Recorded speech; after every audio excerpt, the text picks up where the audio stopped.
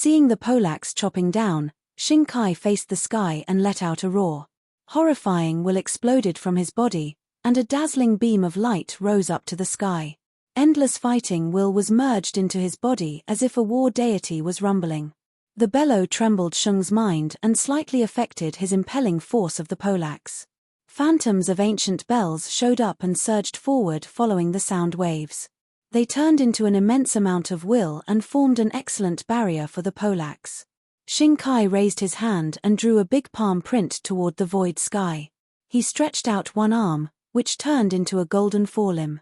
When the palm print was released, it crashed onto the Polax with the heaven-punishing fighting will and blew Yu Sheng's heaven-breaking Polax away. Yi Futian took a glance at Yu Sheng. Even though Shinkai was one level higher than Yu Sheng, he was the first person of this generation who, face to face, shocked Yu Sheng that Yi Futian had ever met. Regardless of Shinkai's character, his real strength was undoubtedly very strong. He claimed to be War Emperor Zhon's successor and owned the heaven-punishing fighting will inherited from the ancient war deity. He was the most peerless warrior in the Crimson Dragon realm. His way of doing things was brutal, too. Before, he had never thought about competing with Yi Futian in the Peach Banquet. Shinkai had not regarded him as the opponent at the time. But after the Peach Banquet, Shinkai felt a threat from them. Or one should say, things that happened in the Peach Banquet affected his state of mind, so he wanted to kill Yi Futian and Yu Sheng to prove his own heart for law, and to exterminate the potential threat for the future. Since his state of mind couldn't accept them, he chose to kill them. He was resolute in this. On his way back from the Peach Banquet, he used practicing combat skills as an excuse and wanted to wipe them out forcibly. In fact, the rule of Crimson Dragon City didn't allow random killing in the city. Not to mention that Yi Futian had just left the Divine Mountain not long ago. His performance in the Peach Banquet was outstanding. When Shinkai thought about killing him, shouldn't he have taken the Imperial Palace on the Divine Mountain into consideration? But Shinkai still was going to do it. He was cold-blooded indeed. However, even so, he said it was for practicing combat skills. He could still use it as an excuse. Yi Futian and Yu Sheng were both standing in the air and staring at Shinkai. The spirits of three of them were all very intimidating. Numerous people were staring at this battlefield, astounded by the scene. The most extraordinary three warriors in the Peach Banquet were face-to-face fighting with each other. The heaven-punishing fighting will came out from Shinkai's body and swept across the world, turning into gusts of horrifying air flows. His light of life spirit shone behind him, from which a real figure of war deity showed up. The life spirit contained horrifying heaven-punishing fighting will and surrounded every part of his body. Shinkai slowly merged into the figure and turned into a war deity. His body started to move at a low pace. At this moment, his life force reached the climax. "Since you two want to fight together, come on, show me what you can do," Shinkai said loudly while looking at Yi Futian and Yu Sheng. Around the battlefield, other warriors tried to help, but Yi Futian stopped them. Xia Qingyuan took a glance at him. Yi Futian raised one arm in the air, suggesting for others not to intervene. Since Yu Sheng had entered the battlefield, he also wanted to see how powerful this greatest true self-saint in Crimson Dragon Realm was. Demonic will billowed above Yu Sheng's body. Many demonic phantoms showed up. Demonic flows gushed out and swept between the sky and earth. A demonic deity-like figure showed up behind him. His body of demonic lore merged inside and turned into a figure of a peerless demonic god. Above Yi Futian's body, the deed of thorough comprehension emitted glaring light. The aura of the Great Law enveloped the sky and earth. The body of the Great Law formed in Yi Futian's body, emitting beams of light and echoing the Great Law of the sky and earth. His figure kept expanding. The fighting Dharma itself was not powerful. When a fighting Dharma was first established, the warrior was only at the apex of Sage Plane. Still, in a real fight, if the fighting Dharma fit with the Saint Plane, it could connect the law between the sky and earth and break the limit of the warrior's flesh, creating a rousing echo between the sky and earth. It would help the warrior's flesh make a breakthrough until the warrior was stronger than his or her own plane. The fighting Dharma could be put into practice in a better way when the user reached the Saint Plane since it was able to fit with the Great Law. Especially when the deed of thorough comprehension was released, it could make the fighting Dharma transform, and Yi Futian could coalesce any will into it. At this moment, the Dharma in formation contained very strong spatial and starry will. Xing Kai was good at attacking, and his fighting ability was peerless. Only an equivalent counterforce could suppress its power. In Yi Futian's life palace, the ancient tree was emitting glaring light. Yi Futian's body was echoing with all the skies. Between the sky and earth, countless beams of light fell on his body. Boundless will of the great law merged into his body. With the power of the deed of thorough comprehension, his Dharma was built extremely strong. Boom! At this moment, the void sky sent an intense shiver. Xing Kai took a step forward. The halo of great law around his body coalesced into an endless golden spear. It was extremely intimidating. He raised one palm, and suddenly, many giant golden spears came out and pierced through the sky and earth. Divine golden light penetrated the space and darted toward Yu Sheng and Yi Futian. Xing Kai of the true self-saint plane was trying to kill two peerless figures at the same time. Behind Yu Sheng, tens of thousands of phantoms loomed out. Above all the skies, a demonic space was created. The demonic will surged forward and engulfed all the skies. Those demonic statues let out mysterious demonic tunes, trembling in people's ears. At this moment, wind and cloud changed their color above the sky dome. They changed their dark demonic color. Demons of all skies raised their hands at the same time and drew demonic palm prints toward the lower sky, covering the sky and hiding the sun, devouring the sky dome. The palm prints struck toward Xing Kai's incoming spear. When the palm prints and the spear clashed, the void sky was about to collapse. However, from another direction, Yi Futian stepped into the void sky. When the footwork of Shenyuan came out, the void sky shivered. He stretched out two arms and thrust the halberd of time and space. The attack of the halberd contained the destructive space-tearing will and the intimidating power of stars. Flares, like falling stars, appeared between the sky and earth. The light of halberd turned into dazzling falling stars and struck toward the incoming spear. Two gusts of forces collided and together annihilated in the sky dome. Gorgeous light sprinkled down and burned people's eyes. Boom! Xing Kai did not sway. He stepped into the void sky like the war deity's incarnation. At this moment, he was the war deity himself. The heaven-punishing fighting will surged out, and his spirit reached the apex. Not to mention a doctrine saint, it was rare for the strongest warrior of the true self to own such a horrifying spirit. Xing Kai's goal was not just being a true self-saint, he wanted to become a Renhuang. The unblemished plane and nirvana plane were just stages on his way of cultivation, so he would never let Yi Futian blemish his heart for law. Yi Futian must be killed here. Xing Kai stretched out two hands. Suddenly, the endless fighting will between the sky and earth coalesced into a divine golden poleaxe.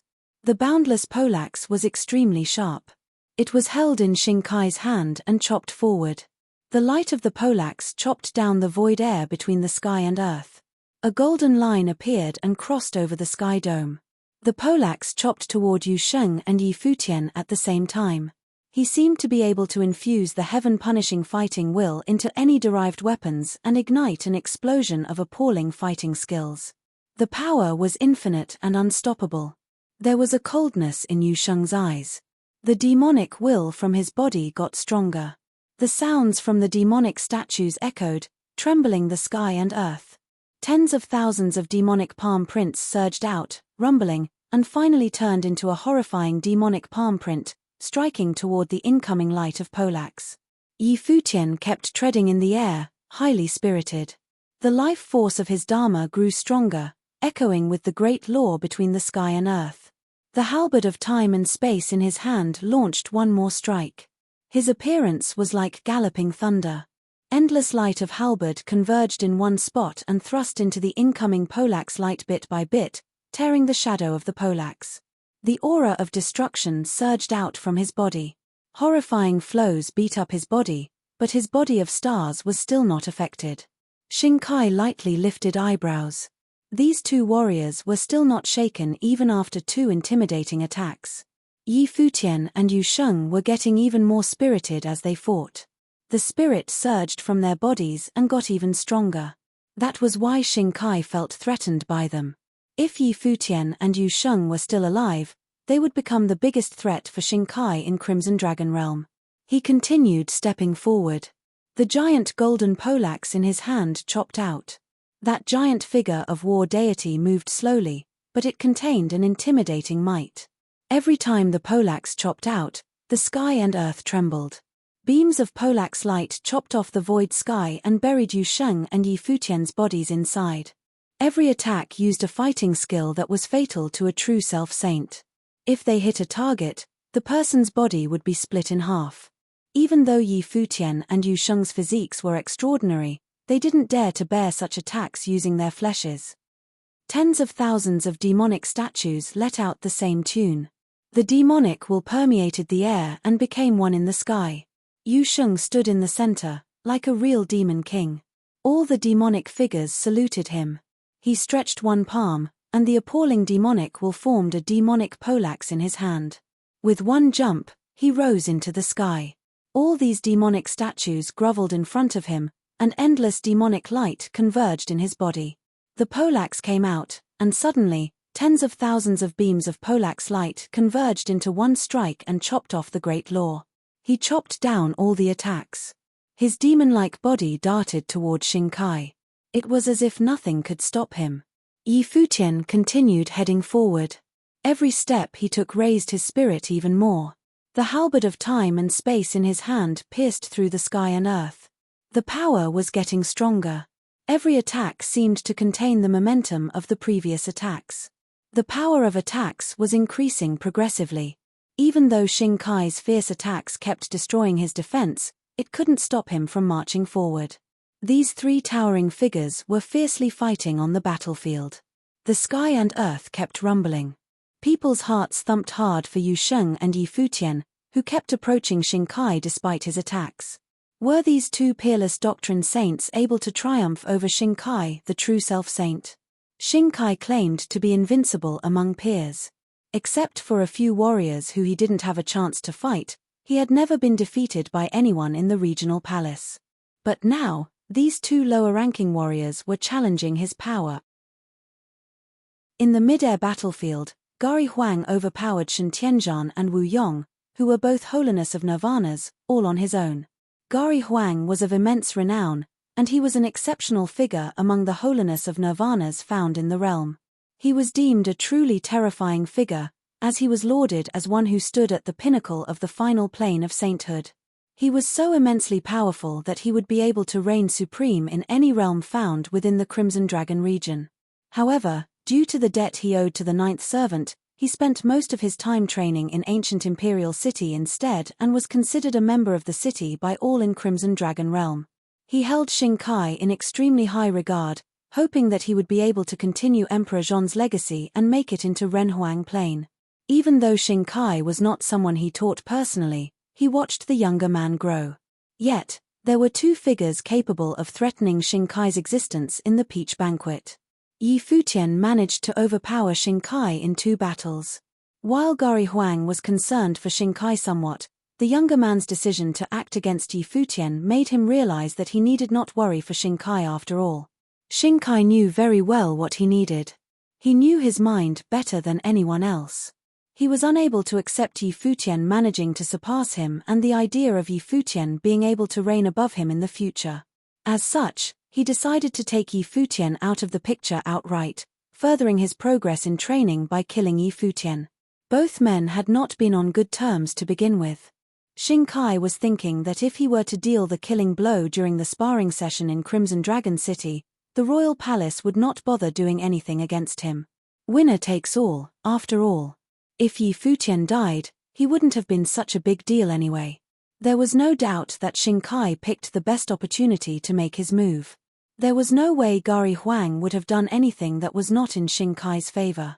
He was not alone, as everyone from ancient Imperial City would have done the same, making sure that Xingkai was able to cut Yi Futian down in that very same place.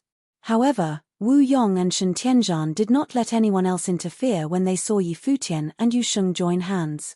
The two older men did not rush in to aid their juniors. They held their own against Gari Huang, stalling him on that battlefield instead. Both Wu Yong and Shen Tianzhan had extremely great faith in Yi Futian's powers.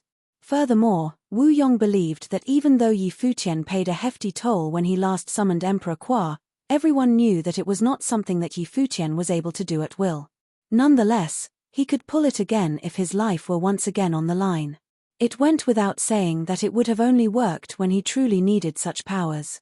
At that moment, there were 3 men in front of Yi Futian on the battlefield. Xing Kai frowned slightly. He was able to tell that Yu Sheng and Yi Futian were getting increasingly aggressive. None of them showed any signs of lethargy or dread from being overpowered. Both of them were enraged instead. Yu Sheng's devil battle-axe was brought down again and again. Every single blow felt like a devil trying to split the sky, cutting the space down right there and then. Yi Futian's halberd of space and time grew intensely powerful. Every single strike saw the might behind it burst. The light from the deed of thorough comprehension's power on his body grew increasingly intense. The might that burst with it seemed to have burned the great path around them. Attacks from both men posed increasingly great stress to Xing Kai. Xing Kai, who had become a saint of true self, was being pressured by attacks from 2 cultivators of lower planes. Xing Kai had never been one who would have bothered acting against anyone of planes lower than his, as he could have easily overwhelmed and taken them out without breaking a sweat. However, Yi Futian was one who forced his hand. He was worthy of him doing so. But then again, Xing Kai never expected that he was unable to take both men down outright. Instead, he began to sense a looming threat from both of them. Voom! The axe was brought down again. The air in the sky felt like all demons have returned to become a single being, melding into a shadow of a great, overbearing devil, overlapping with Yu Sheng's body. Boundless demonic auras washed throughout the space around them when the axe was brought down. The dark axes tore through the sky at the same time, especially the extremely terrifying one in the middle, trying to tear through Xing Kai's body. Xing Kai, who took the form of a god of war, shouted. Will of combat surged throughout Xing Kai, and his aura burst to maximum capacity. He stepped forth, and it looked as if one shadow of the Saint of War after another rushed outside his body. Every single shadow looked as if they came from him. What was more terrifying was that every single god of war's shadow was imbued with extremely terrifying spiritual willpower. It was as if every single one of them was Xing Kai himself. The shadows blasted divine seals at the same time. Their surroundings continued to shake, turning into tidal waves sweeping forward, clashing with Yu Sheng's battle-axe. It tore through the weapon's light. The waves eventually blocked the most devastating move that Yu Sheng was able to bring to bear, causing the weapon to rattle without stopping. All who witnessed the battle shook within. The 3 who were fighting right there and then were indeed terrifying. Each of them was of an extreme embodiment of devastating offense, extreme physical resilience, and adamant spiritual will. All 3 of them possessed peerless head-on offensive capacities. It was a case of fighting a firestorm with a firestorm. Few would have been able to block attacks from someone as terrifying as Yu Sheng, whose devil-like battle-axe was brought down with force capable of leveling mountains. If Xing Kai had been at proving holiness level instead of a saint of true self, he probably would not have been able to stop one such overwhelming attack from Yu Sheng, which offered no mercy or no way out for its target. If Xing Kai were only taking on Yu Sheng, he would have still been able to handle it fine. The edge of his plane was obvious, and it was not something that could have been compensated for through tricks and skills alone. Furthermore, Xing Kai was a descendant of a Ren Huang, inheriting the heaven-punishing fighting will, which made him near peerless in Crimson Dragon Realm. However, Xing Kai was pressured. That was because he was not only fighting Yu Sheng. Devastating currents swept all over the place when the attacks of both men clashed. However, at that moment, a terrifying hurricane appeared in the midst of the chaotic space turbulence. The halberd of space and time was brought to bear within an instant. The glow of the stars glittered when the strike from the halberd lashed out, shining brightly in the sky, bashing right onto Xing Kai's god of war form. The rumble was continuously heard. The halberd struck right onto Xing Kai's defenses. Xing Kai's hurriedly attack after a rumble was heard. The incoming attack penetrated through Xing Kai's defensive powers and continued raging on. Shinkai frowned and took one hard step forward. The light of the great path laid down screens of defense right away, before stopping Yi Futian's attack. Even so, a stifled rumble was nonetheless heard. What? The pupils of many who were watching the battle constricted somewhat. That attack from Yi Futian actually managed to tear through Shinkai's defense. That had impossible before. It seemed as if the tables were turning without anyone realizing it. There were many who attended the peach banquet among the surrounding mighty ones. They had left before, but they turned around to return and watch the battle after sensing the raging aura emanating from that area. All of them turned to eye each other and looked rather surprised. It was especially so with those who were training in the regional palace. They knew how powerful Shinkai was. Yi Futian's attack is still growing in force.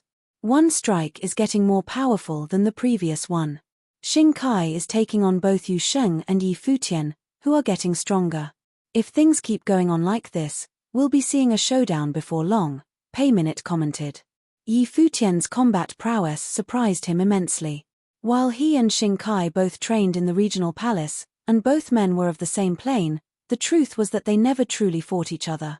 Shinkai joined the ranks of the regional palace later than he did. In truth, he was considered Shinkai's senior.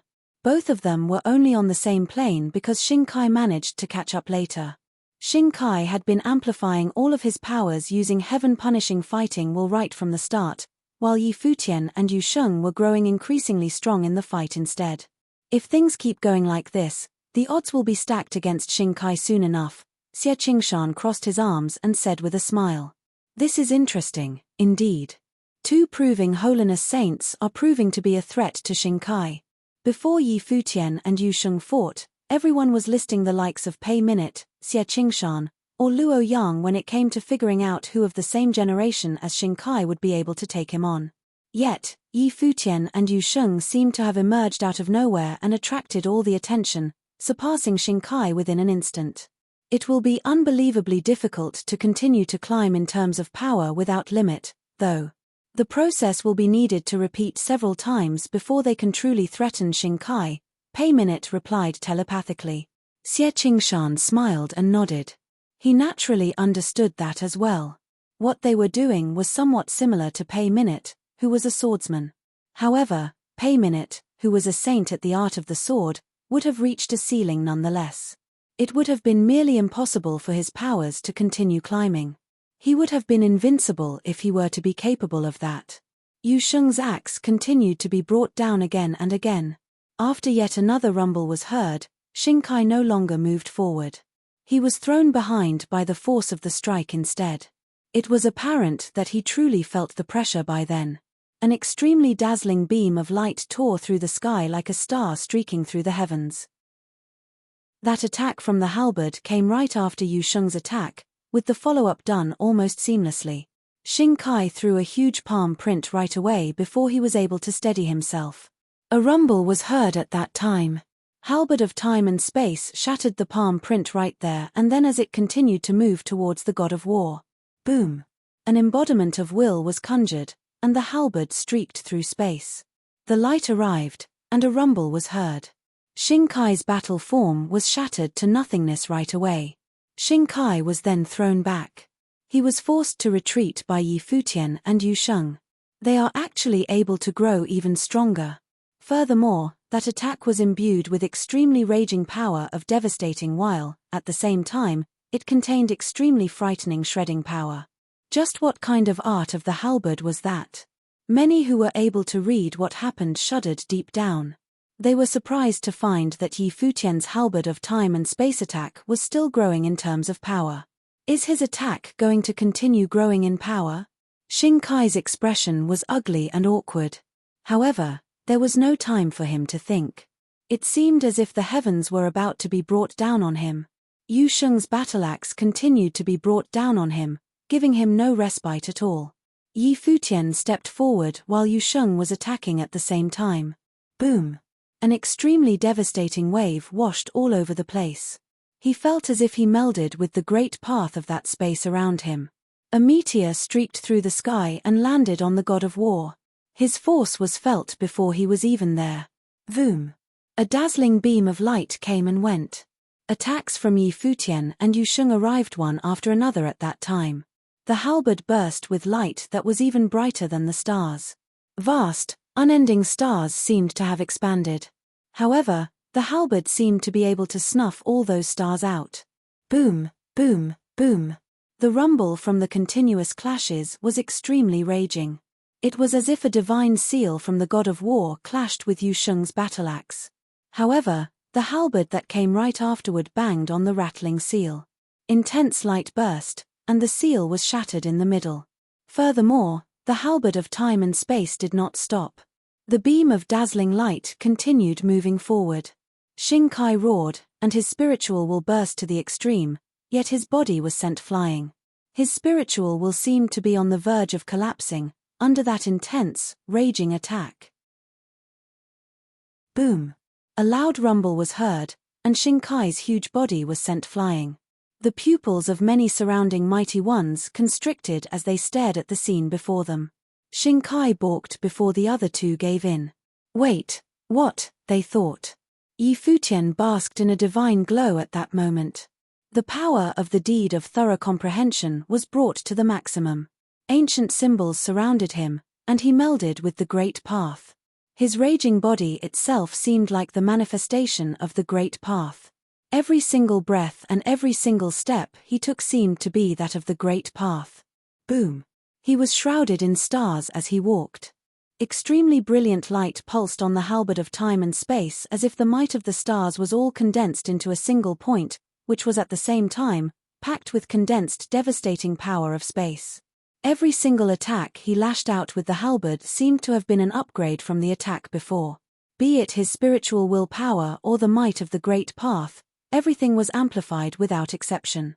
Xing Kai let out a low rumble and took one hard, devastating step. The heaven-punishing fighting will seemed to have coursed all over his life palace, shrouding the body of his god of war form.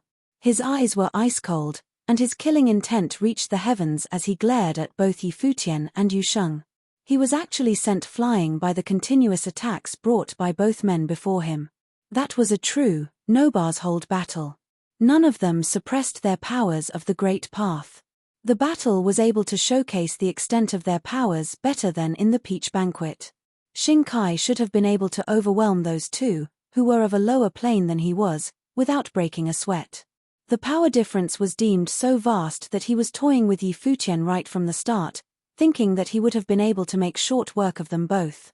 However, as the battle progressed, both Yu Sheng and Yi Futian fought increasingly hard and grew increasingly powerful. He was afforded no respite under the relentless attacks from both men. Rumbles were heard as terrifying demonic pressure loomed over them. Yu Sheng was again the first who emerged to lay down suppressive attacks. Yi Futian and Yu Sheng seemed to have reached a certain consensus as they fought alongside each other, with Yu Sheng pinning the opponent down while Yi Futian landed the killing blow. Broom! Beams of extremely dazzling light burst from Xing Kai's massive body. His spiritual will was cranked to the limit. His spiritual will took the form of one shadow of God of War after another, stacking right before him. Furthermore, the multiple layers of shadows waved at the same time. It was as if every single shadow was a clone of his own body. Every single shadow was imbued with the heaven-punishing fighting will. He then performed seals again. Many were shocked by what was happening right before their eyes. It was as if there were thousands of gods of war appearing at the same time, performing the mudra of God of War with their hands. His surroundings shook. It was as if the space around him itself was about to collapse. The seal of thousand gods. The mighty ones from the regional palace were shaking deep down when they saw what he was doing. They never expected Xing Kai to be cornered until he needed to do that, bringing the seal of thousand gods, the ultimate technique of the mudra of God of War, to bear on his opponents. The attack was like the gods attacking all at the same time. Xing Kai would have needed to crank his spiritual will to the limit to do so. There was no other way he could have used the seal of thousand gods otherwise. If that attack proved inadequate of killing or at least severely injuring both Yu Sheng and Yi Futian, then Xing Kai would have been the one in danger instead. There was a limit to how much of his spiritual will he was able to expend, after all. Attacks of such levels were not something that he could have brought out without care. The seal of 1,000 gods was activated. It was like the seals of all great paths in the world, unbreakable and nigh invincible. The attack was cast straight at Yu Sheng, who was closing in fast. The seals were about to drown him, encompassing the entire space in his immediate vicinity. Yu Sheng sensed the peerless pressure imbued within that attack. His eyes glittered with frightening light of the devil. An overbearing demonic will appeared. Like Xing Kai, Yu Sheng looked like he was surrounded by all devils to be found in the world. The devils all submitted to him, moving alongside him. The battle axe, which was capable of shocking the gods, was brought down. Thousands of devils swung the axe at the same time, banging onto the bursting seals. Their surroundings seemed to be on the verge of collapse when both men clashed. The hearts of many spectators raced as they saw what was happening. The demonic will on Yu Sheng was completely on par with the heaven-punishing fighting will coursing on Xing Kai's body. Many wondered just how powerful the might of that demonic will would have been. They were wondering if Yu Sheng was actually a descendant of a devil himself. They wondered whose lineage he had inherited. Boom! A rumble was heard at that moment, pulling the attention of the spectators elsewhere, reminding them that other than Xing Kai, who was overwhelmingly imposing, and Yu Sheng, whose demonic might reached the heavens, there was still another man on the battlefield, Futian. Every single attack he brought forth was imbued with extremely refined killing power. His aura continued to climb as he moved, becoming increasingly powerful. The halberd in his hand pulsed with towering light. The power of the deed of thorough comprehension surged to the weapon.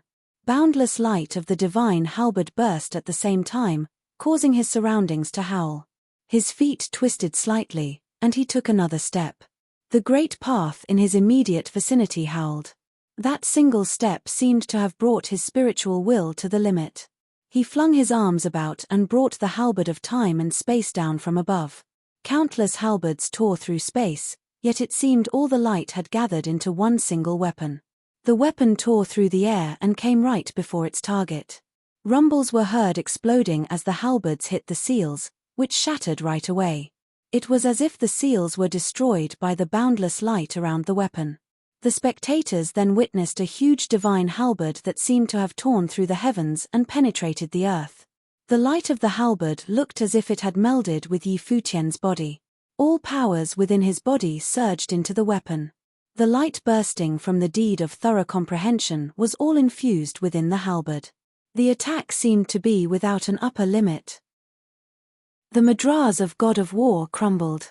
The shadows conjured from Xing Kai's spiritual will were being destroyed one after another as well. The light of the halberd tore through everything as it headed straight for Xing Kai. There seemed to be nothing capable of stopping it. Xing Kai wore a startled expression. The shadows of gods of war on him gathered and charged.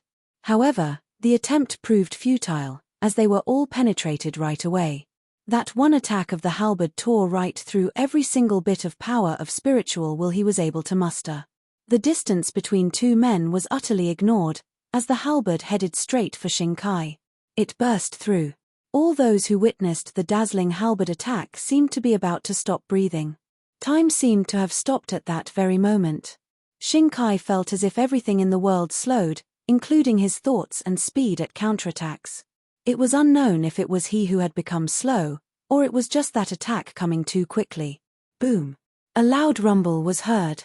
Many saw Xing Kai, whose shadows of gods of war seemed boundless, crumble. It was as if his spiritual will had suffered considerable damage as the constructs around him shattered. Yet another stifled rumble was heard. That huge divine halberd pierced the god of war's body. The light from Yi Futian continued to surge into the weapon, making it look like an extension of his body. Rumbles continued to be heard as the tall, imposing body of the god of war crumbled. Xing Kai's true body appeared right before both of them. His god of war life spirit behind him continued to look extremely dazzling. However, his heaven-punishing fighting will seemed to have been almost exhausted, making him look rather shriveled. What was worse was that Yi Futian's attack actually made it through, punching through his body. How could this possibly be? Xing Qiu, who was fighting far away, stopped fighting and looked at the scene, feeling baffled. His brother, Xing Kai, was defeated in a real battle. Furthermore, he was defeated as a saint of true self, at the hands of Yi Futian and Yu Sheng, who were both of lower plane than he was. All the other mighty ones looked at the scene with baffled eyes as well. Xing Kai, who was at saint of true self level, should not have lost, even if he were to take on two mighty ones. The difference in planes had never been something that could be compensated for number of opponents. A holiness of nirvana could have stood against dozens of unblemished saints without a doubt. But then again, that was if the difference in actual combat prowess was not all that far off. Well, was the actual combat prowess between Xing Kai and the other two Yi Futian and Yu Sheng actually that far off? Xing Kai was someone who had been standing at the pinnacle. Following that line of thought, one could have easily figured out just how terrifying the actual combat prowess of both Yi Futian and Yu Sheng were. That really is something. What kind of art of the halberd is this? Pei Minute voiced his admiration. The weapon art that Yi Futian wielded was even more terrifying than Pei Min's art of the sword. That one attack was actually able to break through attacks as powerful as that from Xing Kai, and the man himself was hit by the weapon. Xing Kai's face was ashen at that moment. His robe and his hair billowed.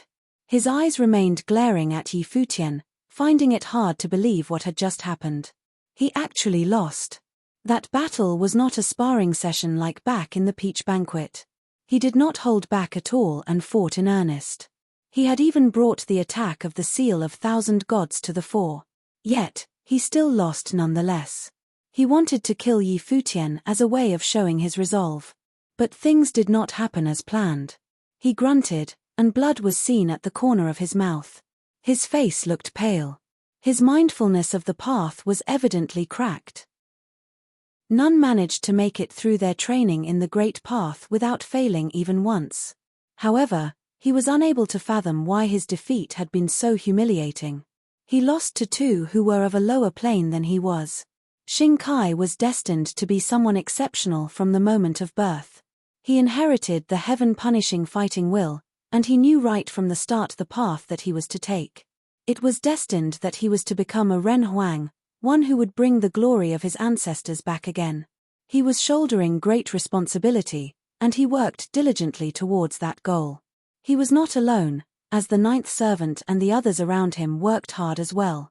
No one would have been able to stand in the way of their resolve and his destined path. Yi Futian, however, affected his path. Yi Futian was someone from Emperor Xia's realm and was liked by the princess of said realm.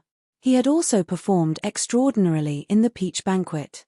However, none of that mattered to Xing Kai. Yi Futian was deemed an obstacle, and as such, needed to be killed.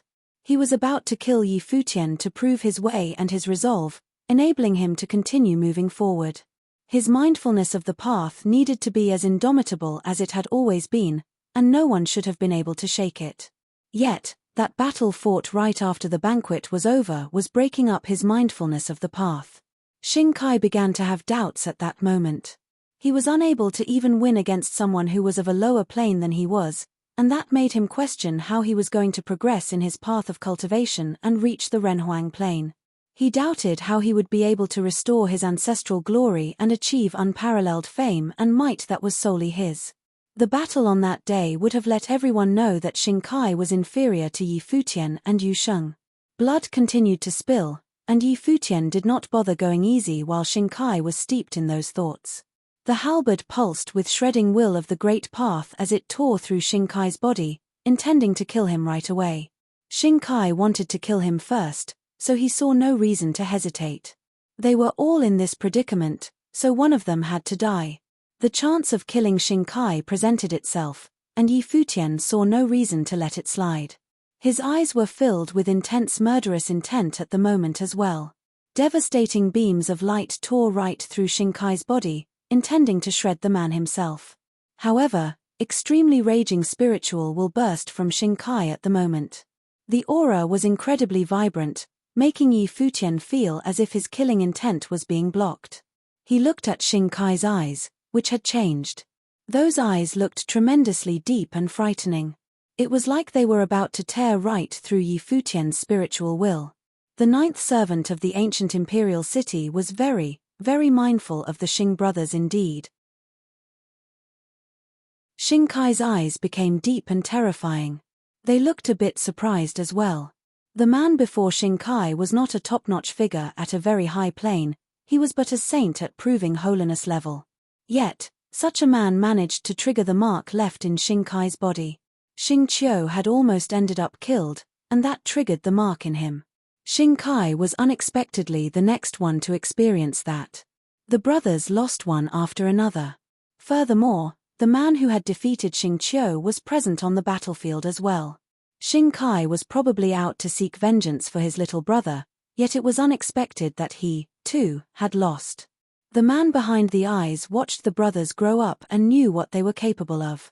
However, both of them were defeated one after another by the two men standing before Xing Kai. After what happened in the last battle, he heard that Yi Futian, the young city lord of Chenya City, had opened up Emperor Kua's ruins. The young man then went on to subjugate the 9 tribes of the western region, putting the 9 tribes under the rule of one man again. The 9th servant realized that Xing Kai and Xing Qiu had indeed truly met their match. However, the 9th servant was hardly surprised. Having lived as long as he did, he had witnessed great battles between Renhuangs and naturally knew just how abundant legendary figures were throughout the 3,000 realms. Despite Xing Kai's superbly gifted talents, as his training progressed, he would definitely run into some legendary figures. Furthermore, that event that was held not long ago would have been the Peach Banquet of the Crimson Dragon Realm. The Peach Banquet attracted the most brilliant of figures to be found in all of Crimson Dragon Realm, so it was natural that Xing Kai met his match.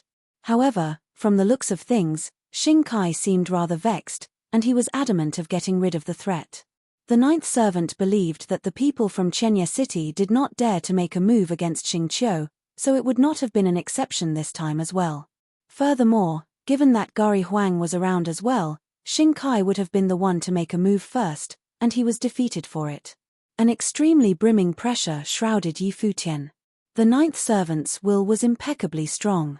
As a person standing at the pinnacle of holiness of Nirvana level and the #1 city lord outside of Crimson Dragon City, the burst of his will made Yi Futian feel as if he was withstanding pressures the size of mountains. Yi Futian's halberd of time and space was unable to move forward at all. Everyone turned to look at Yi Futian, and they all sensed the aura emanating from Xing Kai. All of them naturally knew that the will of the 9th servant was there. The man standing before Yi Futian was no longer Xing Kai. The battle between Xing Kai and Yi Futian and Yu Sheng was concluded. Xing Kai suffered an overwhelming defeat. The circumstances were so severe that his life was in danger, triggering the mark the 9th servant left inside his body.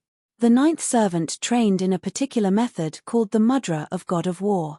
It was said that the phenomenon took place when Yu Sheng was about to kill Xing Qiu as well. The spectators found no difficulty making the connection. If such a mark was on Xing Qiu, it was only natural Xing Kai had it on him as well. However, no one expected that the humiliating defeat suffered by Xing Kai would trigger the mark. Many wondered if Xing Kai's state of mind would be able to tolerate such a result. His mind would have been affected after suffering defeat in the battle before. The blow would have been a hefty one. And then, he needed to rely on the 9th servant's power to stay alive. To someone as prideful as Xing Kai, that was an insult like none other. It was especially so since he intended to kill Yi Futian to prove his resolve. However, that seemed to have dealt an even more substantial blow on him, making it more difficult for him to overcome the trauma resulted. The pressure that Yi Futian was withstanding grew increasingly intense. It was as if he was about to be crushed by that overwhelming power of will. "Senior." A voice was heard at that moment.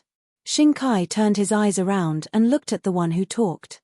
It was none other than Duan Wuji of Emperor Dong's palace, who had supposedly left yet had returned later. He looked at Xing Kai and smiled, saying, "I assume that you must be the city lord of ancient imperial city." Xing Kai seemed to be the one who picked the fight. "I think it'd prove rather unbecoming for you to throw your weight around after the loss.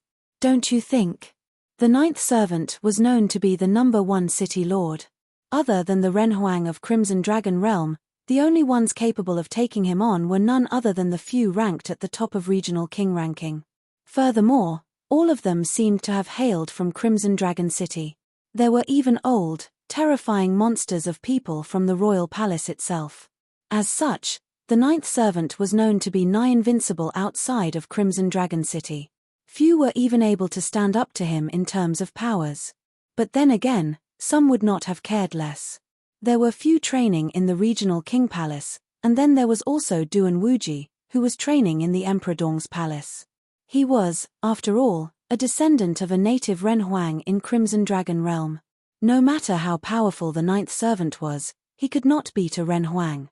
Furthermore, it was not one from somewhere outside the realm, but one who was from the Crimson Dragon Realm itself.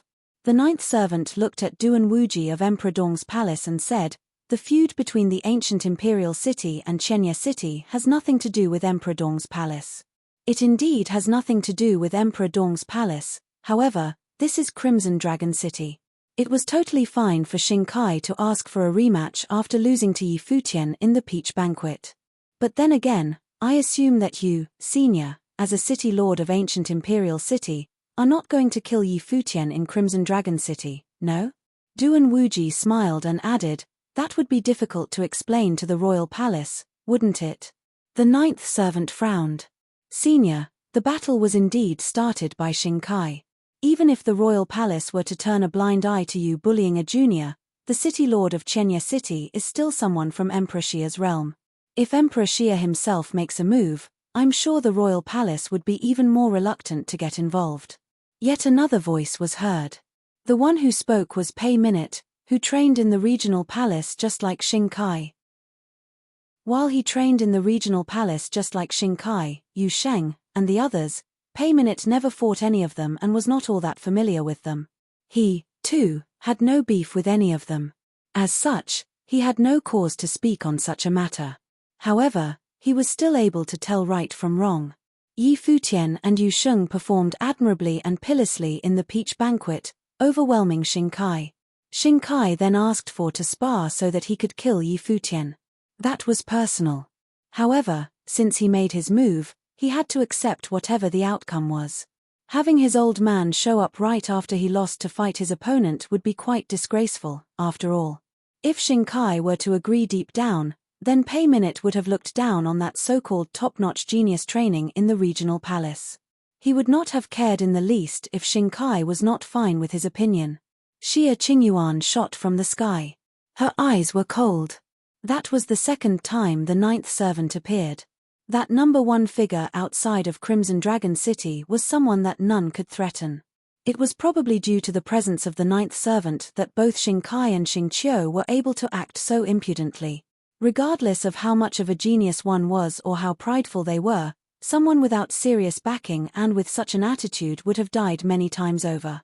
The ninth servant then turned his eyes to Pei Minute. He never expected the defeat would have put Xingkai in such an unpopular spot. All of that would be a severe blow to Xingkai. His eyes softened as he looked at Yi Futian and Yu Sheng. He was able to understand why Xingkai chose to do what he did. Those two from Chenya City would probably become Xingkai's inner demons, so he wanted to get rid of them. If Xingkai were to leave them be, his path from here on out would probably be overshadowed by those two. He found such a turn of events unacceptable and chose to cut them down right there and then instead. Even though Xingkai would have found such an outcome to be difficult to stomach, he would have been able to overcome it in time. He needed to be decisive when the time called for it. If he was unable to bring himself to do so, then he was the problem instead. At that thought, the ninth servant's eyes became imbued with killing intent, which was then infused into his will. It continued to bear on Yi Futian. Yi Futian was able to sense the killing intent within. Return. The killing intent lasted only for a split second. No one else other than Yi Futian would have been able to sense it. Furthermore, the ninth servant seemed to have heeded the words of Duan Wuji and Pei Minute, getting ready to return. He had no intention of making a move against Yi Futian any further. That split second prior made Yi Futian realize that the ninth servant did not intend just to let everything slide. It was clear that he did not want to make a move in Crimson Dragon City, to avoid getting on the bad side of Crimson Dragon Emperor and offending the royal palace. He would have been unstoppable outside of Crimson Dragon City instead. The sparring has yet to end, and you're about to return? A low voice is heard, and everyone was stunned as they heard those words. Everyone turned around to find that the one who spoke was none other than Yi Futian. The light of deed of thorough comprehension burst to its limit on Yi Futian's body at the moment. Terrifying aura surged from within his body, shrouding his entire being. Return. Yi Futian thought incredulously. The ninth servant was getting ready to leave, and yet, Yi Futian did not intend for things to end just like that. You think you can just come threaten to kill him and leave when you're unable to do so? Do you think you can take me on once we all leave Crimson Dragon City? What the hell? Many turned to look at Yi Futian and wondered what he was trying to do. They were wondering if he had intended to end Shinkai right there and then. If that were the case, the ninth servant would not let things slide. Everyone in Crimson Dragon Realm knew that the Xing brothers were the embodiment of the ninth servant's mission in life. He would not have allowed anyone to harm Shinkai, let alone killing the younger man. Holy flames burned as the light from the deed of thorough comprehension burst. The weather changed, and Yi Futian's eyes seemed to have become flames. It was as if a terrifying will was shooting out of his eyes. His body was bursting with powers that did not belong to him. He is still able to tap into the power of Emperor Qua. The hearts of many raced. All of them thought that Yi Futian had paid a hefty toll in that battle before. Many thought that there was no way he could have sustained fighting like that. The recoil would have been extreme, and it would have possibly ended up taking his life. Many speculated that he would have probably died from the recoil of that battle a while ago. However, he once again stood before everyone. But then again, that battle is still very much a recent thing. Is he trying to pull what he did before again? They wondered. Yi Futian's body rumbled, and the flames of the way in his body became extremely hot. That fire spirit orb in his life palace unleashed its power, tainting the skies red within an instant, making the place look like a world of fire. However, Yi Futian was actually doing his best to control it.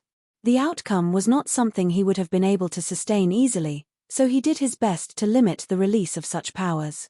While the ninth servant was there, it was nonetheless just an effect of the mudra of God of War in Shinkai.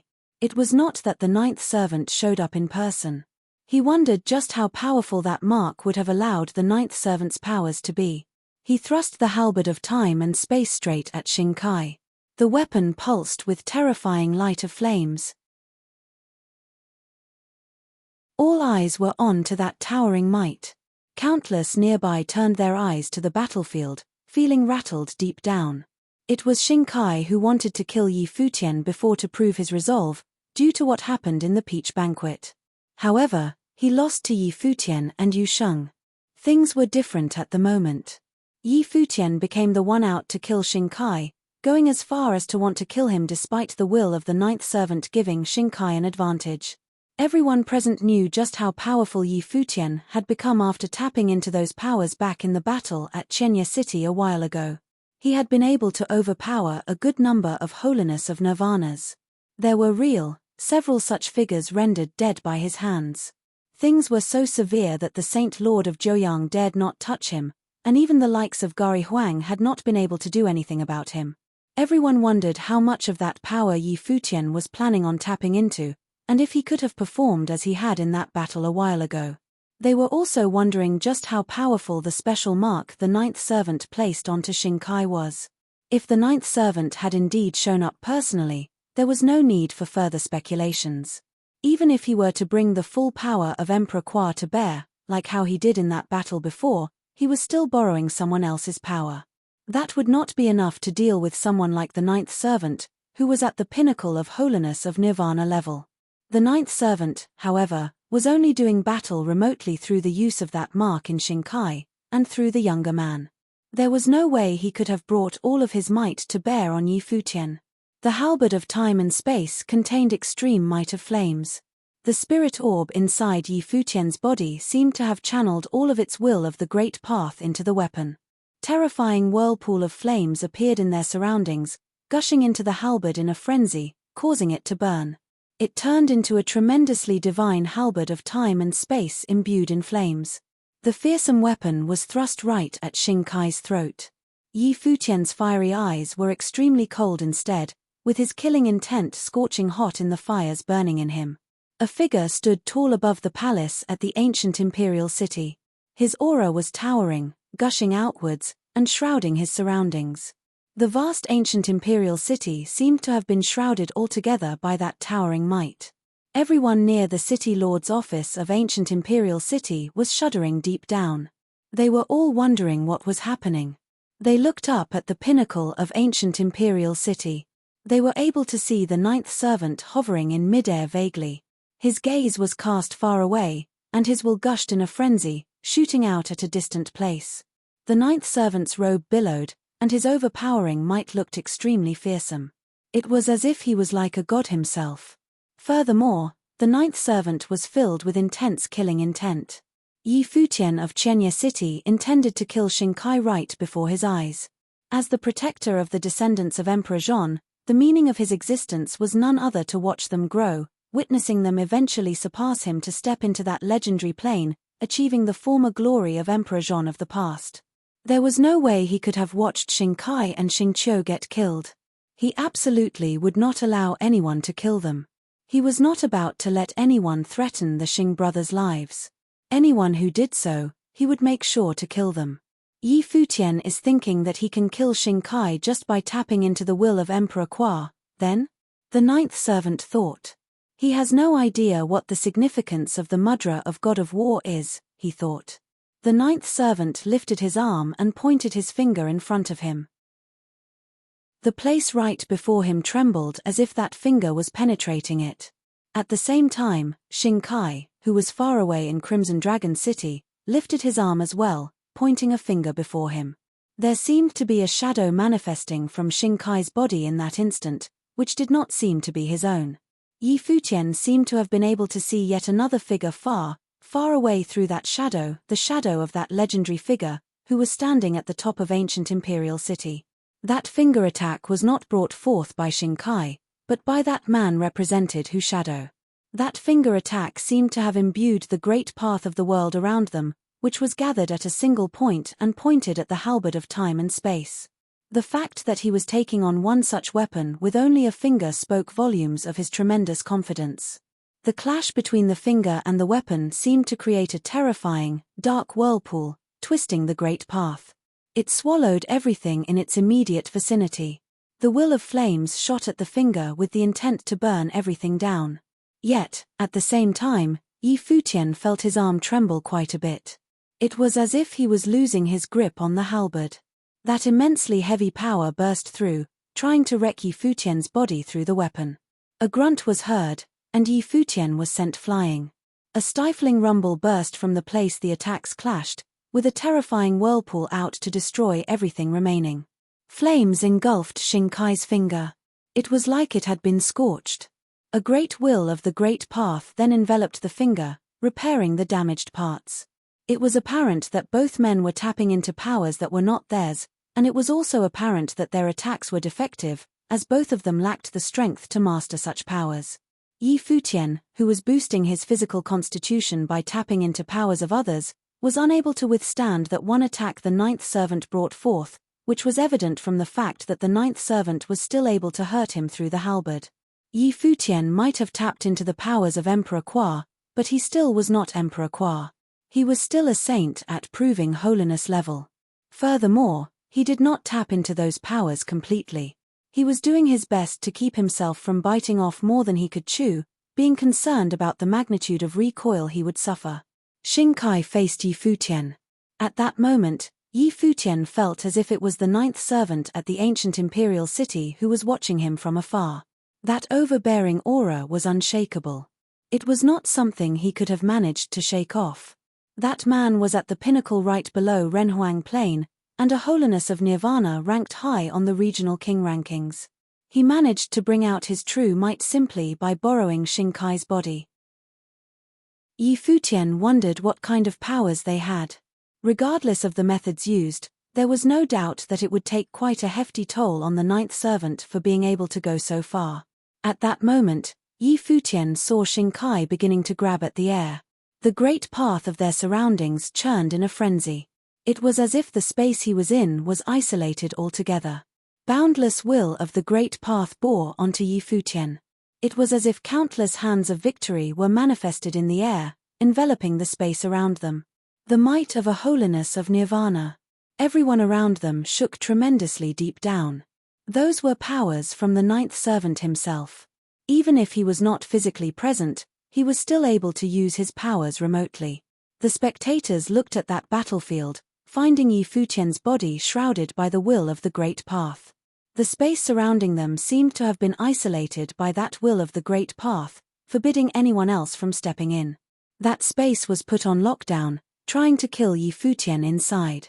Futian clutched the halberd of time and space tightly.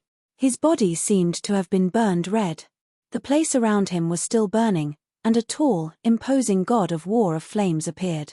He glared at the figure before him, and the fires seen his eyes seemed able to burn space itself down. Boom! The flames of the great path burst, and Futian trembled, looking rather pained, yet his eyes remained adamant. The killing intent on the ninth servant at ancient imperial city burned even brighter, after seeing Futian's eyes. The ninth servant vaguely realized why Shinkai would lose. He extended his hand and grabbed tightly. In that instant, the palms of the great path surrounding Futian rained down in a frenzy. Their surroundings shook, intending to bury that space. Furthermore, every single attack from the hands was incredibly intense. All of them tore through space and landed hard on Futian's body. There would have been no way he could have sustained even a single hit even if he had a body of a saint. Due to him still being a saint at proving holiness level, the attacks would have killed him right there and then. Futian's body seemed to have transformed into a sun amidst the terrifying attacks. Rays of sunlight shot forth, looking just like the sun that Futian saw in the ruins of Emperor on that day. Terrifying light of the sun shrouded everything within his immediate vicinity, shooting at the attacks from the hands around him. The attacks rumbled and intended to continue moving on to kill Futian, yet they were gradually melted down to nothingness, and they were then punched through by the divine light of the sun. Futian basked in boundless holy fire under the intense light, as if he was a god of war of the sun. He stepped forth and blitzed, bringing the might of the holy fire of the sun to bear. The halberd itself seemed like it was burning. The light of the flames punched through everything as the attack was underway, heading straight for Shinkai's body. The ninth servant saw him coming and took one step forward. A golden divine wall appeared right before him, which looked like a divine seal of the great path, howling as it headed towards its target. The halberd and the seal clashed. The resulting force made it seem like the space was about to be torn apart, yet the seal was gobbled by the flames, burning a hole through it. A flash of the halberd was seen through the seal. The ninth servant lifted his arm and banged onto the weapon, retreating as he did so. A ray of terrifying light pulsed on the halberd as it continued to move forward, shooting at Shinkai. Futian's god of war of flames form was sent reeling as well. His body rattled intensely, and blood was seen at the corner of his mouth, which was instantly dried up by the flames around him. Retreat. A voice was heard. The ninth servant said this as he was seen retreating. The mighty ones from ancient imperial city retreated one after another. Gari Huang threw a palm attack. The light of space glittered, and he retreated as well, with Xing Qiu and the others in tow. Shen Tianzhan and Wu Yong stepped forward, glaring at the ones who left coldly. However, none of them gave chase, and they went up to Futian instead. Let's head home.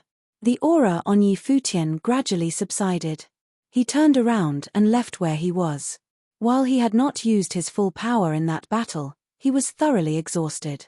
The injuries on him were just as grievous.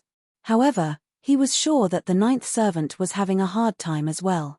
He was borrowing Shinkai's body to do battle, after all, and that would have caused severe limitations. The people of Chenya City retreated in another direction. Countless in that place watched all of them left. Their minds were still reeling somewhat from what they saw. If the ninth servant had not appeared, Futian would have most probably killed Shinkai. Furthermore, even after the ninth servant advent, Futian remained adamant about killing his opponent. However, the ninth servant was too powerful. Despite fighting through the use of the mudra of God of War, It still looked as if he had been present personally, bringing holiness of nirvana level of powers to bear. The conflict between both sides would intensify after that battle. Worse still, none of them needed to hold back after leaving Crimson Dragon City. It seemed that a furious storm was brewing. Yi Futian went to train in isolation as soon as he returned to Chenya City. The mighty ones staying in the city lord's office all got busy as well. Xie Qingyuan ordered some men to head to the 9 tribes in the western region of Crimson Dragon Realm, getting ready to gather the mighty ones from those tribes. Ancient Imperial City and Chenya City had butted heads in that battle in Crimson Dragon City, officially making them enemies. The 2 city lords had been involved in the conflict, with the 9th servant borrowing Xinkai's body to fight Yi Futian. The battle meant that the 2 strongest cities other than Crimson Dragon City had declared war on each other. Under such circumstances, Chenya City had to put all its effort into getting ready for war. While their opponents this time were only from one city instead of an entire region or a realm, it seemed that they were still at a disadvantage compared to their past battles. In the world of cultivators, a figure who was truly at the pinnacle of a plane symbolized far more than what could be measured through sheer numbers alone. The threat from the 9th servant, who was known as the number 1 figure outside of Crimson Dragon City, posed a far greater threat alone than all of the mighty figures from past conflicts combined. The people of Chenya City had to get ready for war under these circumstances. The news of what had happened at the Peach Banquet and the battle in Crimson Dragon City spread far and wide soon enough. The names of Yi Futian and Yu Sheng became known throughout Crimson Dragon Realm. Countless people were talking about them. Those 2 men from Chenya City had exhibited tremendous talents and combat prowess in that one battle. Even if one were to judge from their performance in the Peach Banquet, they had ruled over everyone else then too. Xinkai had probably gotten jealous of all the glory he was supposedly robbed of, which made him want to kill Yi Futian. The future of Chenya City might turn incredibly grim. As City Lord of Chenya City, Yi Futian's powers became known to all. He became the master of the 9 tribes left behind by Emperor Kwa, uniting them all under one banner. He'd also inherited the lineage of Emperor Kwa. Xie Qingyuan, princess of Emperor Xia's realm, seemed to have paid close attention to him in those 2 battles, witnessing how he'd tapped into powers that were not his. All of that, coupled with what had happened at the Peach Banquet, made it certain that if the City Lord of Chenya City could make it out of the altercation with Ancient Imperial City in one piece, his success in the future would be immeasurable. As had been expected by many, more news came after that. News from the regional palace said that Yi Futian was to be ranked on the regional king rankings. Furthermore, there was no waiting. An exception had been made and he was being ranked without due process. With the talent and combat prowess he'd showcased at the Peach Banquet and the battle in Crimson Dragon City, there was no doubt that he would make it into the rankings. He'd managed to overwhelm many legendary figures who were ranked on the regional king rankings, as well as defeat Xinkai, who was a saint of true self, by joining hands with Yu Sheng, forcing the 9th servant to save Xinkai. There was little need to elaborate on the significance of that battle. The difference in planes was obvious, yet the 2 had been able to bridge the gap and defeat Xinkai. If all 3 of them had been on the same plane, both Yu Sheng and Yi Futian would have probably been able to defeat Xinkai on their own. Xinkai was already quite a legend. He was ranked on the regional king rankings. As such, it was only natural for Yi Futian to be ranked as well. However, Yi Futian did not know about anything going on in the outside world at that moment. He had been training in isolation in the City Lord's office ever since he'd returned. Yi Futian was sitting cross-legged in a sealed-off training ground. The jade-green leaves and branches of the world tree enveloped him. The will of life coursed through him, repairing any damages his body had sustained. While he had not been going all out in terms of tapping into foreign powers during that battle in Crimson Dragon City, he had nonetheless activated the fire spirit orb in his life palace, wielding combat prowess exceeding his own plane. As such, it was only natural that his body had taken a huge toll from the action, requiring a certain amount of time to recuperate. Fortunately, Yi Futian's special constitution was one that was capable of self-repair. Furthermore, his physical constitution had always been extremely strong, meaning that the extent of the injuries he'd sustained was not particularly concerning. At the moment, he was steeped in training. The injuries on both the outside and the inside of his body were being repaired. The scenery within his life palace, on the other hand, was something else altogether. A figure conjured by will appeared within the world in his life palace, training and digesting what had been learned. He'd gained quite a lot of knowledge from the peach banquet. While he couldn't use the magic zither at the moment, the 1,000-character proverb and starry stele nonetheless proved extremely useful. He had to devote some time to digest them, melding what he'd learned with his existing powers. Be it the 1,000-character proverb or the starry stele, both of them were Runhuang-class ways of learning, which would enhance his combat prowess a great deal. Furthermore, both abilities were different from one another and were even able to complement each other, melding into a single entity and creating even greater power. Ancient symbols circled Futian. The symbols resonated with the surrounding Great Path. Every symbol contained powers of the Great Path, which were then imbued within his will. Any of the symbols contained the extremely powerful aura of the Great Path. Training with the 1,000-character proverb did not allow him to wield his complete powers in combat due to the limitations of his current plane. He was only able to get the symbols ready prior. Such a method of fighting was akin to burning through consumables. However, the powers of the Great Path that were brought about when the symbols attacked were worth comprehending. If his comprehension was profound enough, he would be able to harness such powers at any given moment. He speculated that he would need to get near the Renhuang plane before he would be able to bring the powers of the 1,000-character proverb to bear at will. Doing so would practically allow him to wrap powers in symbols and get the powers of the Great Path to burst whenever a symbol appeared in his mind. The offensive techniques on the starry stele shared some similarities with the one on the 1,000-character proverb, yet there were differences nonetheless. Saline saw most of what it was able to do on the divine martial road. It was truly a tablet of the Great Path that was able to summon the stars, overwhelming everything before it. That was probably not something saints were capable of doing, making it so that he needed to take his time to comprehend and train. The inherent powers of Renhuang-level methods were naturally things that no one at the Saint plane was able to fully access after all. After training for some time, the shadow conjured by his will arose. A staff appeared in his hand and he began to work on his staff techniques. His moves with the staff did not have any earth-shattering force in them, yet every single stroke contained the power of the Great Path. The moves melded well with the Great Path itself. The 9 heavenly attacks were something that he had acquired from close observation. After training with them for many years, they were no longer just the moves that had been imparted to him by the snow ape anymore.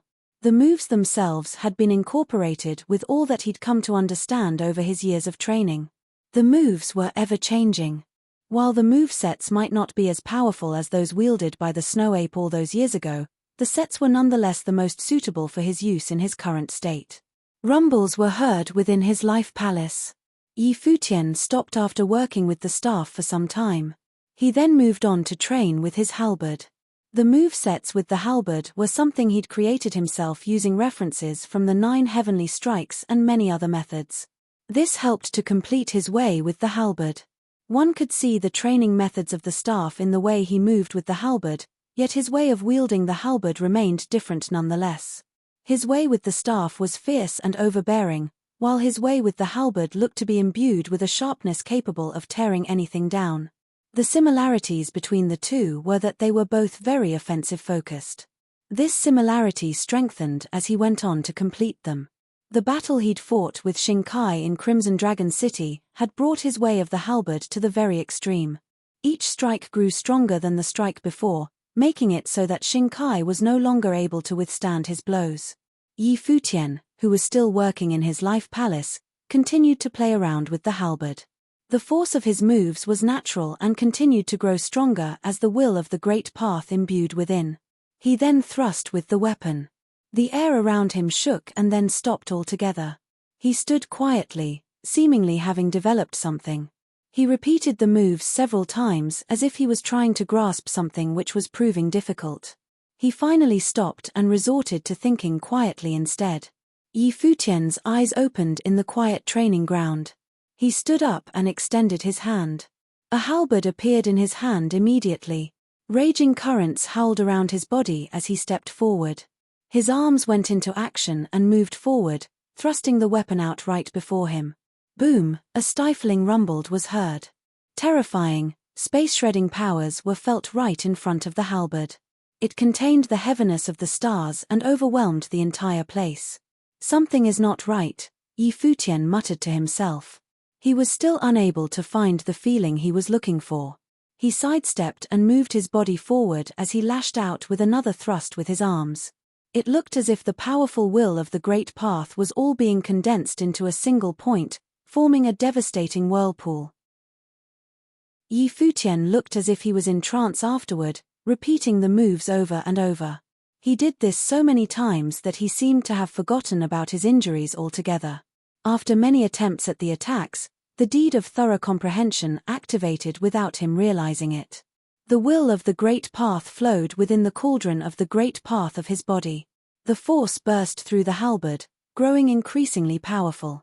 Slivers of holy light shrouded his entire body. He thrust yet another time.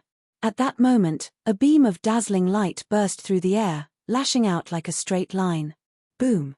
A rumble was heard as the space around him crumbled. The matrix isolating the training ground shattered in an instant as if it had been reduced to nothing in a split second. Futian finally stopped. He looked at the halberd in his hand and reached out to sense the power he felt. He extended his left hand. A powerful aura emanated from it. Dazzling beams, calamity and lightning glittered, shooting out far away.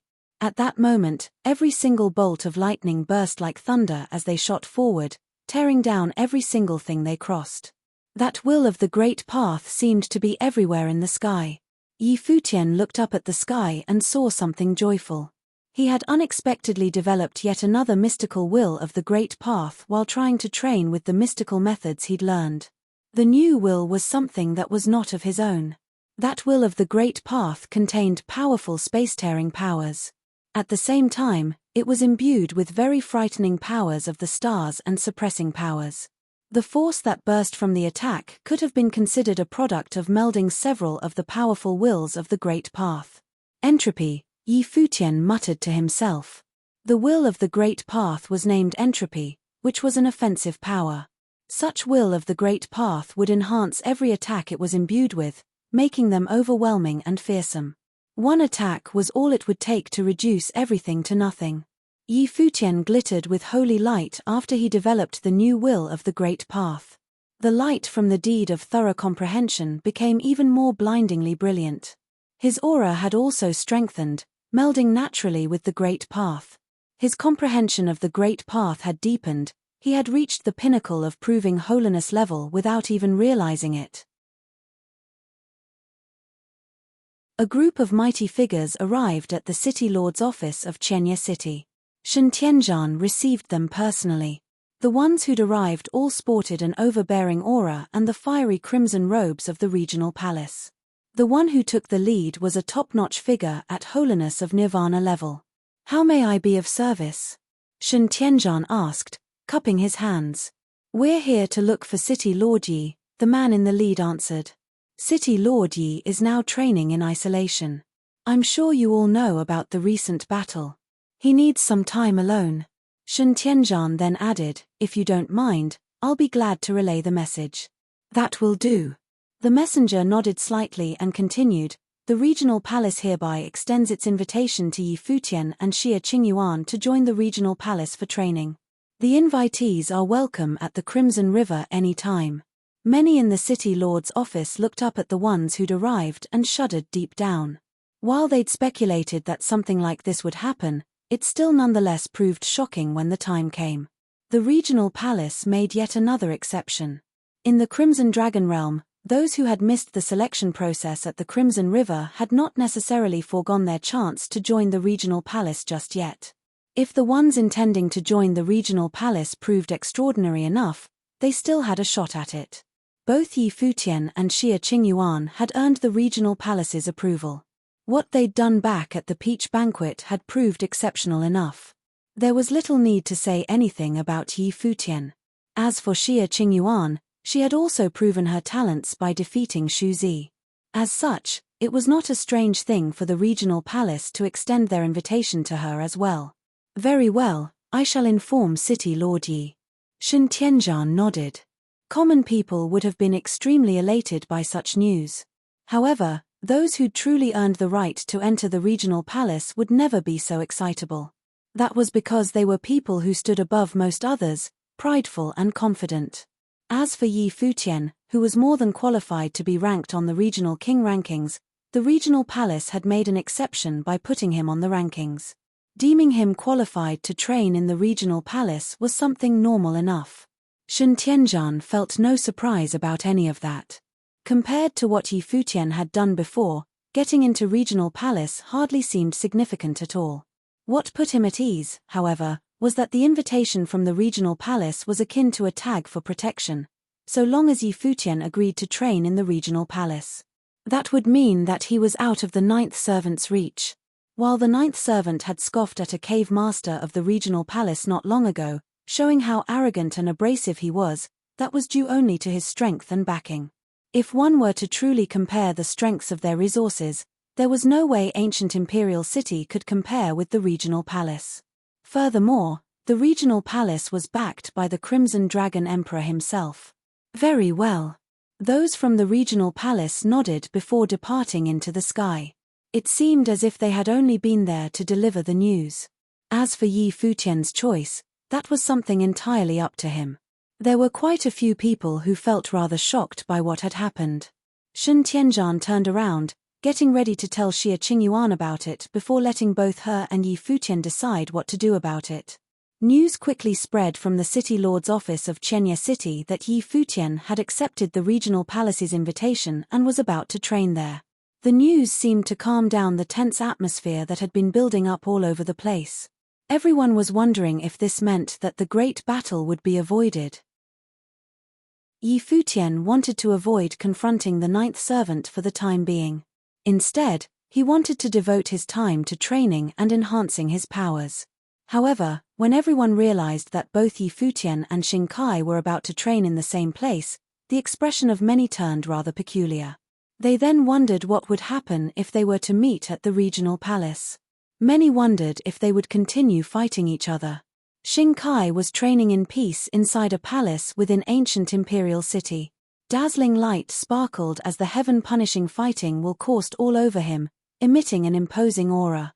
However, Xing Kai's expression remained tense throughout the training, as if something was weighing on his shoulders. That battle in Crimson Dragon City had dealt a heavy blow to him. He'd never expected needing the ninth servant to show up, just so to keep him alive. It was an insult like no other to him. He heard footsteps approaching. Xing Kai opened his eyes to look at the ninth servant. His eyes no longer looked as pure and adamant as they had before. They looked tainted by some other thoughts. The ninth servant looked at his eyes. He was able to tell Xing Kai's current state of mind just by looking at those eyes. Xing Kai seemed to have developed some inner demons due to dealing with Yi Futian. Regardless of what you have run into on your path in cultivation, you needed to deal with it on your own. You have met your match this time, and he might be more extraordinary than any whom you have met in the past. Until you can overcome that, you will forever live in his shadow, the ninth servant said. I believe you could make it. Xing Kai remained silent. There was news not long ago that said that he has earned the approval of the regional palace and is about to enter the regional palace to train. The two of you will probably meet in the future, the ninth servant continued. Xing Kai's eyes turned cold within an instant. So, Yi Futian was going to join the regional palace's ranks. Xing Kai got up and walked outside. He walked over to the steps and cast his gaze far away. Are you feeling disappointed in me, teacher? Xing Kai asked. The ninth servant looked at his back and was silent. I'd like to hear the truth, Xing Kai added. I'm disappointed because I have too high of an expectation of you. You should know the extent of the hope I've placed on you, but such a day would have come sooner or later on your path in cultivation. As such, I do hope you'll first win against yourself, young master, the ninth servant said with a bow. It seemed as if his attitude had changed. I have to win against myself because I couldn't win against them, eh? Xing Kai sighed. It was not something that he could simply let slide. He needed the ninth servant to be around just so that he could survive. How could I face anyone else ever again? How could I ever claim to be a descendant of Emperor Jean again? He was even more disappointed in himself. With your permission, I shall head to Chenya city right away. I will cut off their heads and bring them to the ancient imperial city. You will no longer have to be concerned about him if I were to do so, the ninth servant said while looking at Shinkai's back. Shinkai did not doubt the ninth servant. If he truly wanted the older man to do so, he only would have needed to tell the ninth servant, and the older man would see to it for him. However, it seemed ridiculous to send the ninth servant to kill someone who had defeated him. Sir. A voice was heard from below the steps. Someone had arrived, asking for an audience. What is it? The ninth servant turned around to look at the one who had spoken. His eyes were sharp as they shot through the space. He wondered what would have caused someone to interrupt him at such a moment. That man extended both hands, holding a letter. It looked like an invitation of sorts. The ninth servant grabbed at the air. The letter then flew right into his hands. The ninth servant opened up the letter to read its contents. While his expression looked as calm as it had always been, he shuddered somewhat deep down. The ninth servant's eyes seemed to pierce through the space before him as he looked in the direction of Chenya City. City Lord Yi Futian of Chenya City. He really was something. What is that? Shinkai, who was at the ninth servant's side, saw his reaction. The ninth servant looked at Shinkai, but he did not hand the letter over. Shinkai seemed to have sensed that something was amiss and extended his hand. The ninth servant only handed the letter over to him after that. Shinkai took a look at the letter. His eyes became extremely pointed within an instant. Powerful fighting will seemed to surge from him uncontrollably, bursting out furiously. Yi Futian. This was just insane. That letter he'd sent to ancient imperial city was a challenge. A challenge to fight to the death right outside the regional palace, above the Crimson River. The regional palace would bear witness. The two of them would no longer be meeting within the regional palace, as Yi Futian intended to fight Shinkai to the death right above the Crimson River before entering the regional palace. Only one of them would be able to enter the regional palace alive. Yi Futian refused to coexist and train with him in the regional palace. One could imagine what was going on inside Shinkai's mind when he read the letter. He'd lost to Yi Futian and Yu Sheng in Crimson Dragon City not long ago. Now, Yi Futian had sent Shinkai a challenge. He would be the only combatant fighting Shinkai this time. Furthermore, the fight would be to the death and be witnessed by the regional palace. Only one of them would make it out alive. This was unruliness and insolence of unprecedented levels. Shinkai had never expected Yi Futian to dare to challenge him to a one-on-one fight to the death. The ninth servant, who was at his side, was equally surprised. He thought Yi Futian would agree to train in the regional palace because he wanted to avoid clashing head-on with ancient imperial city. However, he'd never expected such a challenge to be made before Yi Futian even agreed to train in the regional palace. Worse still, Shinkai's mindfulness of the path had been damaged, and his state of mind was faltering. There was no way he could shirk the battle after receiving such a letter. If he refused the challenge, his name, Shinkai, would no longer be worthy of pride, but one filled with shame. Shinkai would never make it past his current state of mind. However, Shinkai wondered what had made Yi Futian so insolent and so confident that he would emerge as the victor. Shinkai wondering if Yi Futian had become a saint of true self. "Are you going to accept the challenge?" the ninth servant asked.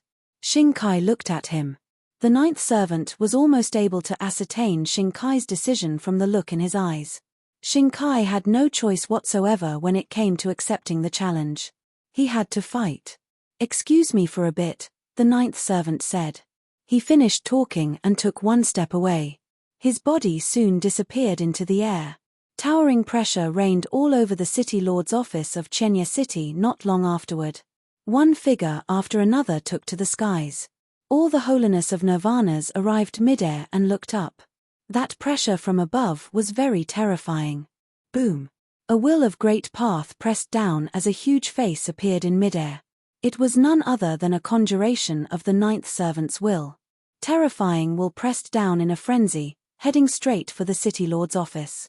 A silver-haired figure took to the skies from within the City Lord's office.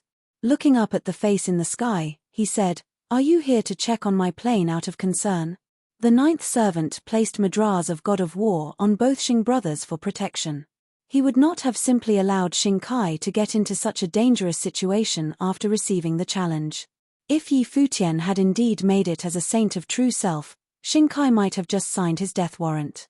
The ninth servant knew very well from that battle in Crimson Dragon City that if both men were to be of an equal plane and fight to the death, Xing Kai would definitely end up dead. As such, he'd shown up personally to find out. A raging will pressure continued to shroud the place. That huge face stared at Yi Futian, who was among the crowd below. The ninth servant found that the young man was still at the proving holiness level. The ninth servant then wondered what had made the young man so confident that he would issue a challenge to fight Xing Kai one-on-one. In that battle back in Crimson Dragon City, both Yu Sheng and the halberd of time and space had only served as auxiliaries. If the two men fought one-on-one to the death, things would be very different. Yi Futian truly needed to be able to win against Xing Kai. Otherwise, he would be the one who would end up dead. The ninth servant did not reply to Yi Futian's words, but it was clear that he was concerned about Yi Futian's plane. If Yi Futian had indeed become a saint of true self, Xing Kai would be in a lot of trouble. He definitely would not allow Xing Kai to fight. A damaged mindfulness of the path could be repaired, but if he were to die in a fight, everything would be over. Furthermore, the spot that Yi Futian had picked for the fight was indeed brutal. Above the Crimson River, outside of the regional palace. He had no intention of showing mercy in any manner. Even someone as powerful as the ninth servant would not be able to interfere in a battle fought right outside the regional palace.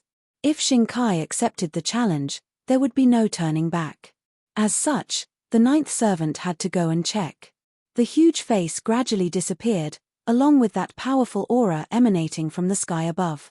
Shen Tianzhan, Wu Yong, and the others rescinded their auras as well, walking down to Yi Futian's side. Shen Tianzhan then said, "He's gone." The ninth servant had indeed only shown up to take a look. However, now that the ninth servant had come to take a look, there was simply no way Xing Kai could walk away from the battle. There was simply no reason for him to do so. If Xing Kai were to refuse, then he would lose all face and no longer be able to stand in the Crimson Dragon realm. He would be unable to even return to the regional palace. All of that would have profound effects on Xing Kai. It would probably result in the total disintegration of his mindfulness of the path, making further advancement impossible. If he were unable to resolve that trauma, he would never be able to become an unblemished saint in this lifetime.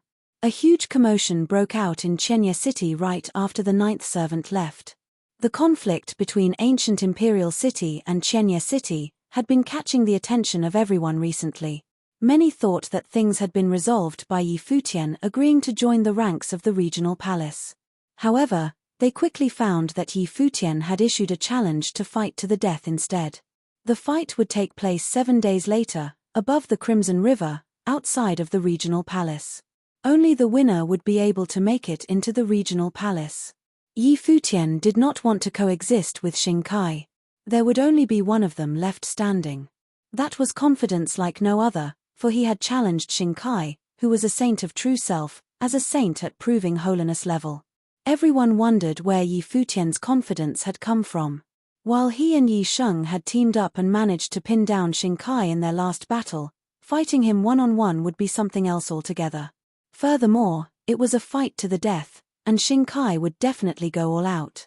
Yi Futian had not even bothered giving himself a way out. Everyone deemed that the young city lord of Chenya City was indeed brutal. He was not only brutal towards his opponent, but he was also brutal to himself. Many wondered what the consequences of losing the battle would be.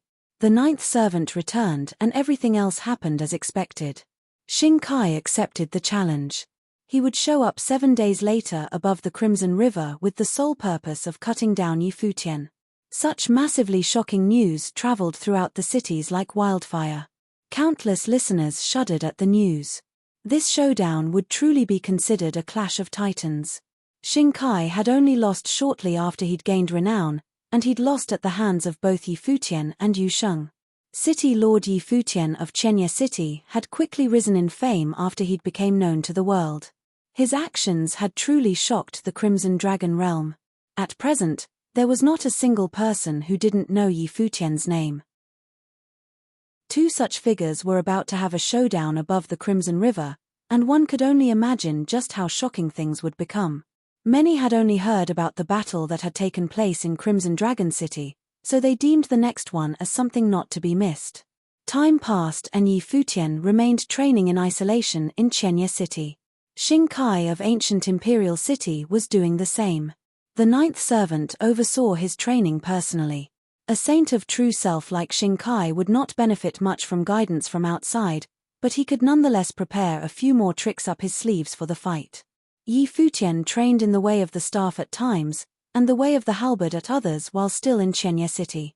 He kept improving on his techniques to make the attacks even more powerful. He stopped training after quite a while when he noticed someone approaching him. It was Xie Qingyuan.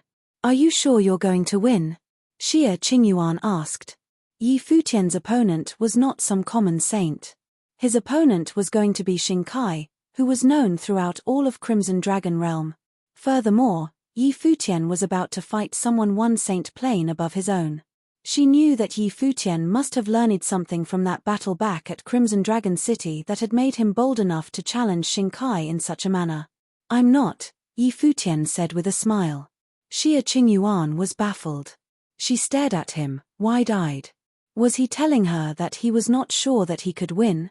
"I could probably win." Yi Futian looked at Xie Qingyuan's expression and grinned. "Probably?" Xie Qingyuan continued to stare at him. It seemed as if none of those were the answers she sought.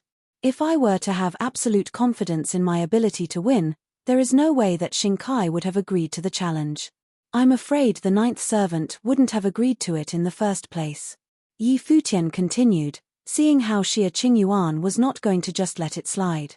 "But, my chance of winning is greater." "A greater chance at winning made you dare to throw a fight-to-the-death challenge at him?" A rather cynical voice was heard. Yi Futian turned around and saw two men walking towards him, Wu Yong and an elder. He was rather surprised to see that elder, as it was none other than the star-plucking saint, who had appeared and helped him several times in the past. That old man had even given Yi Futian the first flames of the way he'd stolen before disappearing without a trace. He'd then shown up at the last battle at Chenya City to stop Gari Huang. He then disappeared again after that battle. He came and went as he pleased and no one was able to get a hold of him. The old man seemed to truly live up to his reputation. Now, he'd appeared yet again. "I've heard that you've been to ancient Imperial City, Senior," Yi Futian said, looking at the star-plucking saint. The old man glared at him and replied, "Enough with old stories. Seems like the rumors were true. But why did you go to ancient Imperial City, despite knowing that you wouldn't be able to win against the ninth servant?" Yi Futian asked. The old man glared at him even more intensely. The young man really had a way of getting on people's bad side. Yi Futian then looked rather apologetic after seeing the old man's expression. He bowed to the old man respectfully and said, "You've helped me several times, Senior, and I'm grateful for that.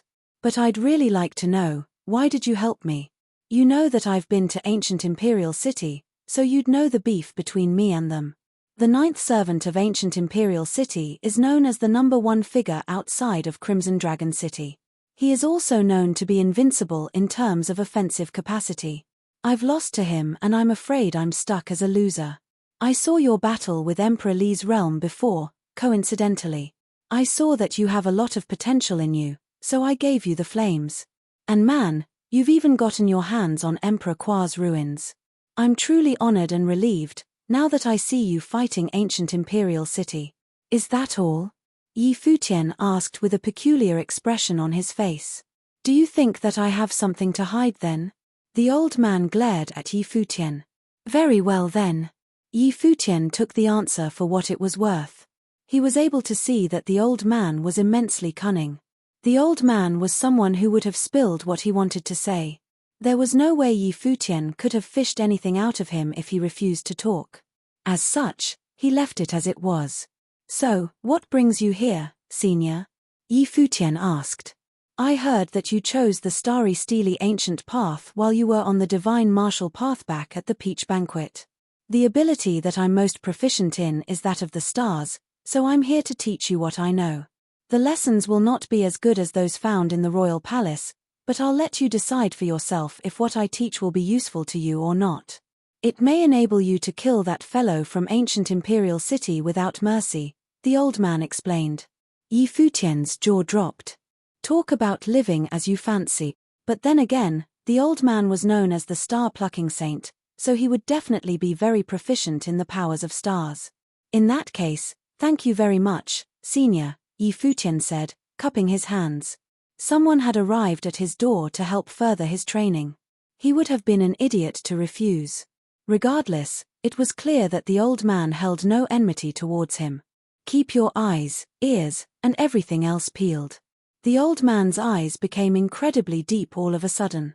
He slowly walked towards Yi Futian and, within an instant, Yi Futian's eyes seemed to have sunken into them. He did not resist, simply letting his will enter those eyes. There was a world of stars to be found within. Yi Futian was completely steeped in it before long. He remained steeped in his training and would not emerge from it for quite a while, even after the old man left. 7 days passed in the blink of an eye. It was too short a time in Crimson Dragon Realm. His training in isolation was over before long. The day had arrived when Yi Futian and Xingkai would have their showdown. The crowd at the shores of the Crimson River was huge. Countless mighty beings arrived, including some great figures of top-notch forces, as well as top-class geniuses from all corners of the world. All of their attention was turned toward that raging river. The Battle of the Crimson River was held there every year, an event that was guaranteed to draw a huge crowd. However, the battle that would be held on this day had captured more attention than any battle of the Crimson River in the past ever had. The Battle of the Crimson River was originally meant to be a battle between figures at the pinnacles of their powers. The ultimate winner would be accepted into the regional palace. However, that impending battle was between two immensely powerful figures ranked on the regional king rankings. Furthermore, it was a fight to the death. Two geniuses who stood at the pinnacle of Crimson Dragon Realm were about to fight above the Crimson River. Outsiders aside, even the ones from the regional palace came to stand outside the regional palace. Their eyes were locked onto that raging river before them. Pei Minute, Yin Tianjiao, Shu Zi, Xie Qingshan, and many top-notch geniuses were also present. On the opposite shore of the Crimson River, Luo Yang, Jiang Taiyi, and many who had been present at the peach banquet were there as well. The entire Crimson Dragon Realm was paying close attention to this showdown. Who do you think will win this? Xie Qingshan asked rather excitedly. I've heard that the ninth servant went to check on Yi Futian's progress at Chenya City. It seems that Yi Futian has yet to make a breakthrough. While Yu Sheng and Yi Futian beat Xingkai by teaming up before, but if it will be the two of them fighting one-on-one, I'm afraid Xingkai will have a better chance of winning. Yin Tianjiao said, of course, that is only in theory. Yi Futian is the one who issued the challenge, and it's obvious that he's not doing this because he has a death wish. In that case, we should just let him prove how much he is capable of. The outcome is rather hard to predict now. Yu Sheng suppressed Xingkai hard in their last battle. Yu Sheng made the first move and dominated Xingkai every time, preventing Xingkai from having time to deal with Yi Futian right until he was defeated by that divine implement. I think that battle simply gave Yi Futian too much confidence. Shu Zi did not agree with Yin Tianjiao. She continued with a cold tone, saying, there'll be no surprises with this battle. It was apparent that she thought Xingkai would win. I think Yi Futian has better chances, Pei Minute said plainly, his voice sounding easygoing and nonchalant. There was hardly any reason behind it. There was no way any analysis of their strengths could make a definite conclusion. He simply stated what he felt. They were not the only ones speculating. The people of the entire Crimson Dragon Realm were speculating about who would win in this showdown. Terrifying might of the great path down rained from above. The Crimson River howled and rolled. A figure appeared in the air and then walked forward, heading straight for the Crimson River. Xingkai is here. All eyes were on him. Fighting will coursed all over him and washed all over his immediate vicinity. The battle had yet to begin, yet his fighting will was barely contained. It pulsed ferociously all over him, engulfing the space right above the Crimson River. The Crimson River howled and rolled. The hot flames stained the sky above everyone red. Xingkai stood with his fighting will coiled around his body. His eyes were cold yet determined. His tall, imposing body looked like a stone pillar, only his clothes billowing in the wind. He was adjusting his aura, getting it into the most perfect state possible. To Xingkai, this was a battle that he could absolutely not afford to lose. Futian had issued a fight-to-the-death challenge to him despite being only at proving holiness level. Xingkai had reigned supreme among his generation in the Crimson Dragon Realm and had never lost before. He had to win in this battle above the Crimson River today as well. He was going to cut down Futian, take his revenge, and make his mindfulness of the path whole again. The ninth servant was there today as well. Many at the shores of the Crimson River made way for him. All eyes were on the ninth servant. This battle would determine the rest of Xingkai's life. At that moment, there was quite a commotion at the shore and many opened up a path. A group of people was seen moving forward, cutting through the crowd. The one taking the lead was clad in white and had silver hair. He looked extremely dashing. That man was none other than Futian. Many mighty figures from Chenya City were there as well. Xia Qingyuan and Yu Sheng both stood by his side. If Futian won, the three of them would get to train in the regional palace together. It was finally time. Many turned their eyes to look at Futian. Xingkai, who was above the Crimson River, turned to face Futian. The fighting will all over his body seemed to grow even stronger as he adjusted his spiritual state. Despite being very sure that he would definitely be able to kill Futian, he was not going to lower his guard. He would give it his all and cut down Futian to prove his worth. Futian took a step forward once he reached the shore, heading straight for the middle of the Crimson River. Several formidable Ori shrouded the Crimson River high in the air. They were people from the regional palace. Futian had requested that the regional palace bear witness to this battle. Yet another formidable aura came down, streaking through the air above the crowd. Many looked up above the Crimson River. They had been rather irked before, but their anger quickly subsided. People from the royal palace were showing up. Two figures appeared above before everyone else, landing at the edge of the Crimson River. They stood at the very forefront of the crowd, yet no one objected. Wasn't that peach banquet hosted by Kai Shong? He is here to watch the battle. Many looked at the figure at the forefront of the crowd. Indeed, it was none other than Prince Kai Shong. The person by his side was none other than Yu Shifei, his lover. The two of them were ranked on the regional king rankings. This is quite a pity, Kai Shong said, taking a look at the Crimson River. While the stronger of the two fighters had already been identified back at the Divine Martial Road, Futian was nonetheless the one with greater potential. However, Xingkai was the one who had renewed the record at the last peach banquet. It was a pity that he had run into Futian and Yu Sheng at the last one. Furthermore, he was unable to accept that both of them were more superb than he was. The two legendary figures were unable to coexist. It had been determined on that day that one of them must fall, which was quite a pity.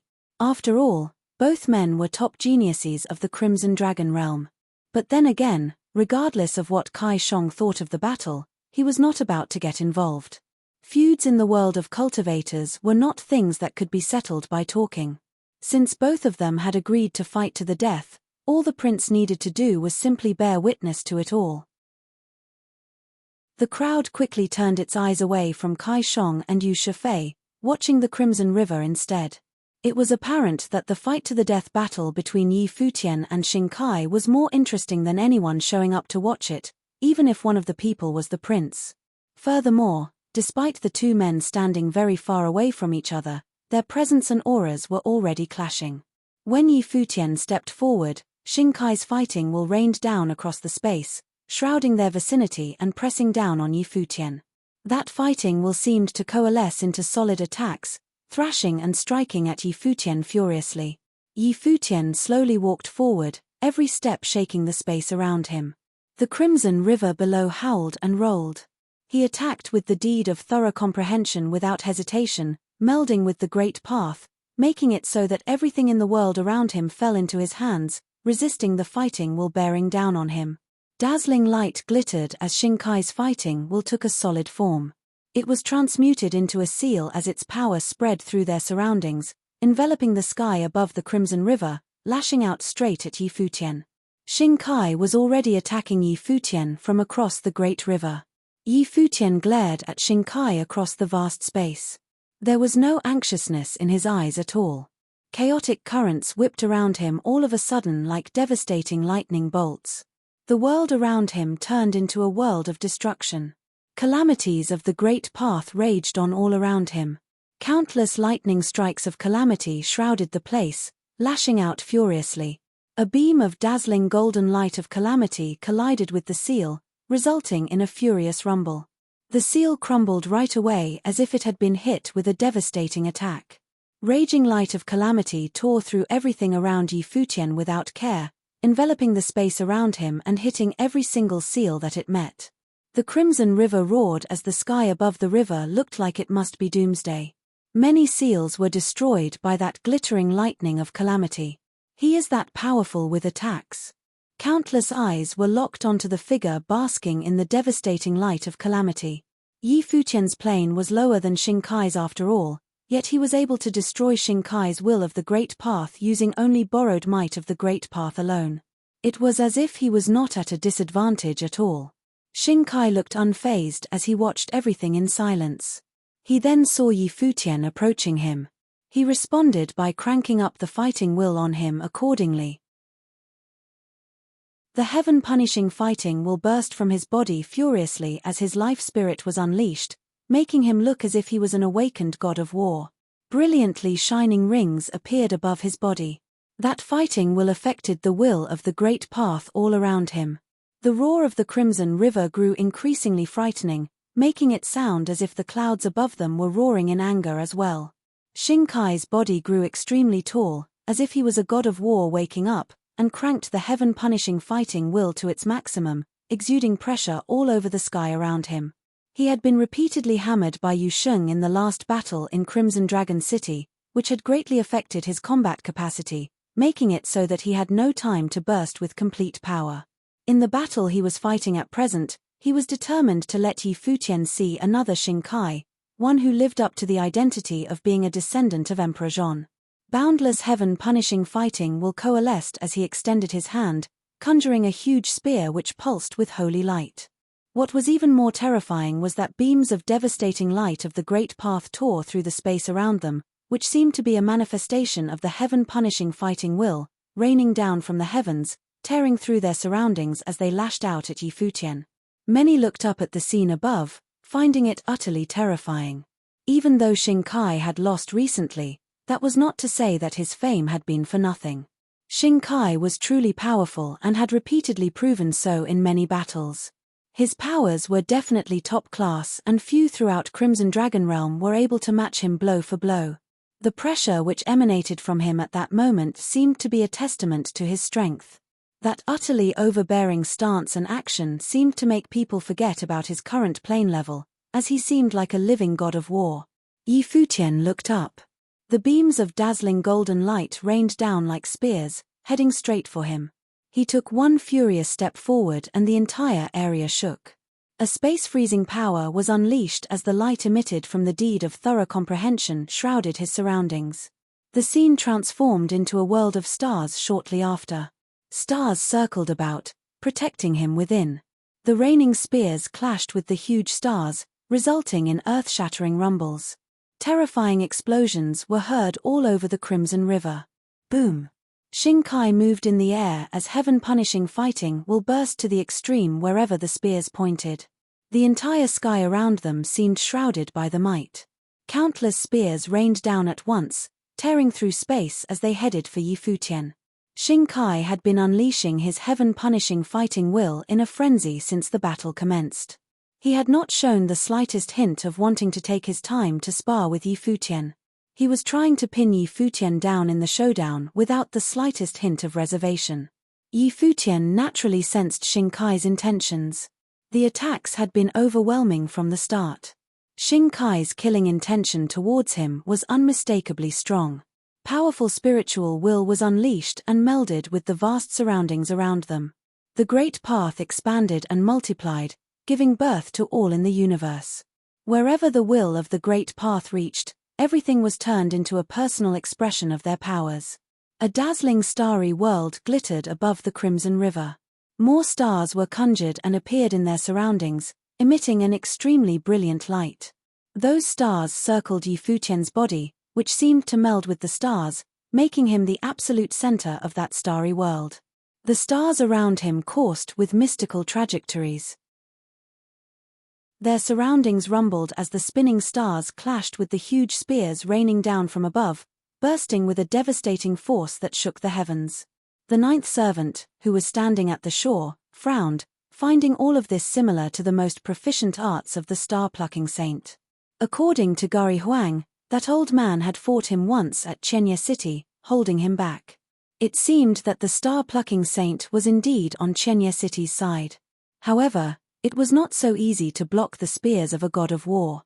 Shinkai turned into a golden bolt of lightning at that moment, tearing through space as countless spears burst, blasting the stars of the great path surrounding Futian. Violent rumbles continued to be heard as the stars crumbled and the spears shattered. Golden, divine spears appeared and blasted at the orbiting stars. Light conjured from the boundless heaven-punishing fighting will lashed out in an instant, causing the trajectories of the stars to crumble and turn chaotic, as they were being destroyed in a frenzy. The devastating lighting pulsing on the spears continued to move forward, hitting the screens of light and intending to kill Futian. However, Futian stepped forward at that moment. He twirled about as he moved, conjuring a halberd his hand. He then lashed out with the halberd. The stars circling him turned into beams of light which blasted Shinkai's body, intending to bury him in the stars. Shinkai then stepped forward and continued lashing out with his spears. His force was unyielding and one star after another was shattered as he continued to destroy anything that stood in his way.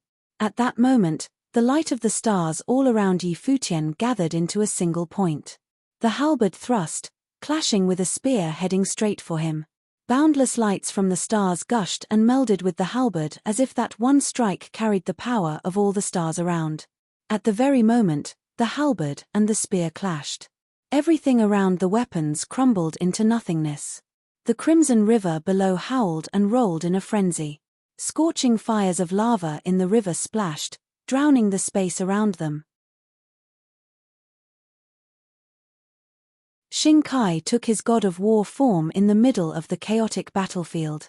His eyes were cold and determined, without a single hint of indecision. The spear in his hand crumbled and was entirely destroyed. He sensed the terrifying entropic powers from what was happening. It was as if there were some terrifying space-shredding powers imbued within the power of the stars. Such was the way of entropy. That entropic power was something he had not seen when he'd last fought Futian. The stars around Futian were crumbling in a frenzy as well.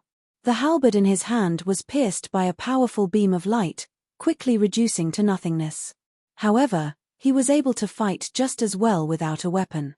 He took the shock of the halberd's destruction head-on with his god of war form, then took one step forward to overpower the space around him. He lifted his arm, causing seals to appear everywhere. Every single seal was imbued with terrifying heaven-punishing fighting will. These turned into divine seals made specifically for combat. He thrust his arm forward and an extremely huge palm print locked the space around them down, blocking out the sky and drowning Futian's body within. At the same time, that palm print howled as it was blasted by all the other seals around it. They were so powerful that they seemed to be able to tear the sky itself apart. Shinkai's eyes were filled with murderous intent. He was a saint of true self, which meant that his power of the great path was far above Futian's. He was also armed with heaven-punishing fighting will and the mudra of god of war. In terms of close combat capacity, he deemed that there was no way Futian would be able to resist his attacks. Countless people at the shores of the Crimson River and the regional palace witnessed that scene. They saw Shinkai's body merge with his life spirit and his entire body emit dazzling light. It seemed as if he was shrouded in the heaven-punishing fighting will, emanating a will of the god of war like no other. That extremely imposing form of his made it so that many were able to sense its might even from far away. Just how great of a power was Yi Futian taking on? The battle was not just sparring, but a fight to the death. Shinkai had no intention of sparring with Yi Futian. He'd brought his most powerful offensive techniques into the fight without delay for the express purpose of killing Yi Futian. Yi Futian shot a glance at the extremely imposing Shinkai. So, he was going for a showdown right from the start? Another halberd was conjured as he was shrouded by the ring of light conjured by the deed of thorough comprehension. He saw the seals coming down at him from all sides, yet he did not back away. He took one step forward, just like Shinkai. "You're wasting your time." Shinkai's voice was cold as he howled through their surroundings. His voice was imbued with the towering fighting will, capable of shaking the will of others. Yet at that moment, within the ring of light conjured by the deed of thorough comprehension, beams of light of even greater intensity appeared out of nowhere. It was as if thousands of ancient symbols appeared at the same time, surrounding Yi Futian. Every single symbol seemed to be imbued with extremely formidable powers. Their surroundings rumbled and exploded as the symbols circled Yi Futian. It was the sign of the formless power of suppression emanated by Shinkai being destroyed, making it impossible for him to stop the orbits of the ancient symbols. The 1,000-character proverb. Kai Shong, who was standing at the forefront at the shore of the Crimson River, was rather shocked. Yi Futian had been the one who was able to comprehend the 1,000-character proverb better than anyone else. He had also earned himself the tablet, which was crafted by a renhuang, enabling one to extend one's spiritual will into it for learning purposes. Yi Futian was obviously able to bring the power of the 1,000-character proverb into the fight with Shinkai despite not having possessed it for long. So that was why he dared to issue such a challenge. Yi Futian swung the halberd in his hand around. The symbols around him all howled at the same time. Every single symbol seemed to have been infused with Yi Futian's will of the Great Path. Powers of the Great Path were infused within the symbols, with the ones at the forefront already clashing with the seals. Boom! A rumble was heard as the symbols blasted onto the seals like stars of the Great Path, shattering them. Thousands of seals flooded the place, blocking out the sky as they flew at Yi Futian. However, the symbols around him seemed to flow like the light of meteors, blasting at the countless seals coming from the other side. The world around them seemed ready to break apart at any moment. Devastating currents swept about in a frenzy above the Crimson River, causing the eardrums of all within earshot to ache. Still, they nonetheless kept their eyes fixed before them, not wanting to miss a single detail of the battle. The fighting at that moment looked incredibly grand and magnificent. The ancient symbols continued to move forward in a mystical pattern, clashing with the seals from the other side. It was like every single symbol was a seal on its own. Boom! Neither man flinched on that tremendously terrifying battlefield. They moved forward at the same time as the palm prints from Shinkai continued to blast at Yi Futian's symbols. Other than the most powerful of seals, which was shrouding the place and blocking out the sky, all of the ancient symbols were quickly shattered and destroyed. However, as Yi Futian swung around with the halberd, the symbols blasted forth one after another, causing the palm print, which blocked out the sky, to rattle. More rumbles were heard, but their force seemed to have been considerably diminished. At that very moment, Yi Futian's halberd burst with extremely brilliant light as it thrust at the palm print like a heavenly weapon. The ancient symbols right before the halberd seemed to have merged into a single entity. Every single symbol looked like a star as they blasted forth with the halberd into the palm print. Stifled rumbles were heard in that instant. A crisp cracking sound was heard as the huge mudra of God of War began to break apart. The halberd was pulsing with boundless light, a result of the light of the deed of thorough comprehension being melded within it. Boom! A rumble was heard as that magnificent palm print that had been blocking out the sky crumbled and was reduced to nothingness. It's broken. The hearts of many who witnessed the scene raced. Yi Futian had been able to break Shinkai's mudra of God of War right away, just by using his own power. He'd had no need for godlike weapons. The thing that he had just destroyed had been thought to be unmatched in terms of its offensive capacity, yet he'd done it. Shinkai had never lost a single fight with his peers before the Peach Banquet. He had been able to win every single fight using his peerless offensive powers. Yet at that very moment, those extremely overwhelming major offensive techniques of his had been overcome by Yi Futian's halberd. Was this the power of the 1,000-character proverb? Every single symbol had been an attack on the Great Path. When the symbols moved and attacked, it was as if the stars were all blasting at the same time. The entropic powers brought forth within that instant had been more than enough to tear through everything. Even the mudra of God of War had been destroyed all the same. Shinkai was dumbfounded. His expression suggested that he'd been caught off guard. His art at the spear and the power of the mudra of God of War had all been defeated by Yi Futian. The attacks that had made him invincible in the past had just been shredded apart by someone of a lower plane than he. Furthermore, Yi Futian had not evaded his attacks at all. He had been attacking head-on all the time. Shinkai's major offensive skills had been clashing with Yi Futian's attacks head-on as well, and he too had never evaded. Shinkai lowered his head and looked at Yi Futian, who was basking in divine light. When the deed of thorough comprehension was brought to bear, his power turned into a cauldron of the Great Path, melding with the path of the world that surrounded them. Powerful spiritual will burst forth shortly after, cranking his combat prowess to the greatest level achievable. The person and the Great Path merged. His spiritual will, physical body, and way of the Great Path combined, merging into a single entity, reaching the most perfect state. He watched Yi Futian wielding the miracles. Stars appeared everywhere, shrouding the sky above the Crimson River and circling all around them. The stars seemed to all be emanating dazzling godly light, reaching down to Yi Futian and merging with his body. The man seemed to command the heavens, the earth, and everything around him. An unassuming elder appeared in the massive crowd at the shores of the Crimson River.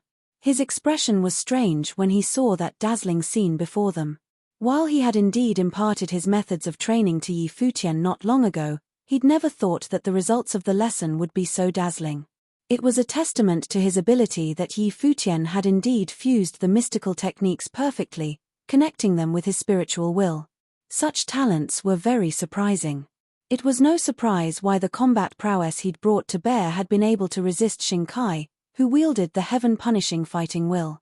If it had been a common saint of true self instead of Shinkai, said saint would have probably been thoroughly overwhelmed. Was this truly the power a proving holiness-level saint was able to bring out? A beam of dazzling light burst forward just as that old man was thinking about this, drawing an arc above the Crimson River. Yi Futian turned the tides and headed upwards, lashing out with his halberd again. It penetrated the sky and headed straight for Shinkai's gigantic body. The halberd brought the power of the stars with it as it moved, arriving at its target in an instant. That halberd itself seemed imbued with the power of stars, which contained extremely formidable powers of entropy.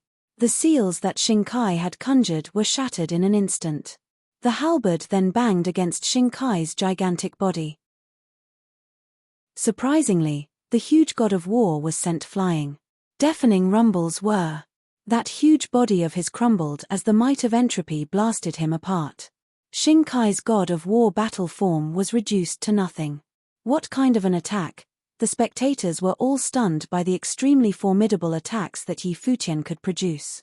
Many wondered just how powerful that halberd was. Perhaps the answer was known only to Shinkai, who'd taken the brunt of the attack head-on. The Crimson River continued to roar, yet the battlefield had turned somewhat quiet. Countless pairs of eyes gazed forward.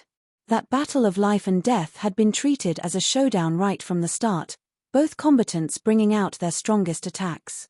No one had expected Yi Futian to be able to overwhelm Shinkai.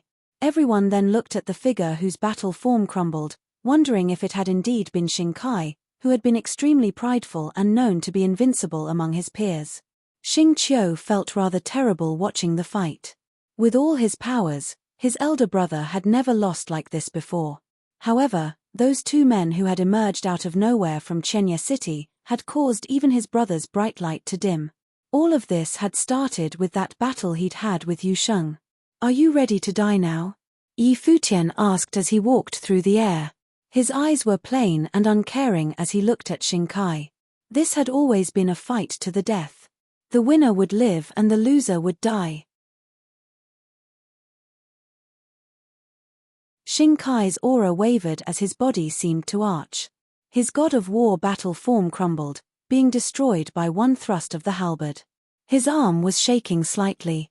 It was not a reaction from fear, but from the fact that he had lost the fight. His mudra of god of war and his god of war battle form had both been destroyed by Yi Futian. He was unable to accept that he, a saint of true self, had actually lost to Yi Futian. The heaven-punishing fighting will was capable of bringing out one's spiritual will in extreme fighting conditions, enabling one to burst with combat prowess far exceeding one's natural abilities. All of his attacks were imbued with extremely terrifying attacking powers, the mudra of God of War even more so. Despite possessing such formidable powers and his plane being much higher than Yi Futian's, he had nonetheless lost and was unable to understand why. Xingkai was a descendant of Emperor Zhon. He was destined to become a Ren Huang himself. He was born being able to wield heaven-punishing fighting will. How could I have lost? How could I even lose?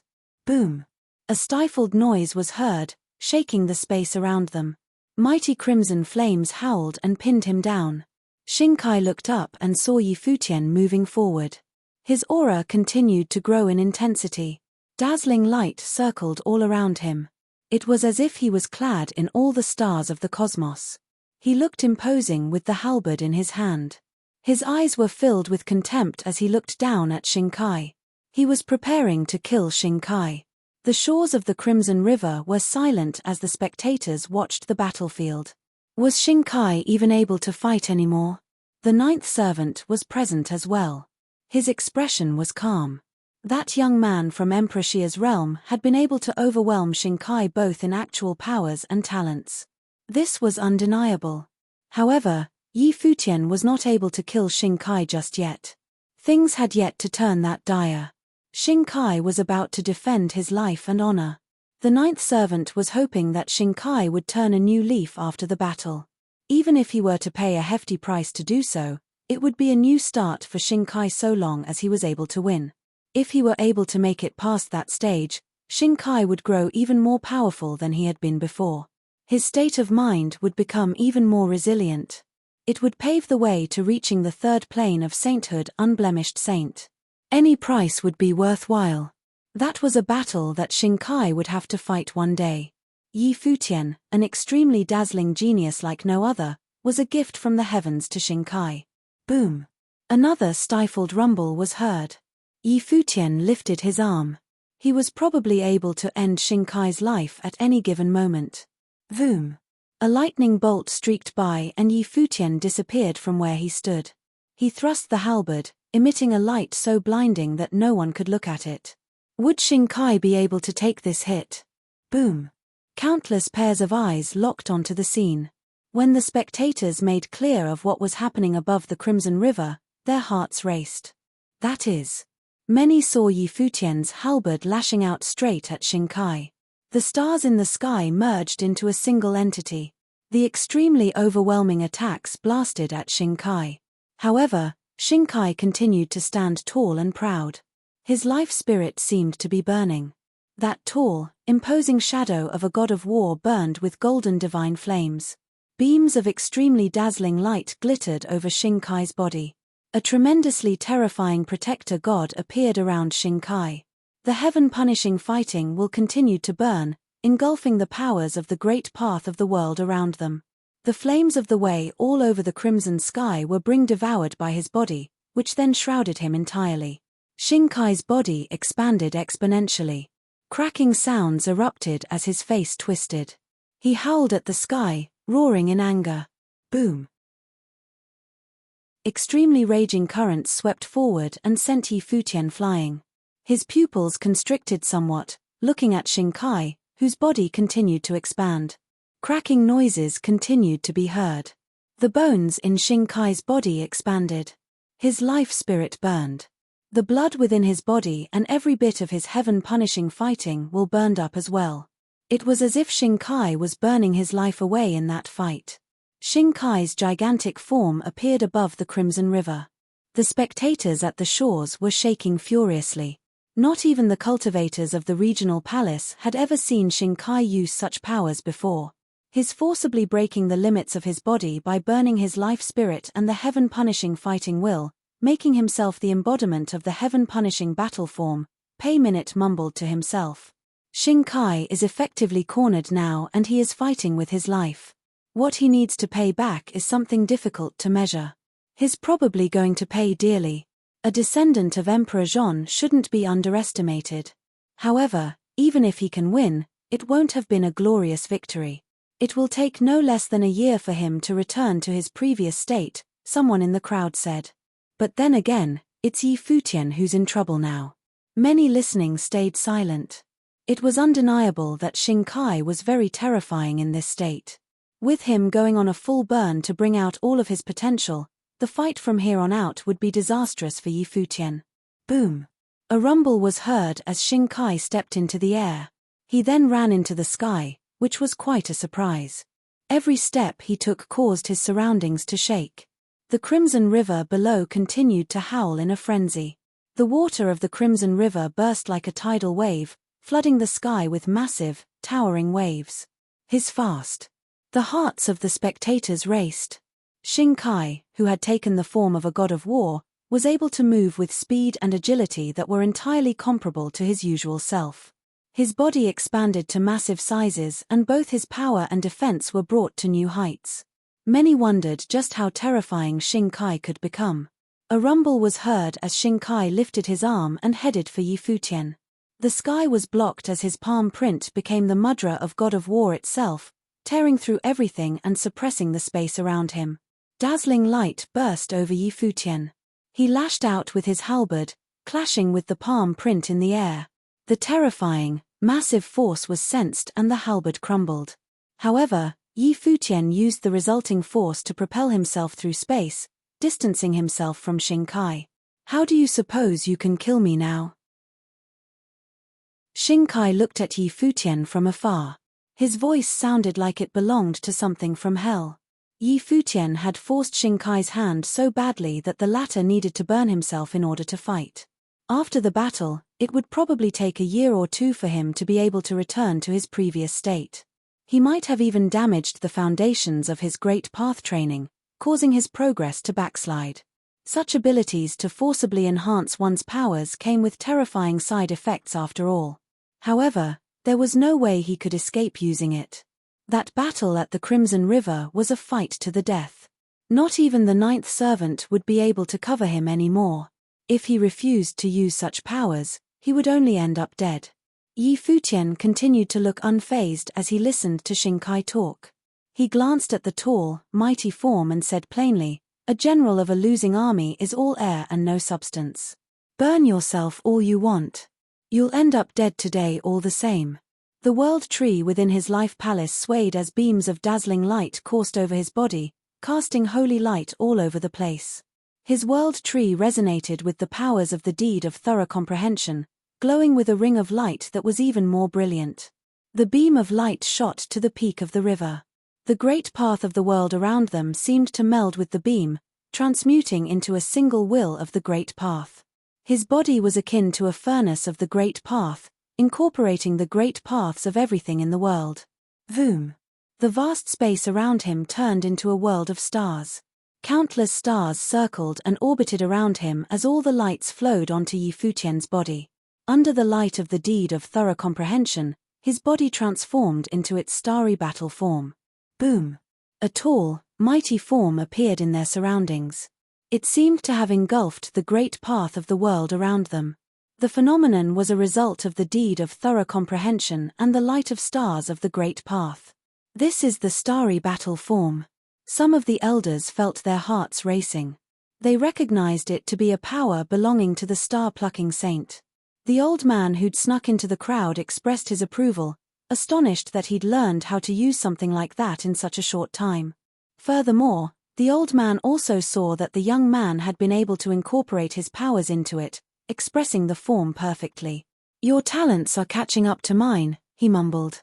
However, everyone around him was simply too focused on the battle to hear what he'd said.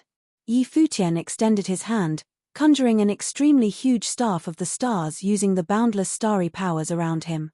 The staff gleamed with the dazzling light of the stars. Terrifying beams of starlight shot through the clouds.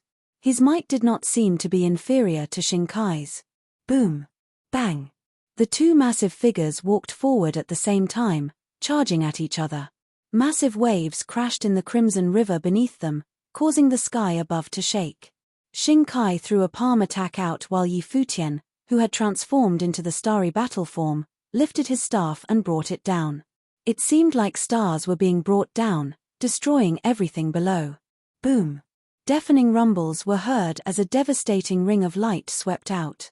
Raging tornadoes swept all over the place. The spectators at the shores all unleashed their powers to withstand the aftershock. Both men seemed to have backed away at almost the same time, yet Futian continued to lift his staff and move forward. His staff swooped around in the air as he brought it down yet again. Boom! Boom! Boom! One strike after another from the staff brought the world around them to the verge of collapse. Shinkai roared furiously. He then lifted his arm and threw countless palm attacks, engulfing the sky before him. However, Futian, who was moving forward, swung his staff around and struck again. The stars around him fell and merged with the staff. The palm attack of the great path crumbled in a frenzy. He brought down the starry staff with great force. Boom, boom, boom! Earth-shattering rumbles were heard as Shinkai's arm gradually shattered. His body was sent flying away under the relentless attacks of the staff. He then spat a great amount of blood. However, Futian had no intention of stopping. He stepped out yet again, lashing out with his staff and bringing it down hard on Shinkai's chest. Yet another rumble was heard. Shinkai's massive body continued to break and crumble. His bones were broken and his meridians crumbled.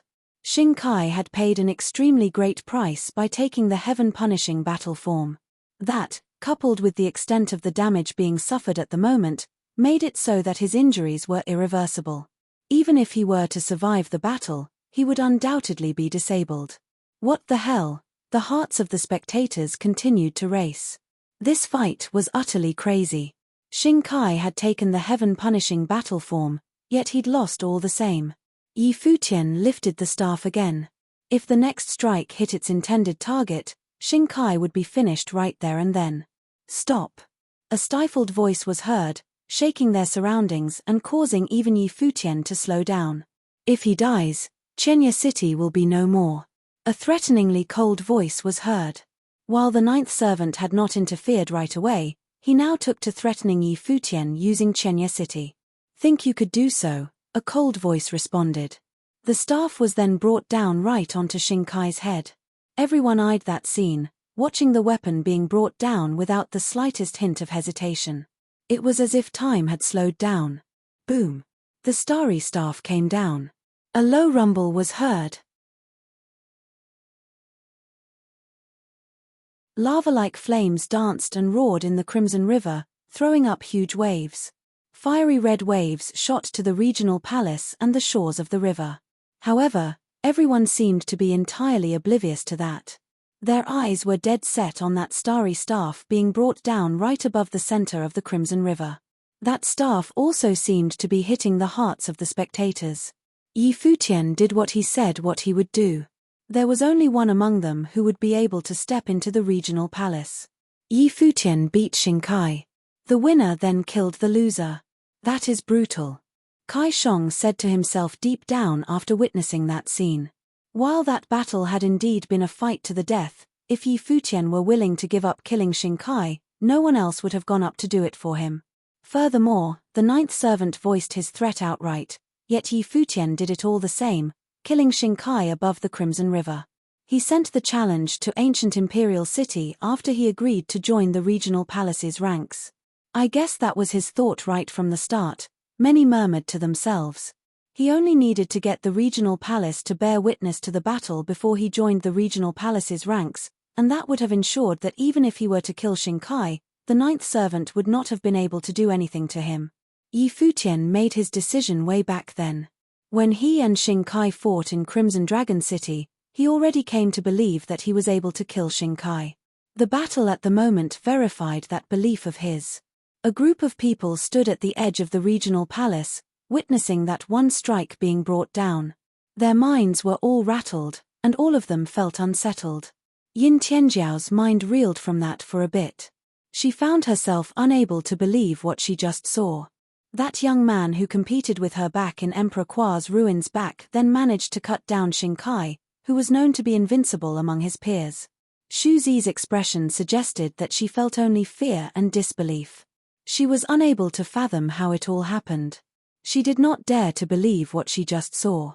That figure who had been overpowering those of his generation in the regional palace, the legendary man who had beaten her many times, had ended up killed by a proving holiness saint.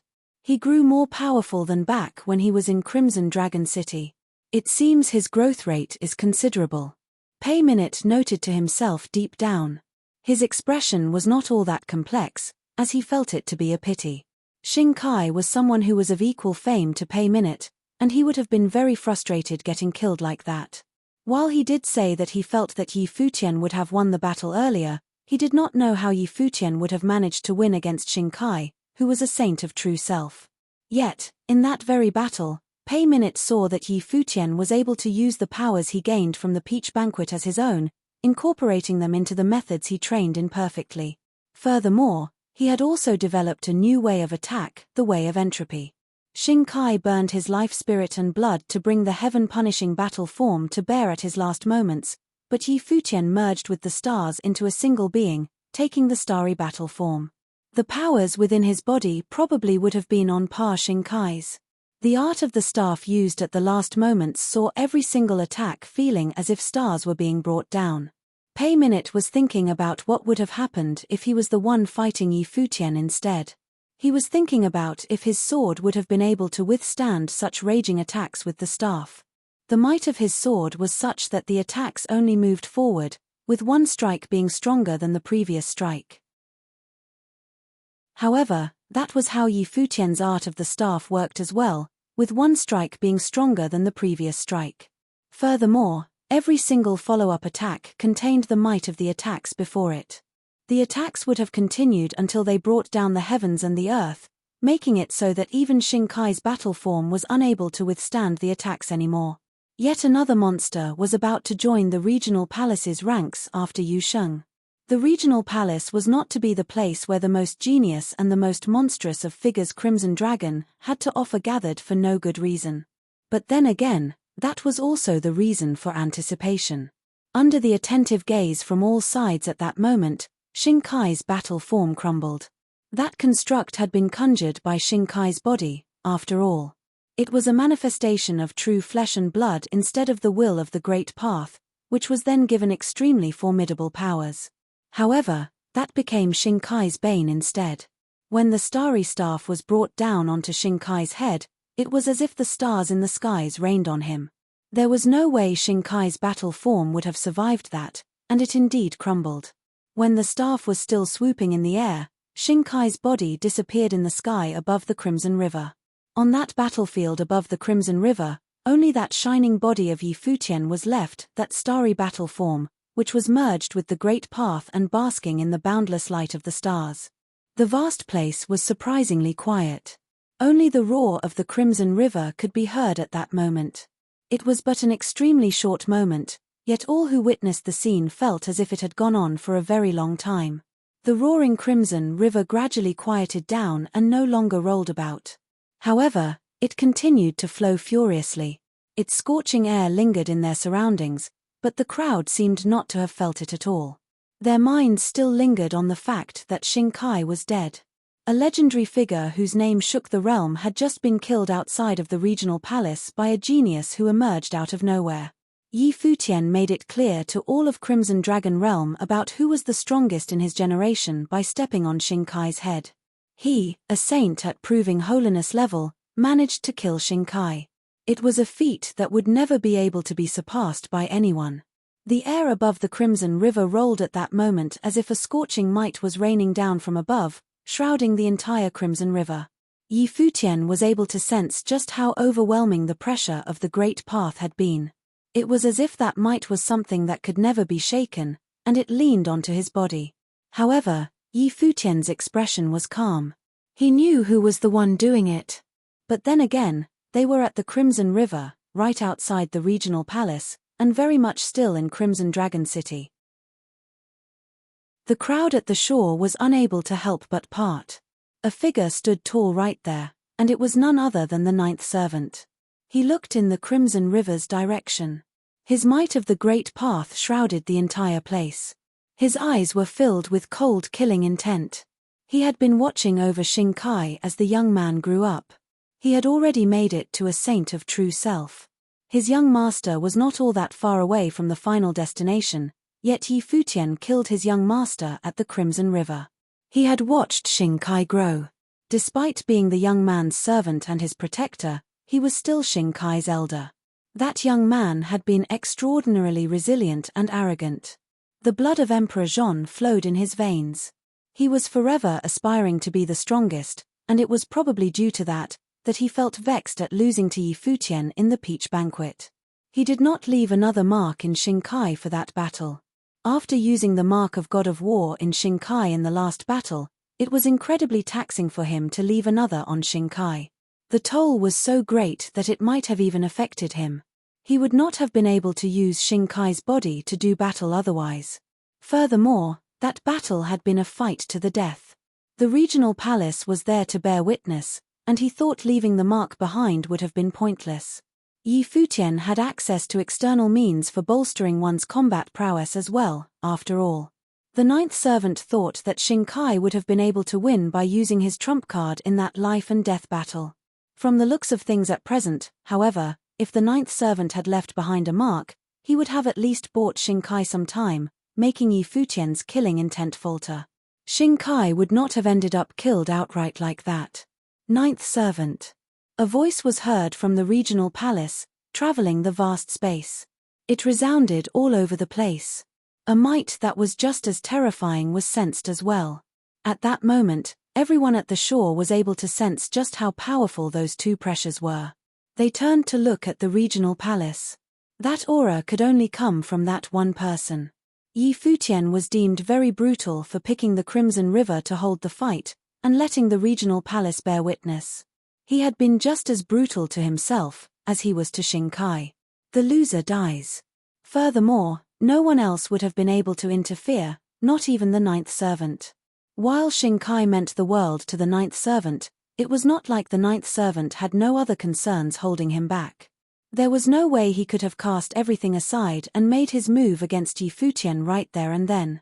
Senior, ancient imperial city accepted the challenge and agreed to fight. With that said, one side would certainly perish. While that indeed was quite a loss, it was Shinkai's own choice. The spectators saw Kai Shong looking at the ninth servant. Kai Shong's tone was polite. Despite being a prince, the ninth servant was nonetheless still a figure at the pinnacle below Ren Huang. He was also considered an elder, so the prince still had to give him face. The ninth servant took a look at Kai Shong. He, too, knew that he couldn't kill Yi Futian right there and then. Shinkai was dead, and doing anything would be pointless. He did not say anything more, not even threaten Yi Futian. He turned around slowly and then flashed, streaking through the air. "Let's go." A voice was heard. Those from ancient imperial city followed one after another and left. Before Shinkai died, the ninth servant leaned on Yi Futian and threatened him to let Shinkai go. Since Shinkai was already dead, doing anything further was pointless. Many watched the ninth servant leave and thought, what would have that city lord from ancient imperial city do? He would not simply do nothing about Shinkai's death. Yi Futian watched the ninth servant leave. He then frowned hard. The ninth servant was the pinnacle existence beneath the Ren Huang. Yi Futian was wondering just how potent his threat would have been. Despite understanding what would have resulted, he chose to kill Shinkai nonetheless.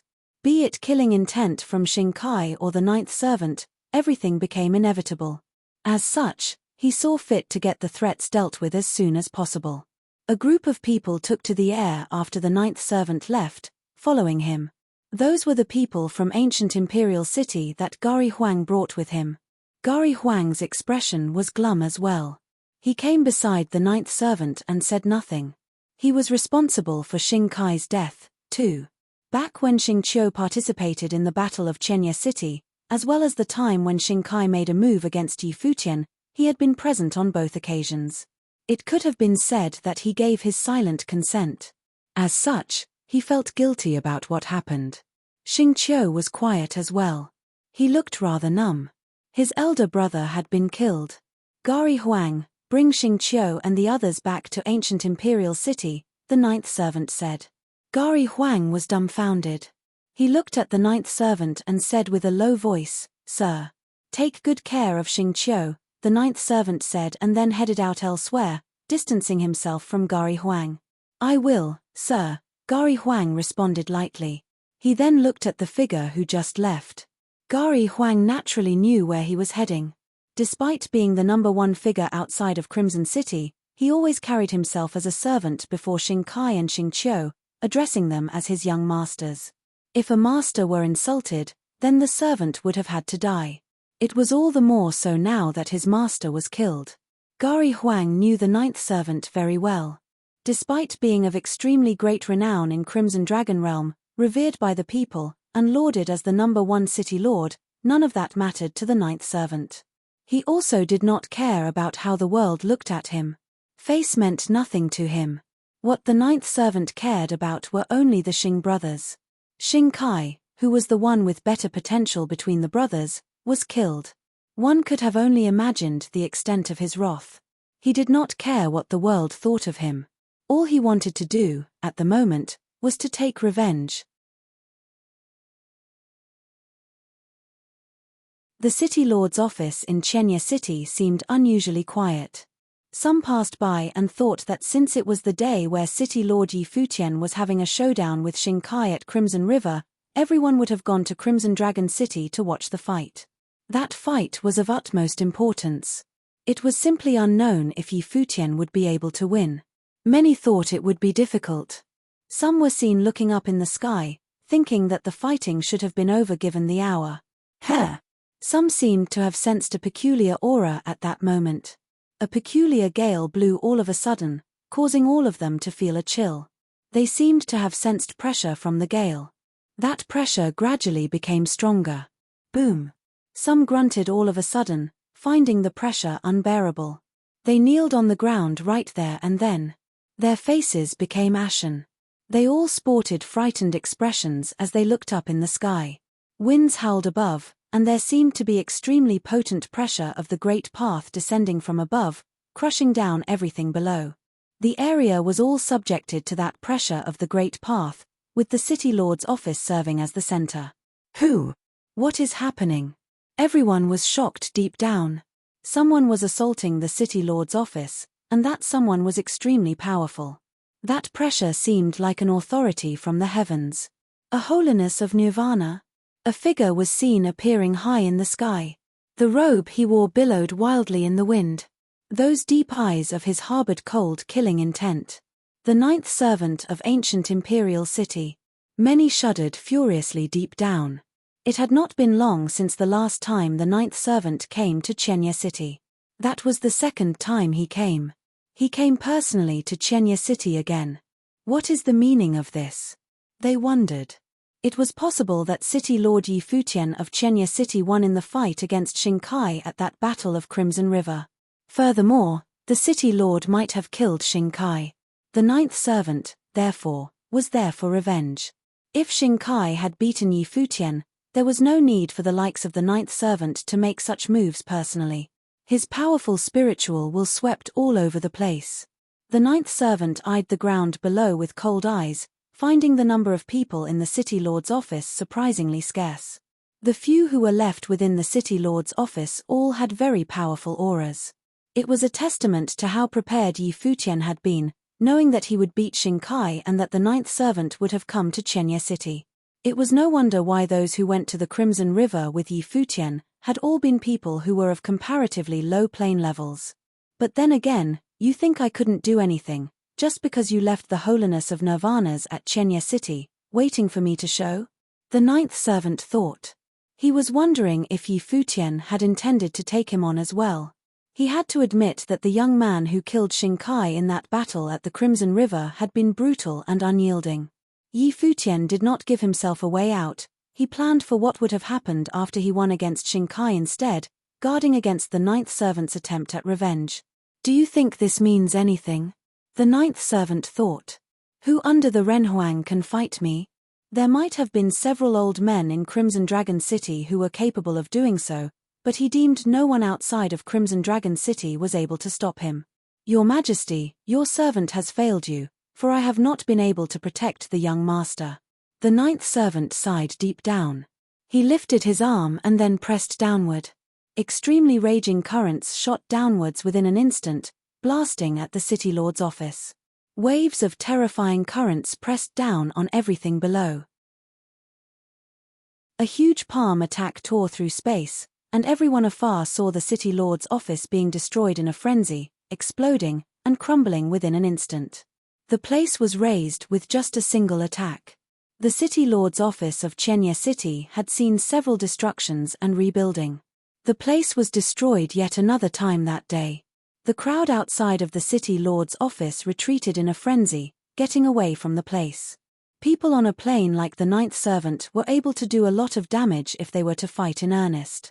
He could have become a living terror if he were to expand the area of attack as he pleased. But then again, no one would have done so in actual combat situations, as they would have hit their opponents with precision. Nonetheless, it was still very terrifying to get caught in the aftershock. Nobody of a lower plane would have been able to withstand such attacks at all. Dust rose amidst the rubble, from which several figures emerged. Every single one of them burst with an overwhelming aura. There were the likes of Wu Yong and the other 3 tribe leaders from the 9 tribes. All of them were holiness of nirvanas. Shen Tianzhan was present as well. All of them waited for the ninth servant to show up. Despite being of holiness of nirvana level, they were different from the ninth servant. The holiness of nirvana ranked on the regional king rankings was known as the #1 city lord outside of Crimson Dragon City, and was lauded to be invincible below Renhuang Plain. Even if their several holiness of nirvanas joined forces to take him on, it was not certain that they would have been able to defeat him. It was just like how the likes of Yi Futian, Yu Sheng, and Xingkai could take on any top-notch figures of their plane.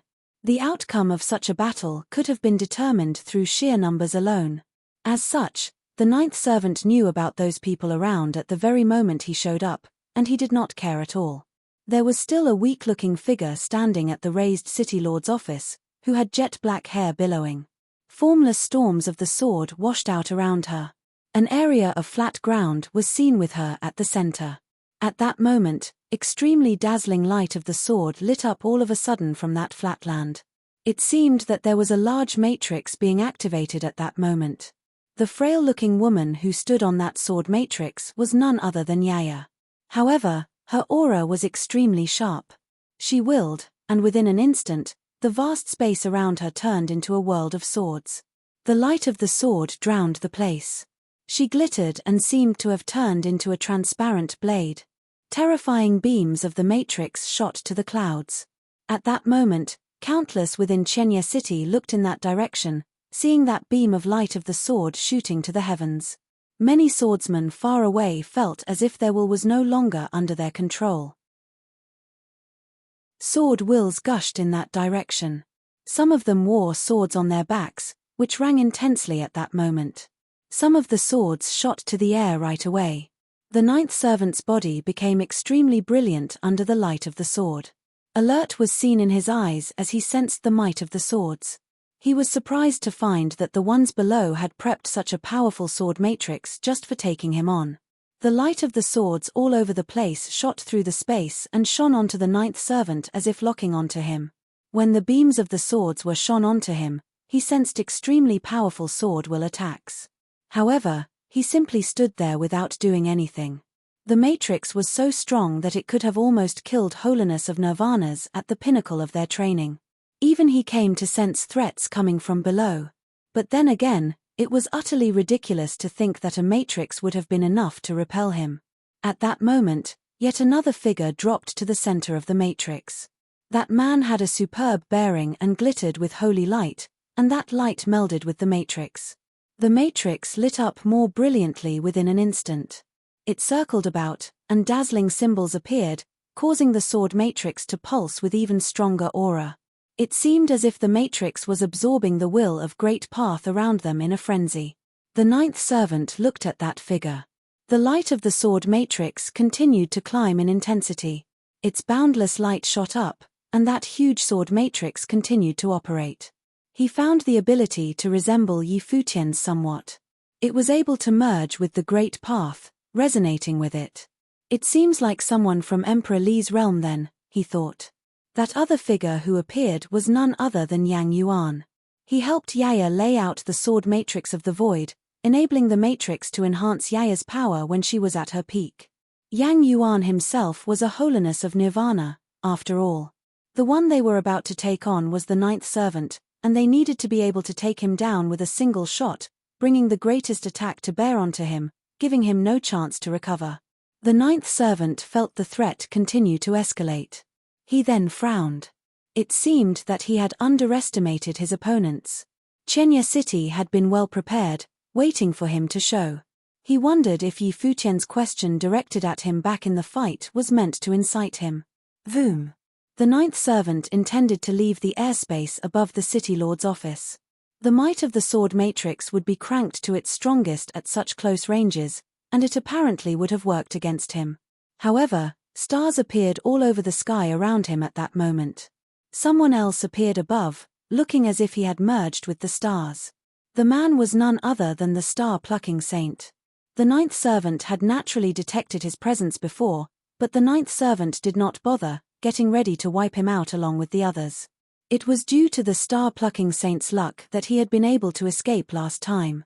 Yet, it was apparent that the star-plucking saint had been laying down a trap for the ninth servant before the latter even showed up.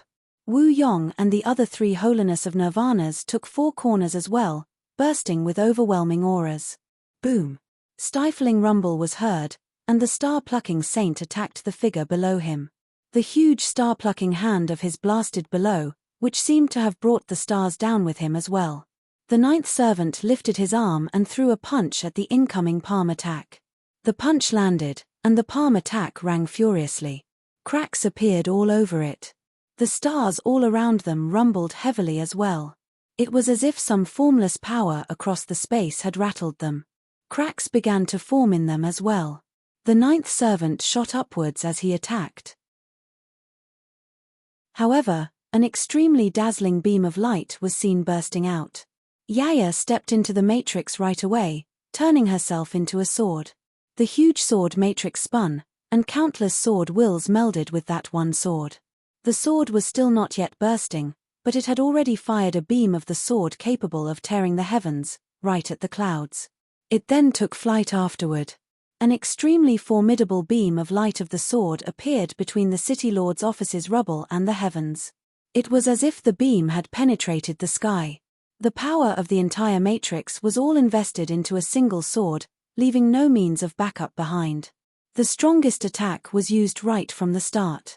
There was absolutely no way they could have afforded to fight a prolonged battle against some enemy like the ninth servant. No one could have afforded to do so. The ninth servant knew what was coming when the light of the sword burst. His expression turned grim. He slapped his hand downwards. Light of the great path burst, and a holy stone wall appeared, intending to stop that incoming sword attack.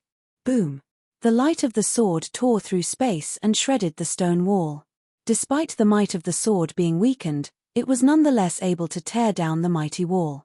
The ninth servant used the resulting recoil from the attack to go heights. His body was surrounded by countless palm prints of the great path. Those palm prints then shot at the sword coming at him, yet they were all penetrated and destroyed within an instant. He threw his arm down, and a stifled rumble was heard in the air. It was as if something was about to be shattered with a single punch. The might of the sword paused for a single moment but continued its way forward at the very next moment, tearing through the sky. Boom! Intense light burst in the sky as the light of the sword engulfed the space around it. Everyone around had their eyes fixed at that scene. That single absolute sword attack burst from the Grand Matrix was a sword matrix of the void, specifically and purposefully laid down to take on the ninth servant for a long time. They wondered if that would be enough to kill the ninth servant where he stood. The blinding light gradually dissipated, and someone appeared in the air. It was none other than the ninth servant. One of his arms was torn off. Sword will penetrated right through his body, staining his clothes in red. His face looked rather ashen, and there seemed to be blood at the corner of his mouth. However, his eyes still looked deep and terrifying, shining with frightening coldness. So this is the present Yi Futian has gotten for me, huh? He thought. That one sword that was meticulously prepped did more than tear his right arm off when it struck him. The terrifying space-tearing powers contained within attempted to tear his entire being apart as well. Furthermore, that formidable sword will had indeed managed to hurt him. However, he suppressed it forcibly by using his overwhelming might of the Great Path, preventing his body from being shredded apart. His injuries were grave at that moment. He gazed forward, and a young woman clad in white, who looked like an adolescent, stood with blood at the corner of her mouth. Her entire being was clad in dazzling sword will. It was as if she was a manifestation of the sword itself. He never expected to have been so severely injured. Worse still, he suffered such grave injuries not long after he stepped into Chenya City.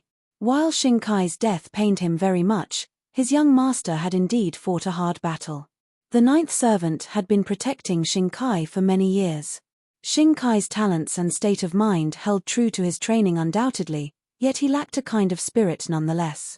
That was because Shinkai never suffered true despair, and he had never had his life hanging by a thread before.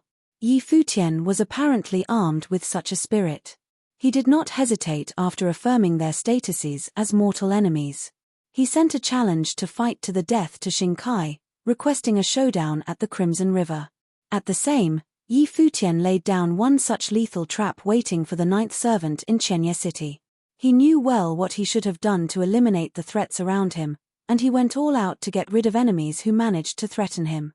Compared to Yi Futian, Shinkai was indeed somewhat inferior in more than just the extent of his talents. Furthermore, other than the holiness of nirvanas from the 9 tribes who were forced to submit to him, he already had several such figures fully willing to protect and fight for him. That also had been something Shinkai lacked. For instance, that young woman dressed in white right before the ninth servant's eyes knew how dangerous it was to fight the ninth servant. However, she made her move without hesitation. She had even lashed out a second attack. Sword matrix of the Great Path circled her, with her, the core, standing at the center. She zipped past the sky, and the orbiting sword matrix pulsed with boundless flashes of the sword. The melding continued until they melded completely into a single sword, which then lashed out at him. Her eyes were cold and determined. There was no hint of hesitation in her eyes. It was as if she locked onto her target, and she was very determined to kill. That attack came very quickly as it streaked through space. All it took was a single thought. However, the ninth servant reacted just as quickly. He stepped out slightly at the very moment of the flash of the sword. Terrifying shocks appeared around him even though he had only taken a single step. Frightening storms of tremors manifested around him as if they were able to stop any other forces from getting near. Those beams of the sword that came at him crumbled right away. Only the sword that dazzled brilliantly in the middle continued on its course. The ninth servant lifted his left arm and turned into a mirage. His speed was cranked to an unbelievable extent, making it difficult to track him with the naked eye. Clang! The sword came, and the ninth servant extended his arm and pointed, which landed right at the tip of the blade. That dazzling beam of the sword turned into a terrifying hurricane of the sword and lashed out. The sword matrix intended to penetrate the defenses and hit the body of the ninth servant behind, yet Yaya only felt that the ninth servant stood there as if he was the lord of the space around them. The power of that one finger contained the might of the Great Path all around them. Boom, boom, boom. The sword matrix crumbled and was no more. Yaya's sword was shattered as well. She grunted. It seemed as if her body suffered violent tremors, and she was sent flying back. She used the force of the recoil to leave the battlefield within an instant, flying somewhere far away. She spat up blood as she reeled, looking pale. She knew that even if she were at the pinnacle of her plane all those years ago, she still would not have been able to take the ninth servant head-on. He was someone known to have one leg in the Renhuang plane, after all. One of his arms was destroyed, and he had suffered grievous injuries, yet he did not so much as frown. He went on to retaliate simply by lifting his left arm. But then again, she was not the only one fighting that battle. The ninth servant sensed horrifying pressure coming from above as soon as Yaya backed off. He lifted his head and saw the star-plucking saint throwing a punch from above. It seemed as if stars were falling and tearing through the sky below. The ninth servant felt very formidable offensive powers with that one attack alone. He and the star-plucking saint fought before. If he were at his prime, there was no way the star-plucking saint would have been able to fight him. The latter would have had to run away in shambles. Nonetheless, the star-plucking saint was still incredibly formidable on his own, especially when it came to offensive powers, bringing the power of stars with every single attack. The star-plucking saint took his starry battle form. His entire body dazzled, and his punches felt even more terrifying. It was as if they intended to break the sky apart. The ninth servant stepped out, and his body moved upwards. He charged into the midst of the star-plucking saint's attacks instead of evading. He extended his left arm and grabbed at the sky. A huge palm print appeared above, taking down all the stars around, making the starry sky shudder. Boom! The star-plucking saint's attacks hit their intended target, yet at that very instant, the ninth servant's arm flinched. It was as if countless shadows of the palm were being shot, above one wave after another, reversing the tide of offense. However, those waves of arms were continuously shattered. The star-plucking saint continued moving below, and it seemed he was mere moments from arriving right before the ninth servant. The ninth servant threw his final palm attack. Thousands of palms of the great path melded into a single entity. Waves of terrifying might of the great path shattered the stars all around them, causing them to explode continuously. However, at the same time, the star-plucking saint's fists arrived. Everything caught in the crossfire between the two men exploded in a frenzy. The ninth servant was thrown down by sheer force alone. Wu Yong and the other 3 tribe leaders of the 9 tribes, as well as Shen Tianzhan, were all holiness of nirvanas. They had long been ready for what was to come, and they definitely did not let the chance slip by. Words were not necessary between them, and they were able to work in tandem with each other seamlessly. Divine Sword of the Vermilion Bird was brought out streaking through the sky, imbued with formidable divine fires of the Vermilion Bird. Wu Yong assumed the Chonglu battle form and sent palm attacks of the great path bursting downwards, burning the sky around them. The tribe leaders of both the Bailey tribe and Nanli tribe attacked alongside Shen Tianzhan. At that instant, terrifying flames of the Wei had practically devoured the sky around them. All of them had been formidable holiness of nirvanas in their own right, and at that moment, all of them attacked the ninth servant. People from far away watched the battlefield. Only saints dared to observe the battle. Even saints found their hearts racing, watching what was going on. Such high-level battles were extremely rare. They would usually never be seen anywhere else. The ninth servant, city lord of ancient imperial city, was being ganged up on by holiness of nirvanas from Chenya City, attempting to make sure that the number 1 city lord outside of Crimson Dragon City never got to leave Chenya City alive. Terrifying attacks engulfed the sky where the ninth servant was. They only heard grunts afterward, and the ninth servant was nowhere to be found. The hearts of the spectators continued to race. They all wondered if the ninth servant would end up being killed in Chenya City. While Yi Futian had set up that battle meticulously, what was seen then also resulted from the ninth servant growing too confident and underestimating his enemy.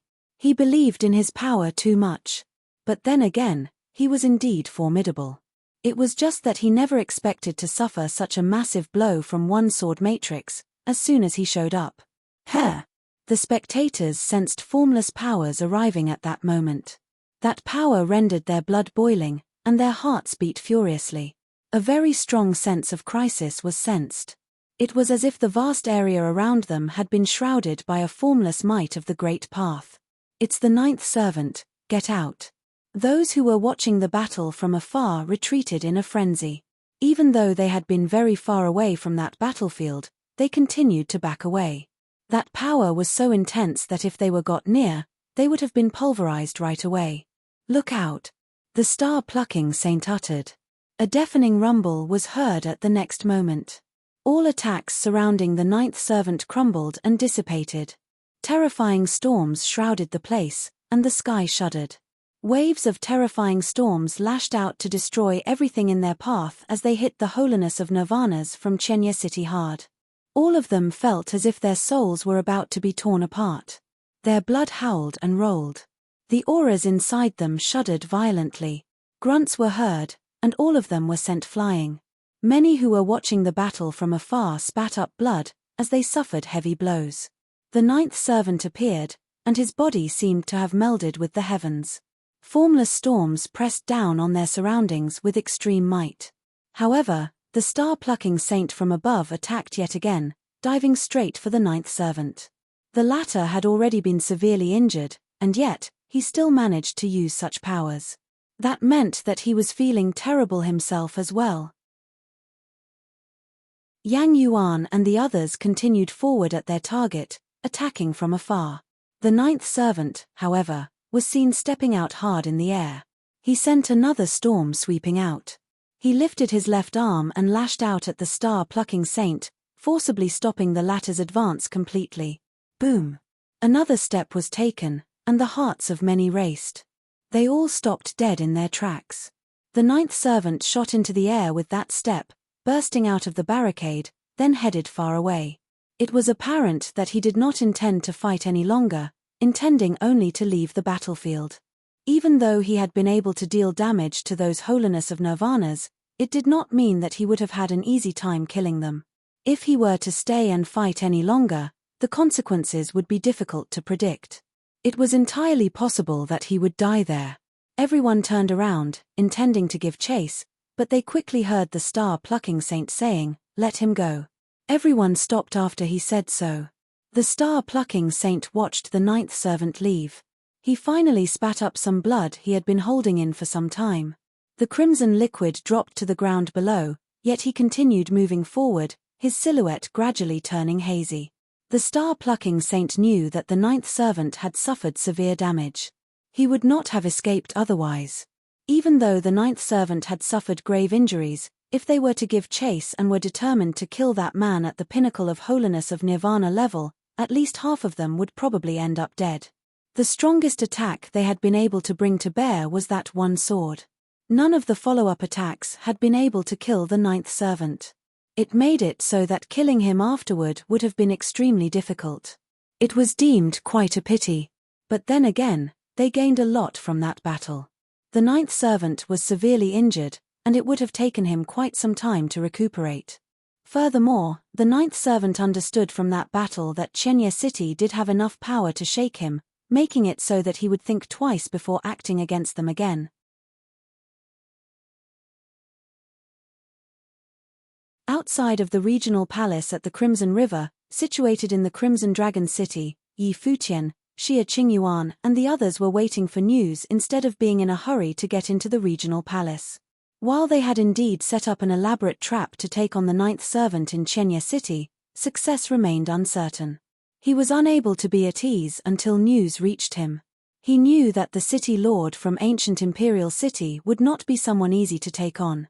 However, the tension between both sides had escalated so much that they had to do something. If they were to sit on their hands, the ninth servant would be the one getting to scheme against them instead. Someone eventually appeared in Yi Futian's line of sight. It was Wu Yong. Seeing Wu Yong's expression, the burden on Yi Futian's shoulders was lifted. At the very least, things seemed to have gone well. Wu Yong came to Yi Futian's side and reported what happened in Chenya City in detail before bringing those from Chenya City back to their base. Yi Futian gave some orders before they departed. He, Yu Sheng, and Xia Qingyuan turned around and went inside the regional palace after Wu Yong and the others were gone. News of the battle in Chenya City spread like wildfire throughout Crimson Dragon Realm. Yi Futian had killed Shinkai at the Crimson River, and the Holiness of Nirvanas at Chenya City managed to rip off one of the Ninth Servant's arms, dealing severe damage to him and forcing him to retreat. Chenya City had been able to hold its own in the fighting between the two cities. Countless were impressed. The title of number 1 outside of Crimson Dragon City might very possibly switch hands. Ancient Imperial City became silent after that battle. It was rumored that the Ninth Servant suffered pervasive injuries and was busy recuperating in Ancient Imperial City. Regardless, that one battle had already proven that Chenya City was indeed powerful. If the Ninth Servant were to take on Chenya City again, he had to consider Chenya City's retaliation and if they would attack Ancient Imperial City. That was unless he became able to wipe out the Holiness of Nirvanas in Chenya City in one shot. Chenya City sent people to keep a close eye on Ancient Imperial City's movements, or more specifically, the Ninth Servant's movements at all times. At the same time, the tribe leaders from the 9 tribes stayed behind in the City Lord's office to train instead of leaving just in case the Ninth Servant decided to come back for them. Furthermore, all of them were fully willing to stay behind. Yi Futian ordered Wu Yong to pass Emperor Kua's lineage to them, after all. After Yaya recovered from her injuries, she and Yang Yuan laid down 2 other sword matrices of the void in Chenya City to defend against incoming threats. However, the Ninth Servant never went to Chenya City again after the last attack. It seemed as if everything returned to normal after that. Shinkai, a legendary figure who had once been renowned throughout the realm, gradually faded from the memories of the people of the realm. He was only brought up once in a while when that battle at the Crimson River was mentioned. At present, the one name that was always brought up by everyone was that of Yi Futian, City Lord of Chenya City. However, Yi Futian seemed to have been hardly seen after he went into the regional palace to train. It had been quite a while since he was seen in public. The Crimson River continued to flow as it always had, just like the normal passage of time. 2 years passed by quickly. A great number of legendary figures emerged within the span of those 2 years. The Battle of the Sleeping Dragon, held once a month, continued to be a huge attraction.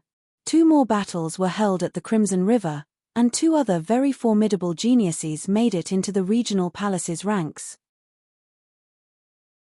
However, none had been able to achieve what Yi Futian had accomplished 2 years ago, when he emerged like a brilliant star from the sky. Year 10027 of Divine Prefecture Calendar. 2 figures were seen standing on the top of a flaming hill on an ancient mountain that was scorched red hot in the regional palace. Both of them burst with extremely formidable auras. One of them held a halberd while the one held a sword. People were everywhere under the flaming peaks. Their eyes were fixed on those 2 men.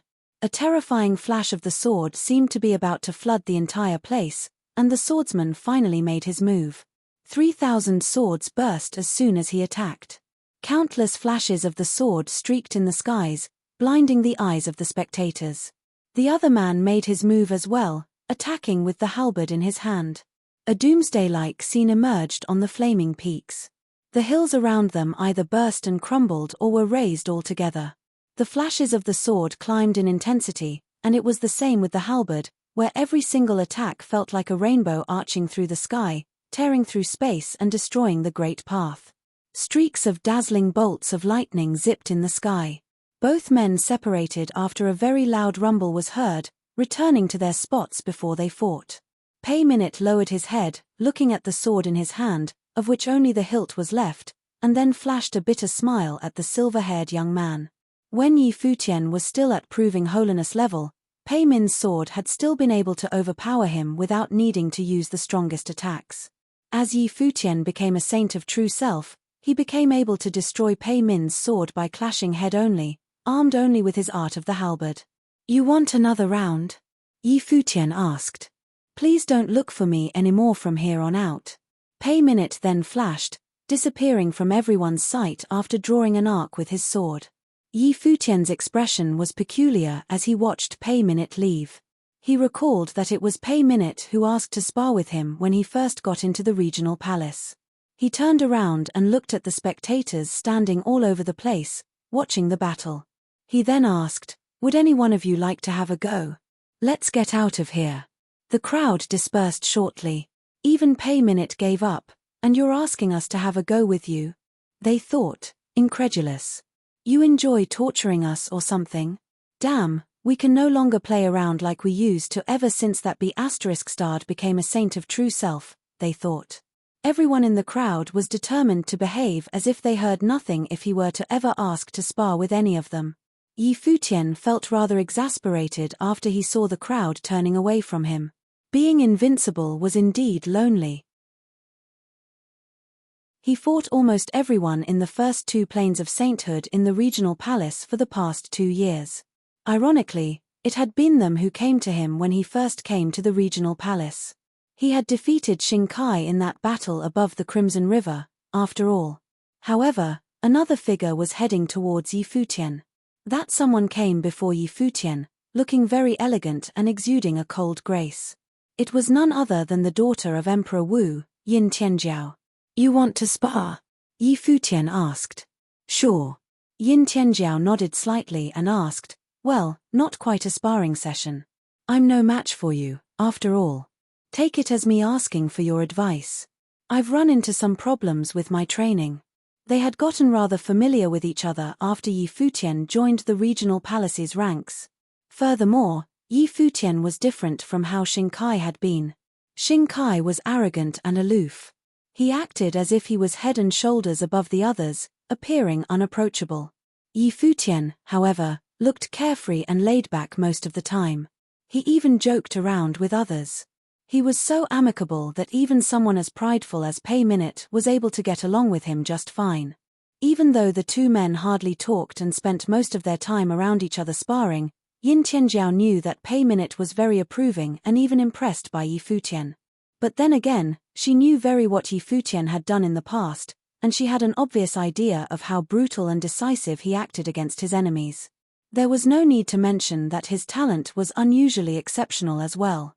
His comprehension and development in cultivation far eclipsed those of hers. Very well. Futian nodded, seeing no reason to refuse. If you have problems with training, why not seek help from elders or cave masters instead? He hasn't been a saint of true self for long, and there will be little he could help you with. A voice was heard saying. Xia Qingyuan hovered to where they were, looking at both Futian and Yin Tianjiao. 2 heads are always better than 1. Furthermore, Futian's talent eclipses mine. It could be easier to discover some latent problems among peers instead, Yin Tianjiao replied plainly, looking at Xia Qingyuan, who had come to their side. You speak the truth, indeed. Xia Qingyuan nodded and continued, but then again, you probably wouldn't be his match in sparring, and it would do you little good in furthering your training. How about we spar instead? We might find what we each lack from, after all. A hint of bafflement was seen in Yin Tianjiao's eyes. She looked at Xia Qingyuan's eyes. She only found calmness in her eyes. Xia Qingyuan also sounded laid back. It was as if she was only giving a common suggestion. All right, then. Yin Tianjiao nodded and flashed, heading towards the battlefield at the side. Xia Qingyuan headed out as well, heading towards Yin Tianjiao. A grand battle that was pleasing to the eye erupted soon, rattling the heavens and the earth within an instant. The attacks from both women were extremely raging. Both traded blows without bothering about defense. Wait, what? Futian thought. Futian, who was at the side, observed the raging battle between the 2 women. You girls have to go that far? Man, I better not mess with you too, he thought. Futian turned around and left where he stood. He stopped in front of someone else and said, Yu Sheng, let's go. Yu Sheng stepped out and left with Futian. Both of them came to a high ground, and Futian sat on the ground. The year was already year 10027 of the Divine Prefecture calendar.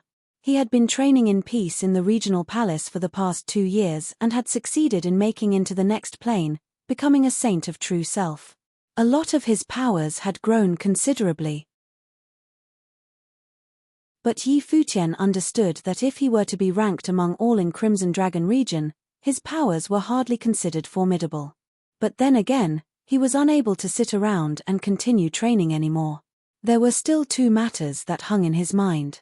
He wanted to attempt to settle one of them at the moment. Someone else came to their side before long. It was Xia Qingyuan. "You girls are done?" Yi Futian asked. "You girls didn't take your time, indeed," he remarked to himself. Xia Qingyuan then shot a cold glance at Yi Futian and asked, "You have something to talk to me about?" "Indeed." Yi Futian nodded and continued, "Princess, I'd like to return to Emperor Xia's realm for a bit, and there is something I'd like your help with." Xia Qingyuan looked at Yi Futian. If it were not something important, he would not have come to her more so when he needed her help. She felt rather irked at that thought, and her eyes remained cold. She wanted to ignore him, but she was able to guess what he was up to and knew how important it was for him. "All right," Xia Qingyuan agreed to it right away. "Aren't you going to ask what it's about, Princess?" Yi Futian asked. "You addressed me as Princess. Would I need to ask any further?" Xia Qingyuan's eyes remained cold.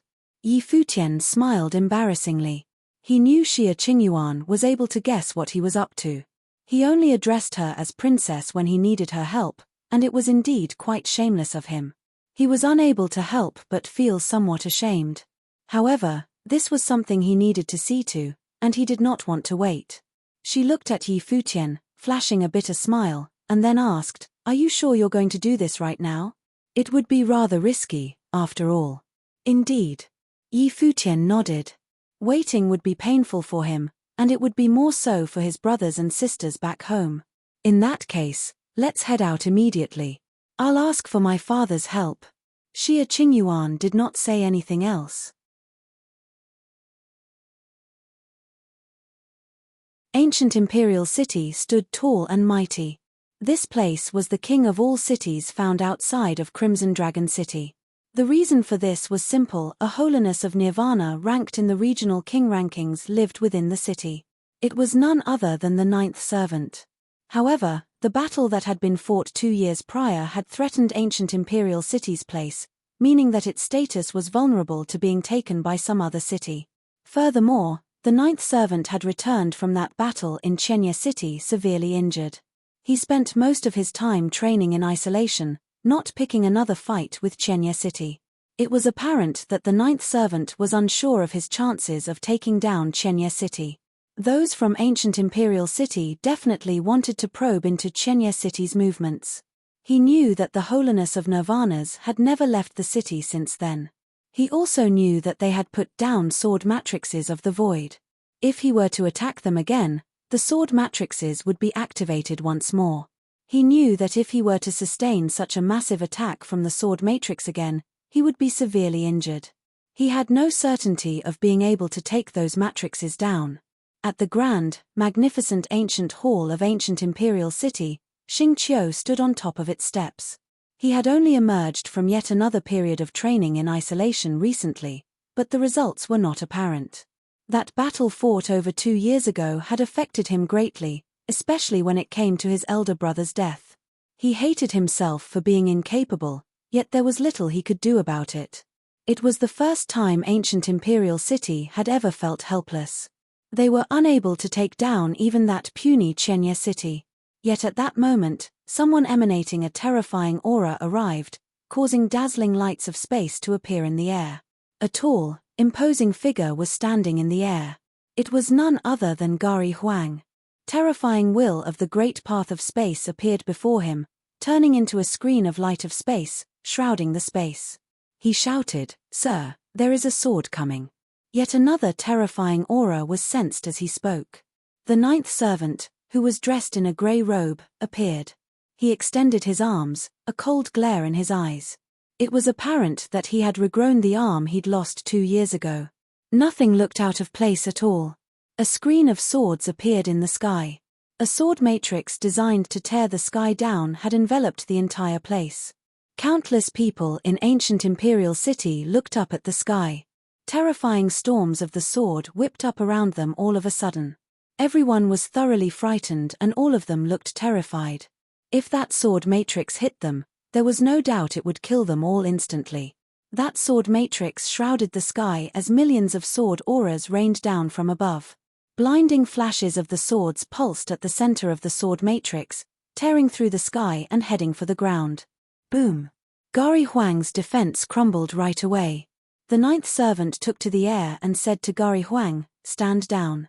The offensive powers of the sword matrix of the void were not something that even Gari Huang could stand against. The ninth servant lifted his hand, shrouding the sky as the towering will of the great path engulfed the air around them. An extremely huge palm print appeared in the sky.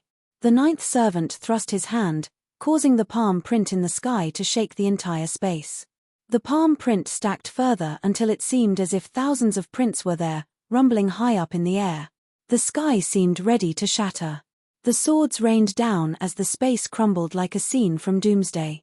Countless sword auras rained down and deafening rumbles were heard. The City Lord's office of ancient Imperial City was being destroyed in a frenzy. Under the bombardment of the boundless sword wills, the place was quickly reduced to rubble. Tall, magnificent ancient halls were razed in the blink of an eye.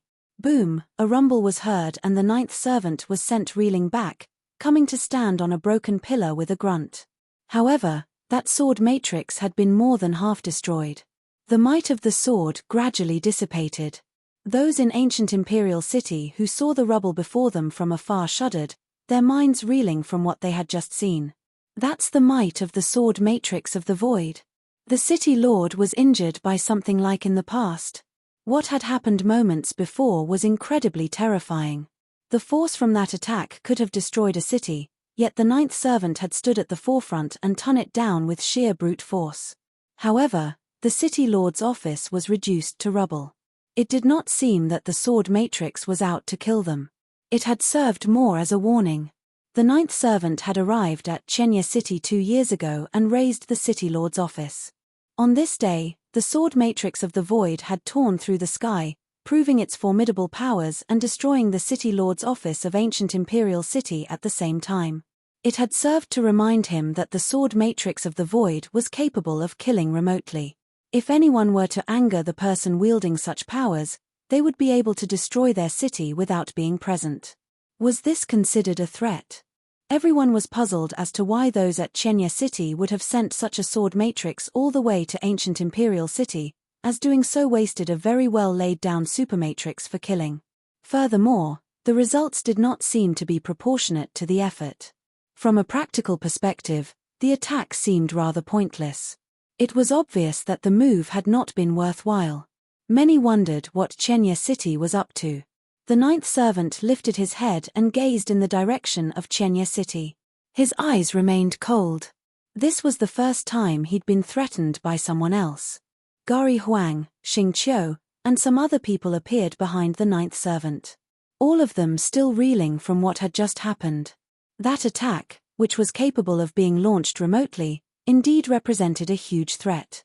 If the ninth servant were to attack Chenya City and they retaliated by throwing one such sword matrix at ancient Imperial City, things would turn disastrous very quickly. Someone else flashed in after a while, looking at the scene and shuddering deep down. That person then bowed to the ninth servant and said, "Everyone at Chenya City left their City Lord's office not long ago." "All of them?" The ninth servant raised his brow slightly. "Indeed." Yi Futian and Xia Qingyuan also emerged from the regional palace. What happened took place after they returned to the City Lord's office of Chenya City. They probably headed back to Emperor Xia's realm, the person elaborated. The ninth servant realized something. So, they were sending a warning before they left.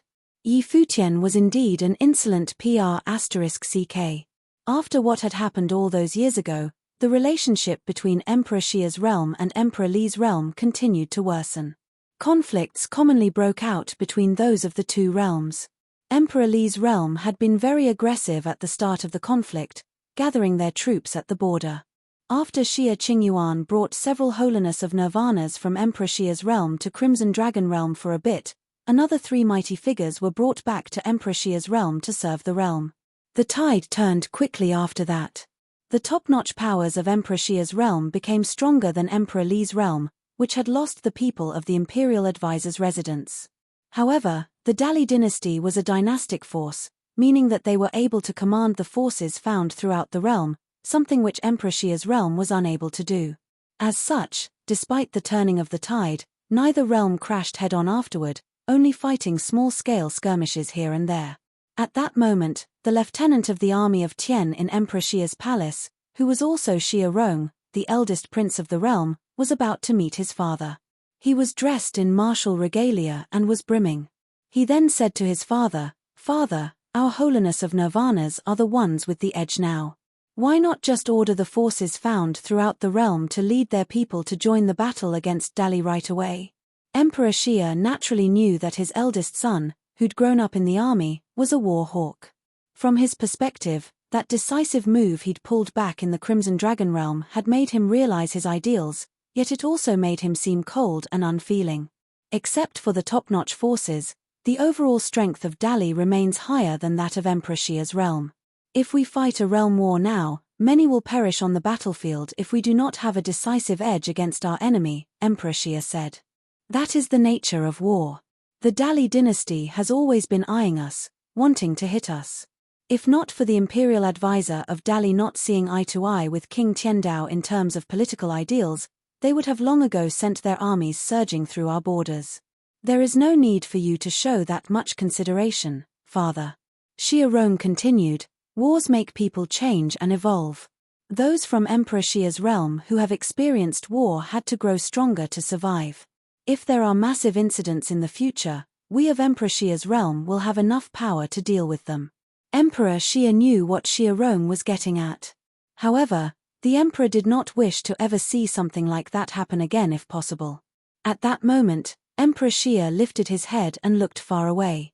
A warm, brimming smile crossed his face, puzzling Xia Rong. "Your little sister has returned," Emperor Xia said. Xia Rong turned around and looked far away as well, adding, "I'll go out and get Qingyuan." He then turned around and headed out right away, waiting outside the royal palace. Some time passed and a group of people was seen in the sky, heading toward the royal palace. Emperor Xia had a teleportation matrix that was linked to the Crimson Dragon realm. There was also a space matrix there linking to all realms of the region. However, the toll was prohibitively high and most people would not be able to use them. When Futian and the rest returned, they dropped many of their own from various top-notch forces off along the way. All of them had been training for years outside. Now, it was time for them to check how things were going back home. The others were not idling by while Futian was training in isolation in the regional palace. All of them had been making progress in their training in various places found in Crimson Dragon realm. Xia Rong stood outside the royal palace and cast his gaze on Futian, whose bearing became even more exceptional. Xia Rong found that he had become a saint of true self. What surprised him more was that few at Futian's side emanated immeasurable auras. They were all more powerful than him. That meant that they were all holiness of nirvanas. They were probably mighty ones of the 9 tribes that Futian had subjugated in Crimson Dragon realm. They were people like Zhu Kong and the rest. A large group of mighty ones were behind them, which made it look like Futian had brought an army with him. All of them were mighty ones whose training was above that of saint of true self. Xia Rong turned his eyes toward Xia Qingyuan. He then flashed a warm smile and called out, "Qingyuan." Xia Qingyuan took a look at him and her expression turned rather cold. She was unable to forgive him for what he had done in the past. Xia Rong was exasperated after seeing Xia Qingyuan's expression. She was still bitter despite that all of that had happened years before. An elder brother could never compare to her beloved. Futian. Xia Rong turned his eyes toward Futian again. Xia Rong was just about to say something before seeing the other man continue on his way, walking past the prince and heading to the royal palace, leaving Xia Rong where he stood. Futian was expressionless. He did not even bother looking at Xia Rong. Regardless of what Xia Rong's stance had been, regardless if it had been the right thing or the wrong thing to do to the prince, that was Xia Rong's own opinion. Futian was unable to forgive what he'd done back then. Xia Rong's decision back in Crimson Dragon realm had destroyed the imperial advisor's residence, causing his teacher to be reduced to a weakened and imprisoned state. If the imperial advisor had not chosen to take on the consequences of what had happened all on his own, there was no way Futian would have been able to stand where he was in the present day. Xia Rong was very clear about what his actions would result in, yet the prince never hesitated. He had been decisive and brutal, which had considerably weakened Dallas' powers. But at the same time, that had completely offended Yi Futian. Xia Rong probably would not have minded it back then. In that case, Yi Futian saw no need to pay any attention to Xia Rong either. They were both from the same background in that they all served Emperor Xia. Yi Futian held immense respect and gratitude for Emperor Xia for what the emperor had done for him, but that had nothing to do with Xia Rong. Xia Rong stood frozen. He did not turn around to look at Yi Futian. There was nothing to be seen in those deep eyes of his. It seemed that there was no chance of reconciliation between the two of them.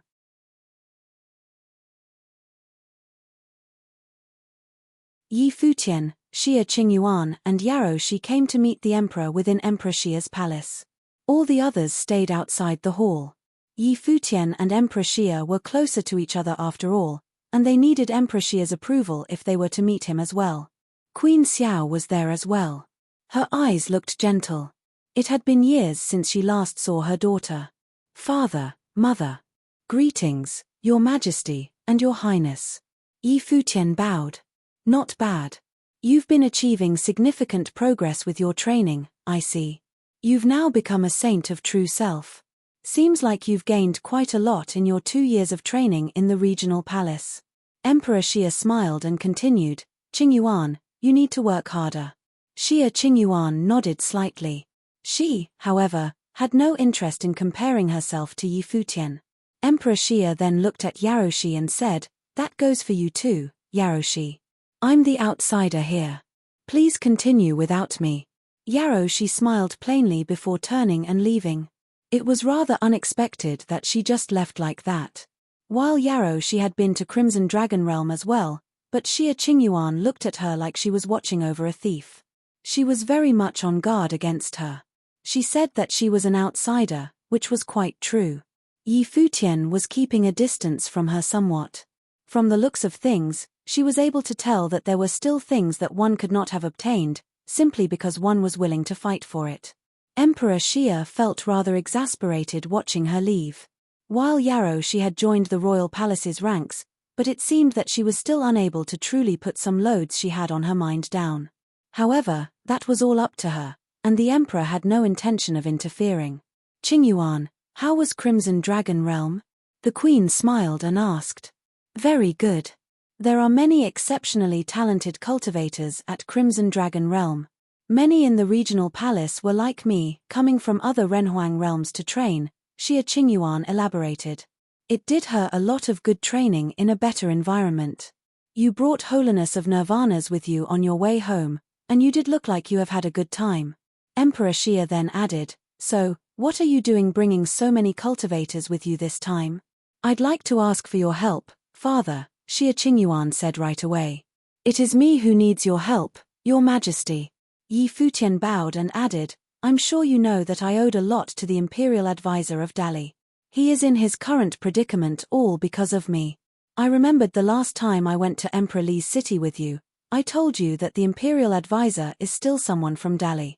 Even if you truly intend to head to Emperor Li's realm, what would you do if Emperor Li intends to kill you?" Emperor Xia asked.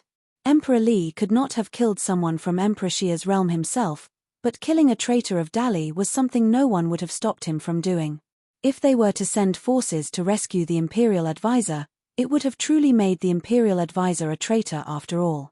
"The last time we deployed, we did so in the name of staging a war between the two realms, instead of doing so for the sake of the Imperial Advisor. But the operation this time won't be for taking out cultivators of Emperor Li's realm, it is to take the Imperial Advisor of Dali out of the picture," Yi Futian said. Emperor Xia's eye twitched, getting what Yi Futian was trying to do so. They wanted to rescue the Imperial Advisor of Dali, and they needed an excuse. Yi Futian, Xia Qingyuan, and Yarou Shi came to meet Emperor Xia in his palace. The others remained outside the hall. Approval was necessary to meet the emperor, though Yi Futian and Emperor Xia were close. Queen Xiao was there as well. Her eyes looked gentle. It had been years since she last saw her daughter. "Father, Mother," Xia Qingyuan said. "Greetings, Your Majesty, and Your Highness. Yi Futian bowed. Not bad. I see you've achieved significant progress with your training. You've now become a saint of true self. Seems like you've learned quite a lot in your 2 years of training at the regional palace. Emperor Xia smiled and continued.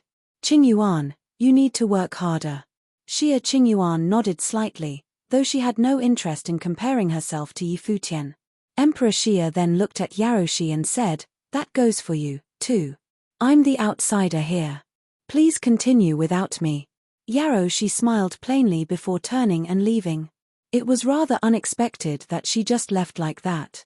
While Yaroshi had been to Crimson Dragon Realm as well, Xia Qingyuan looked at her as she would a potential thief. She was very much on guard around her. Yaroshi had said that she was an outsider, which was quite true. Yi Futian had kept something of a distance from her.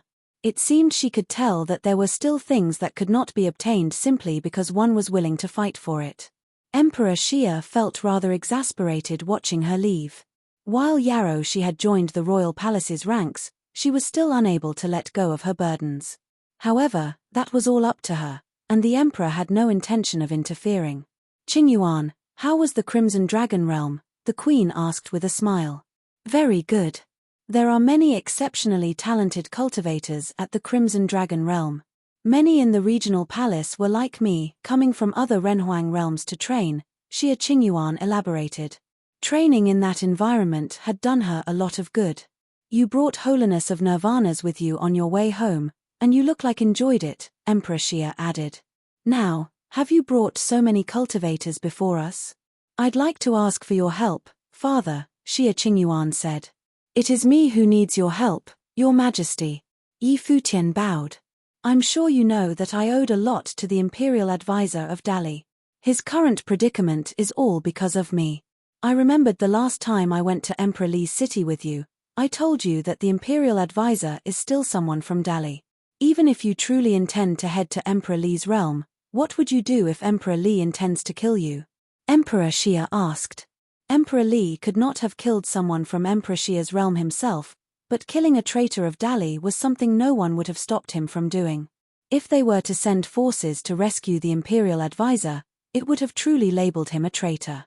The last time we deployed, we did so in the name of ending the war between the two realms. But this time, our goal would be liberating the Imperial Advisor of Dali, Yi Futian said. Emperor Xia's eye twitched as he understood Yi Futian's intention. They wanted to rescue the Imperial Advisor of Dali, and they needed an excuse. They did not intend to use that as the reason to deploy their troops, the realm would have served as that reason instead. Yi Futian intended to force Emperor Li to hand the Imperial Advisor over. By doing so, they would have to exercise restraint to avoid infuriating Emperor Li. The realm will deploy an army, yet they will be forbidden from killing any important figures of Dali, as the aim is to save the Imperial Advisor. I have no doubt it is all within reason from your perspective. You owe a debt to the Imperial Advisor. But as for the others, I'm afraid, they might not be willing to help, Emperor Xia said. We would have an absolute advantage so long as you give the word, Father. We'll be the ones with the overwhelming edge, and the losses would be small, Xia Qingyuan said. Other than the 3 Holiness of Nirvanas from the 9 tribes that they brought back to the realm, there were also Wu Yong, Shen Tianzhan, and 3 other Holiness of Nirvanas. There was also Yaya as well. Yang Yuan was unable to fight in the war. The star-plucking saint did not come with them and Yi Futian was naturally unable to order him to do so. The star-plucking saint had only been out to help him before. His case was different from those of the 9 tribes. Even so, Emperor Xia's realm, which already had an advantage in terms of a pinnacle combat force, had 4 more Holiness of Nirvanas and Yaya. There were also many unblemished saints from the 9 tribes, which would have enabled them to gain an absolute advantage. It is easy to give the generals direct orders. As for the leaders of the other forces, I shall invite them to the palace. If you want their help, you'll need to ask them yourself, Emperor Xia said. He looked at Yi Futian, who appeared calm after hearing his words. Yi Futian then bowed and said, Thank you, Your Majesty. Rescuing the Imperial Advisor was his own matter. Emperor Xia had already mobilized those elite figures many times. They had also been to Crimson Dragon Realm twice. It would not have been a good thing for the emperor to keep ordering them about, just because he was the emperor. Xia Qingyuan did not know what his father was up to, but she nonetheless saw her mother smile while looking at the emperor. Emperor Xia had invited these people to the royal palace before, asking if they were interested in letting their younger members follow Yi Futian to train in Crimson Dragon Realm. Each force did so. The emperor had given Yi Futian a chance to meet up with those people by letting him ask them himself. If Yi Futian had been the emperor's son, he would have been the top choice in the succession of the throne. Yi Futian's talents and renown were such that no one in Emperor Xia's realm did not know of him. He had quite a reputation in all of those elite forces, and many thought highly of him. He had also created his own legend in Crimson Dragon Realm. The queen wondered if Emperor Xia had thoughts about allowing Xia Qingyuan to marry Yi Futian, and then having the young man succeed the emperor as his son-in-law. Everyone in the royal palace knew what her daughter was thinking. She had yet to marry, but there was already a man that she kept following around. In name, she was the princess and Yi Futian was her subordinate. But from what the queen heard, it had almost always been Yi Futian calling the shots. Queen Xiao then smiled and said, "Go rest. I'll talk with Qingyuan for a bit." "Yes, Your Highness." Yi Futian nodded and left, leaving Xia Qingyuan alone in the hall. Both the emperor and Xia Qingyuan looked at her. The queen then said, "Come over and have a seat." Xia Qingyuan went to her mother's side. The family of three acted more relaxed with no one else around. Queen Xiao was not the emperor's first wife. He already had a spouse when he was young, who died in chaos. Emperor Xia was still a saint back then. He fell in love with Queen Xiao after becoming a renhuang, but it took a long time before they were finally married. In truth, she was only a concubine instead of a true queen. However, his wife did not mind any of that. It was perfectly fine for the emperor to want to remember his late spouse. Despite technically being a concubine, she was hardly different from a queen. "So, how have things been going for the past few years?" Queen Xiao smiled and asked. Xia Qingyuan was dumbfounded. She looked at her mother and realized what she was getting at. She lowered her head immediately and said in a tiny voice, "What do you mean? You two have been going in and out together all the time. Are you still trying to play dumb here?" Emperor Xia smiled. "Qingyuan, why are you still dressed like a guy? This is getting ridiculous. It's not what you think." Xia Qingyuan turned her head to the side. There was hardly any expression on her face. Emperor Xia smirked at his little girl's embarrassment. "Wait, that bastard didn't do anything at all? Sheesh, what the hell?" Emperor Xia cursed. "Qingyuan, do you want me to just order you two to marry? I have no idea what you're getting at," Xia Qingyuan said. "Furthermore, Yi Futian is married, and is busy looking for his wife. While it may be possible that his wife is still alive, the chances are incredibly slim. Well, at least he is indeed loyal. I'm rather relieved to know that." Emperor Xia then smiled and looked at his daughter.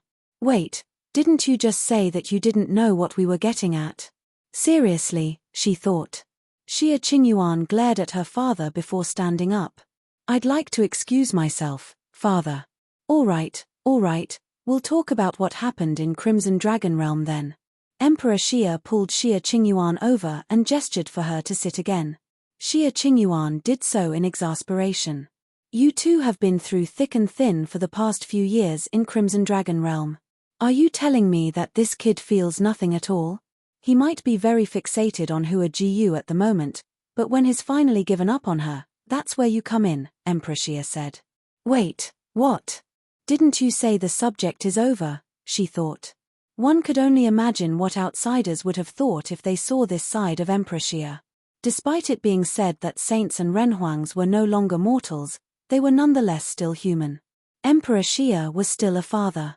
And fathers treated their daughters differently than their sons. Many legendary figures arrived at the royal palace several days later. All elite cultivators were there. In pretext, the banquet was held to welcome Princess Xia Qingyuan and Yaroshi home. But those of the elite forces more or less knew what the banquet was really about. Their younger members had already brought the subject up.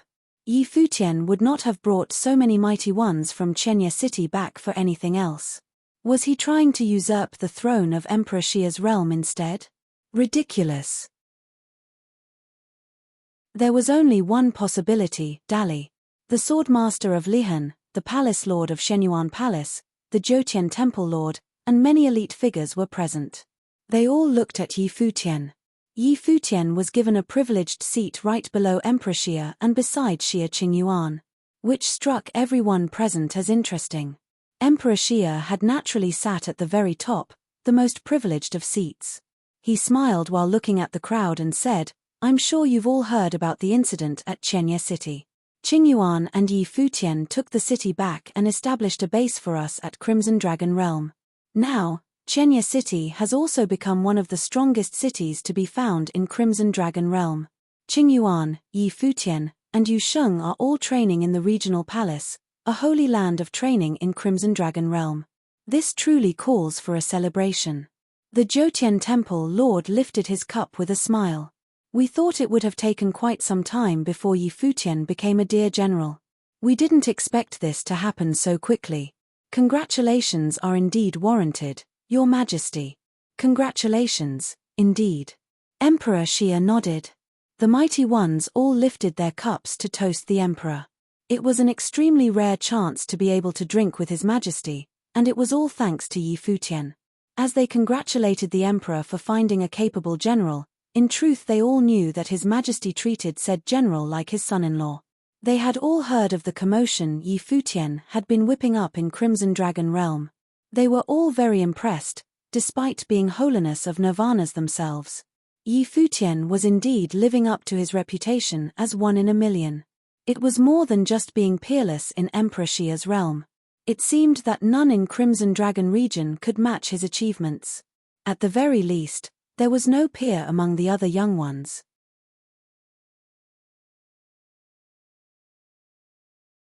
Because Xia Qingyuan and Yi Futian had grown so close, and because Emperor Xia valued Yi Futian so much, everyone present knew one thing for certain. Yi Futian was being groomed for rule. But then again, that was little more than a stray thought. Judging from talents displayed by Yi Futian so far, he would have no problem going to Renhuang Plain. If he were to one day rule Emperor Xia's realm, he might bring the realm to greater heights. The mood of the banquet was great. Everyone was having the time of their life. It was some time after the banquet began that the emperor addressed the crowd. "Other than to welcome Qingyuan and Yi Futian home, I've invited all of you here for another matter. This is a matter for Yi Futian to tell you about, so I will excuse myself. Please go on without me." The emperor got up and left. Everyone cupped their hands to send him off. Their eyes turned back to Yi Futian after the emperor left. Other than some important figures of the royal palace, every single person who remained at the banquet was a core member of their respective elite force. Yi Futian looked at all of them and said, "Over the past several years, I've come to each of you for your assistance on many occasions. I shouldn't impose on you seniors any further, but there is something that I can't ignore. As such, I'm afraid I must request your help again, seniors." Everyone had a good sense of what he was leading up to. The Swordmaster of Lihan looked at him and asked, "What do you want us to do?" The Dali dynasty had lost an important figure in the imperial advisor, while Yi Futian had brought back many nirvanas of holiness.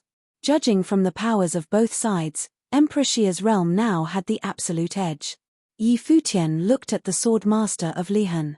"I'd like to request that all of you attack Dali dynasty at the same time." "The target?" the Swordmaster of Lihan asked. "I'd like all of you to enter Emperor Li's realm from different directions, then converge in the imperial city. I want Emperor Li to promise me one thing, and I'm sure many of you can guess what that is," Yi Futian continued. The Swordmaster of Lihan did not ask any further. Charging inside Dali dynasty, marching into the imperial city, and then threatening the emperor?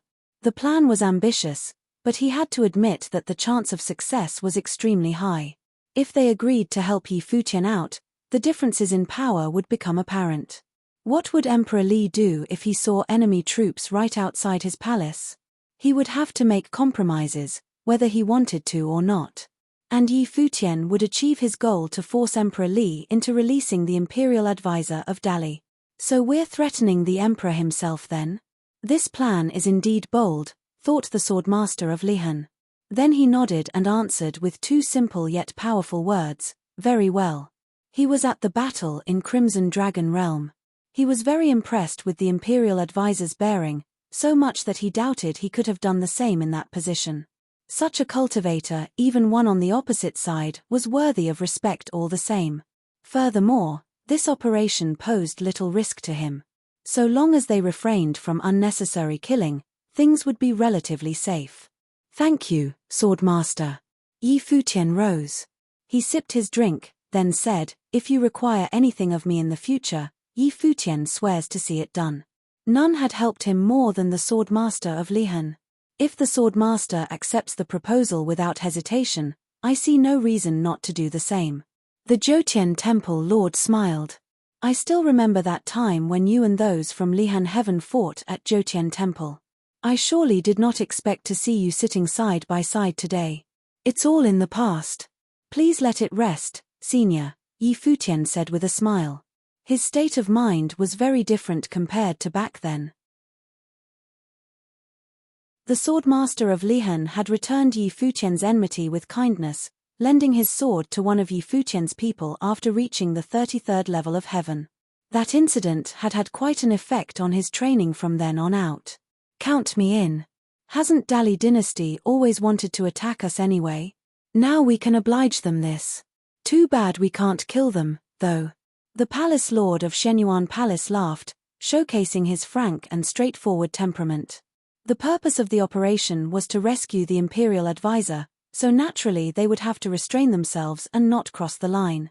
Yi Futian was rather touched, finding so many elite figures who agreed to help him, especially when he just sprung this on them.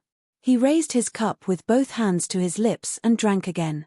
Then he bowed to them. If any senior present should ever need anything of me, I promise to see it done. With these elite figures by his side and the powers of Emperor Xia, the operation had now gathered most of the pinnacle forces found in the realm. Couple all that with those he had brought from the Crimson Dragon Realm, and it was now possible to overrun the Dali dynasty. It was just as the Swordmaster of Lihan put it, the battle would have been quite an easy one. I rather look forward to such a grand battle. Now that everything is in order, let's set up a plan and get prepared, said the Jotian Temple Lord. Everyone nodded in agreement. The banquet ended shortly after, and all the guests went home to begin preparations. When they were alone, Xia Qingyuan looked at Yi Futian. She naturally knew that they hadn't agreed so quickly just because of her father. It was also because of Yi Futian himself. He was an inspirational figure and everyone saw the potential he had. Emperor Xia's realm became busy after the banquet was over. Forces gathered and mighty ones went in and out of the royal palace, delivering news. Those at the upper echelons of Emperor Xia's realm knew that a grand battle taking place between the two realms was imminent. Xia Rong had gotten busy as well. He prepared to return to the army and he met up with his father one more time before he departed. Xia Rong felt rather complicated. He had been asking his father to wage a realm war and his father had always ignored him. However, it took only a single word from Yi Futian after he returned for Emperor Xia to agree to it, starting the storm that would engulf two realms. Just who was the prince of Emperor Xia's realm supposed to be? But then again, he did not bother to think much about any of that. He simply said to his father, "Father, we now have the absolute advantage in this war. Why did you agree to Yi Futian's proposal of simply suppressing them? Why not go further and completely wipe out Emperor Li's realm?" Yi Futian was only doing so to save the imperial advisor, but what the prince wanted was something else altogether. This battle is being fought because of Yi Futian. If not for those powers he brought from the Crimson Dragon Realm, we wouldn't have been able to do this. So we'll do it his way, Emperor Xia answered. Father, do you think it's all right to let this chance slip past our fingers, just for the sake of the imperial advisor? Xia Rong asked. Emperor Xia eyed his son, who stood tall and proud. While the prince had indeed sensed powerful pressure, there was not a single hint of retreat in his deep eyes. He looked his father straight in the eye. Xia Rong, Emperor Xia continued after being silent for a while, this is not only for the imperial advisor, it's for you as well. Do not forget who caused all of this. It had been Xia Rong's decision that led to the imperial advisor's current predicament. The emperor had agreed to Yi Futian's proposal to resolve the problem Xia Rong caused. Deep down, Xia Rong knew what his father meant. But other thoughts were interfering with what he knew to be true. Does Yi Futian mean so much to father? He thought. Return to the army and do as you're told by your sacred general. Don't indulge your own smart ideas anymore, Emperor Xia reminded him. Cultivation itself is of greater importance than anything else. I do not think I'd need to remind you of that, given your current situation. Xia Rong was not a member of the younger generation, who were incapable of forming their own opinions. On the contrary, he was too opinionated. As an unblemished saint, there was little need to say anything about Xia Rong's state of mind. It was, after all, what enabled him to make such a decision back at the Crimson Dragon realm. However, that was not the outcome he wanted to see. Yes, father. The emperor had made himself very clear, and Xia Rong naturally did not see the point in pushing the matter further. He then excused himself and left. Due to the scale of commotion in Emperor Xia's realm, there was no way Emperor Li's realm would have been oblivious to it. Both Renhuang realms had placed their spies in each other's territory. Yi Futian's return was not even a secret to begin with. It wasn't long before word of these activities quickly reached Emperor Li's realm. In the imperial city of Emperor Li's realm, a frail old man sat in a prison, held down by a ritual implement. The old man appeared shriveled, his aura was weak, and his hair was unkempt. Footsteps approached, and they stopped before him.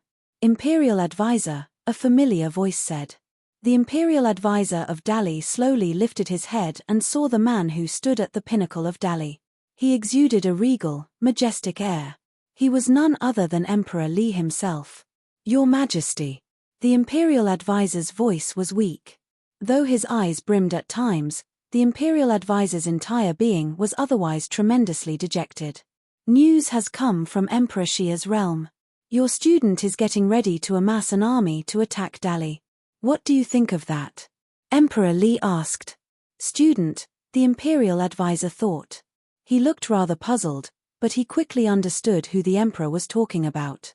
It was not Yang Yuan, nor most others he could think of. The only one it could be was definitely Yi Futian. There is a reason why you are the imperial advisor. You have good eyes. You picked him over Di Hao or Dong Chen, and time has justified that choice. Yi Futian has indeed proven himself far more extraordinary than the other two, so much so that any comparison to them would be laughable. He is now a city lord in Crimson Dragon City and has inherited the Renhuang ruins. He's being served by several holiness of nirvanas, which have enabled him to turn the tide of the war. Emperor Xia's realm no longer has any disadvantage. And now, he is about to lead an attack into Dali. I'm sure he's doing it for you, don't you think? Ironically, he was the one person you were willing to sacrifice yourself to protect. And now, he is now about to attack Dali. It remains to be seen how many people will pay with their lives. What are your thoughts, Imperial Advisor? If it had not been for the Imperial Advisor's treachery, Yi Futian would have perished long ago. The Imperial Advisor lowered his head and said, Your Majesty, when Yi Futian acted out against Prince Li Yao, it was only to avenge his wife as well as the lives of many others. The prince is no longer present, so maybe there is still a chance to turn this around. He coughed lethargically after he finished. To him, being able to survive alone had been a luxury. Emperor Li looked at him silently. Turn things around? How naive, he thought. The emperor turned and left. He had not expected the young man he had met all those years ago could have grown at such a frightening rate. It was so much that even him, a Renhuang, felt somewhat threatened.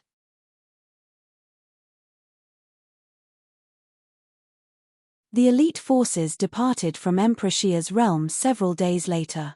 They headed towards the battlefield and prepared to rendezvous with the 8 legions. Yi Futian sent 4 holiness of nirvanas out as well. He sent Yaya out with them too, but she was following the ones from the sword clan of Lihan. The swordmaster of Lihan and Yaya had both fought to be the top swordsmen in Emperor Xia's realm. Presently, both renowned swordsmen joined hands as they made for the inner parts of enemy territory.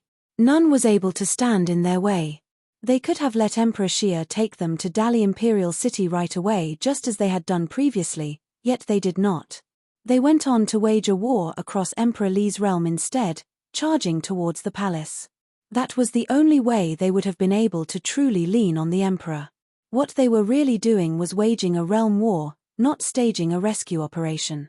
Every single group that departed had several demonic beasts with them, all of which had been enthralled by Yi Futian. By doing so, each group could communicate with the others. Yi Futian served as the hub, knowing at all times what others were doing.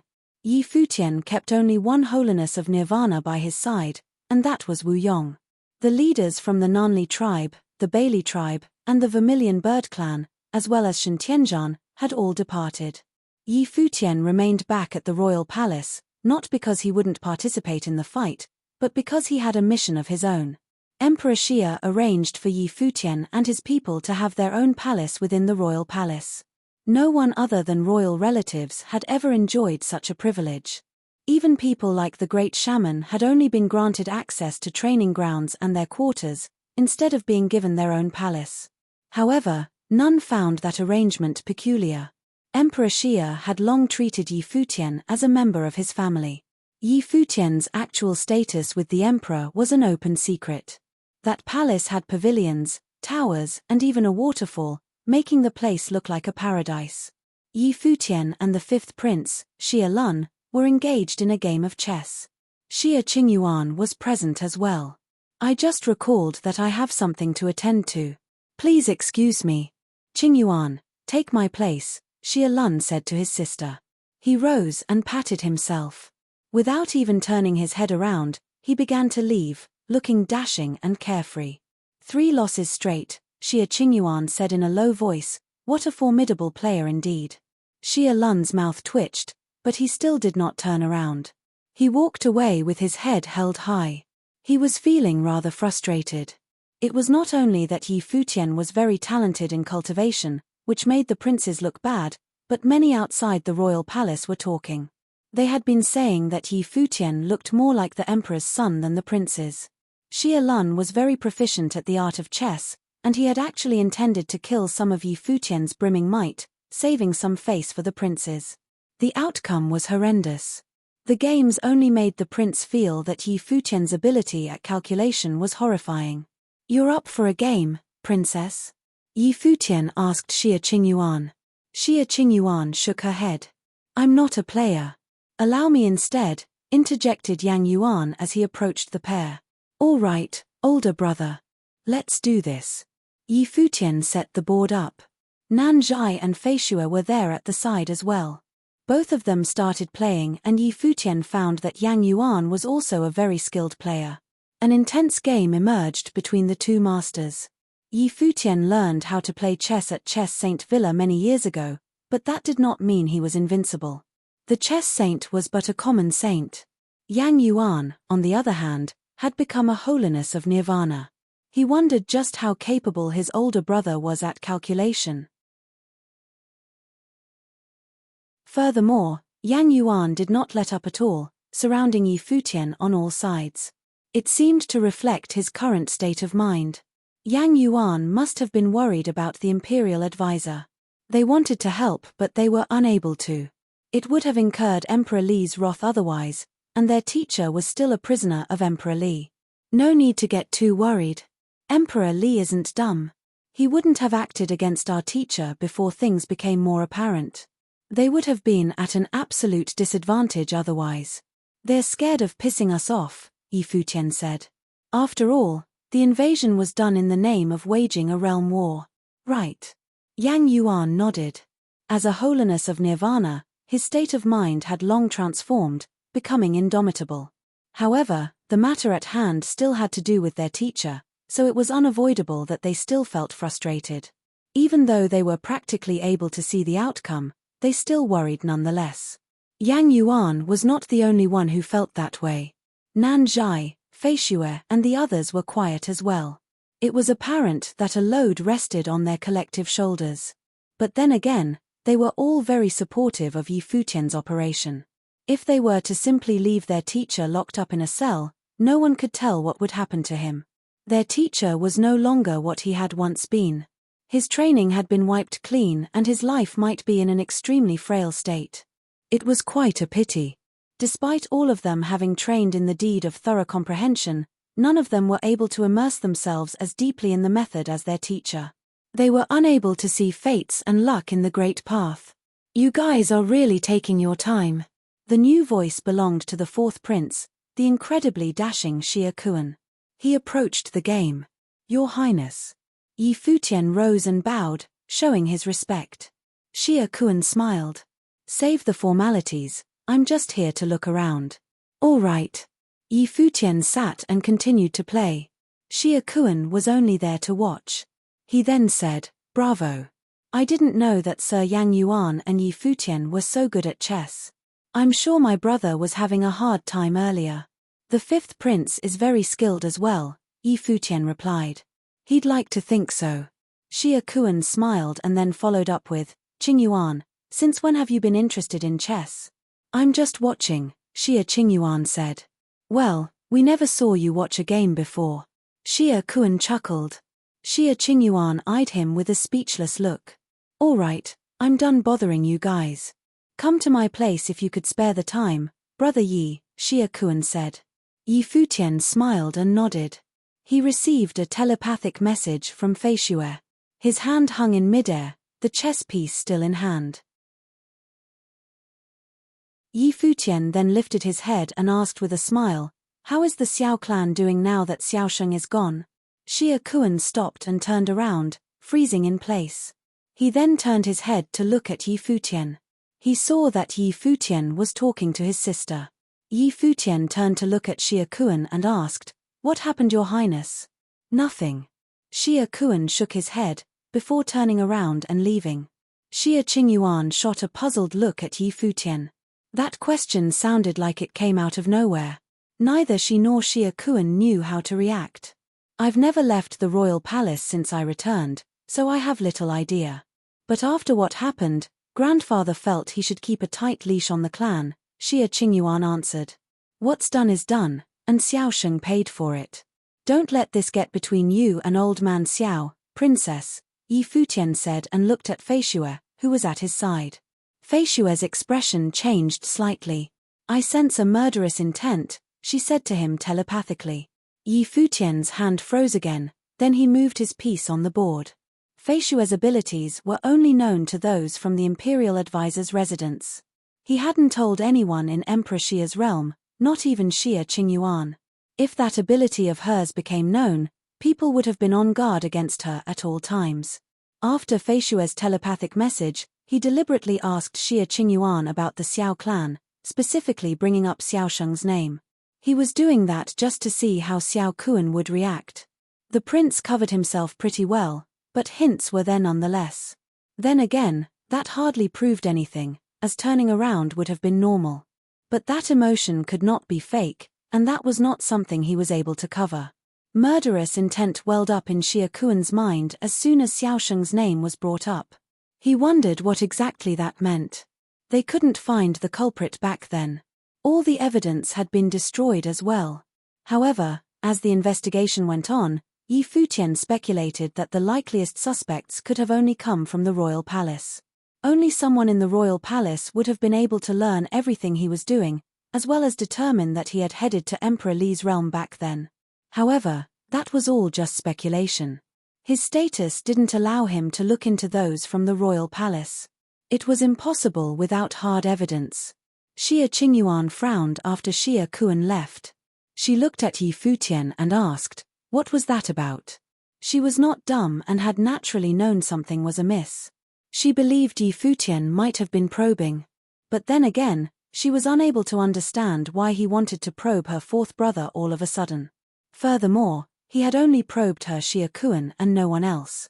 Yi Futian looked up at Xia Qingyuan, feeling rather complicated. This was not the outcome he wanted.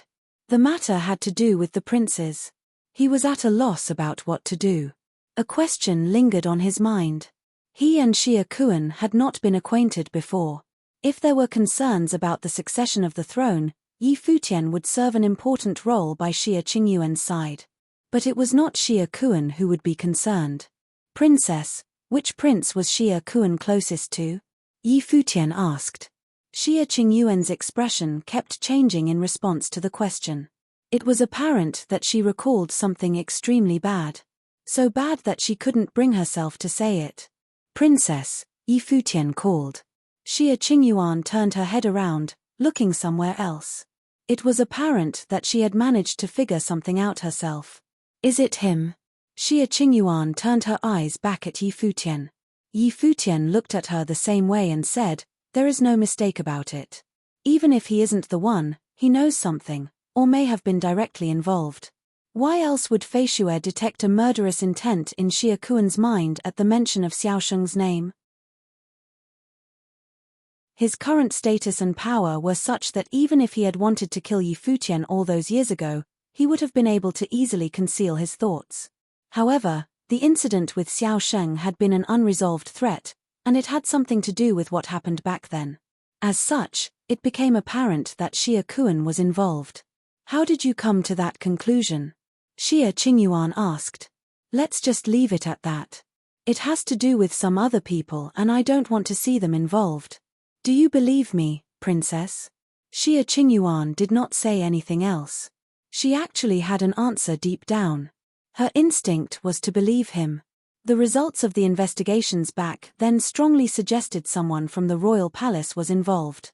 It could only have been someone important. Couple all that with the way her brother had reacted to Yi Futian's question and she realized what was going on. She felt pained at the complications. It was the last thing she wanted to see.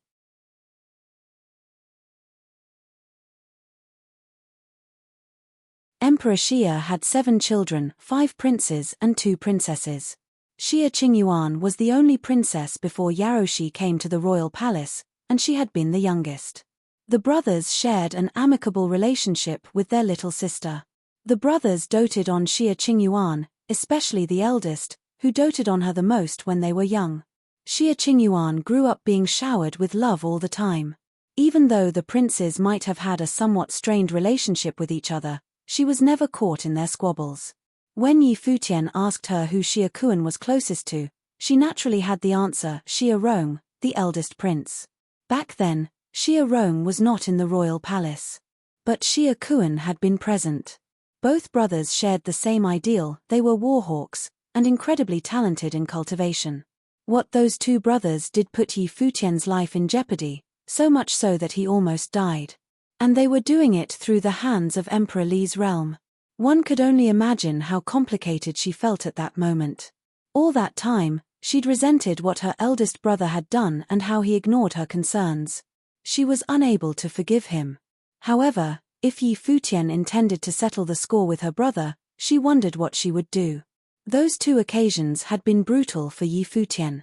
While the actions were not specifically directed against him, the ones closest to him had suffered the consequences.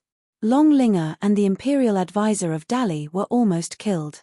She and her brother still had blood ties despite what happened, but not Yi Futian.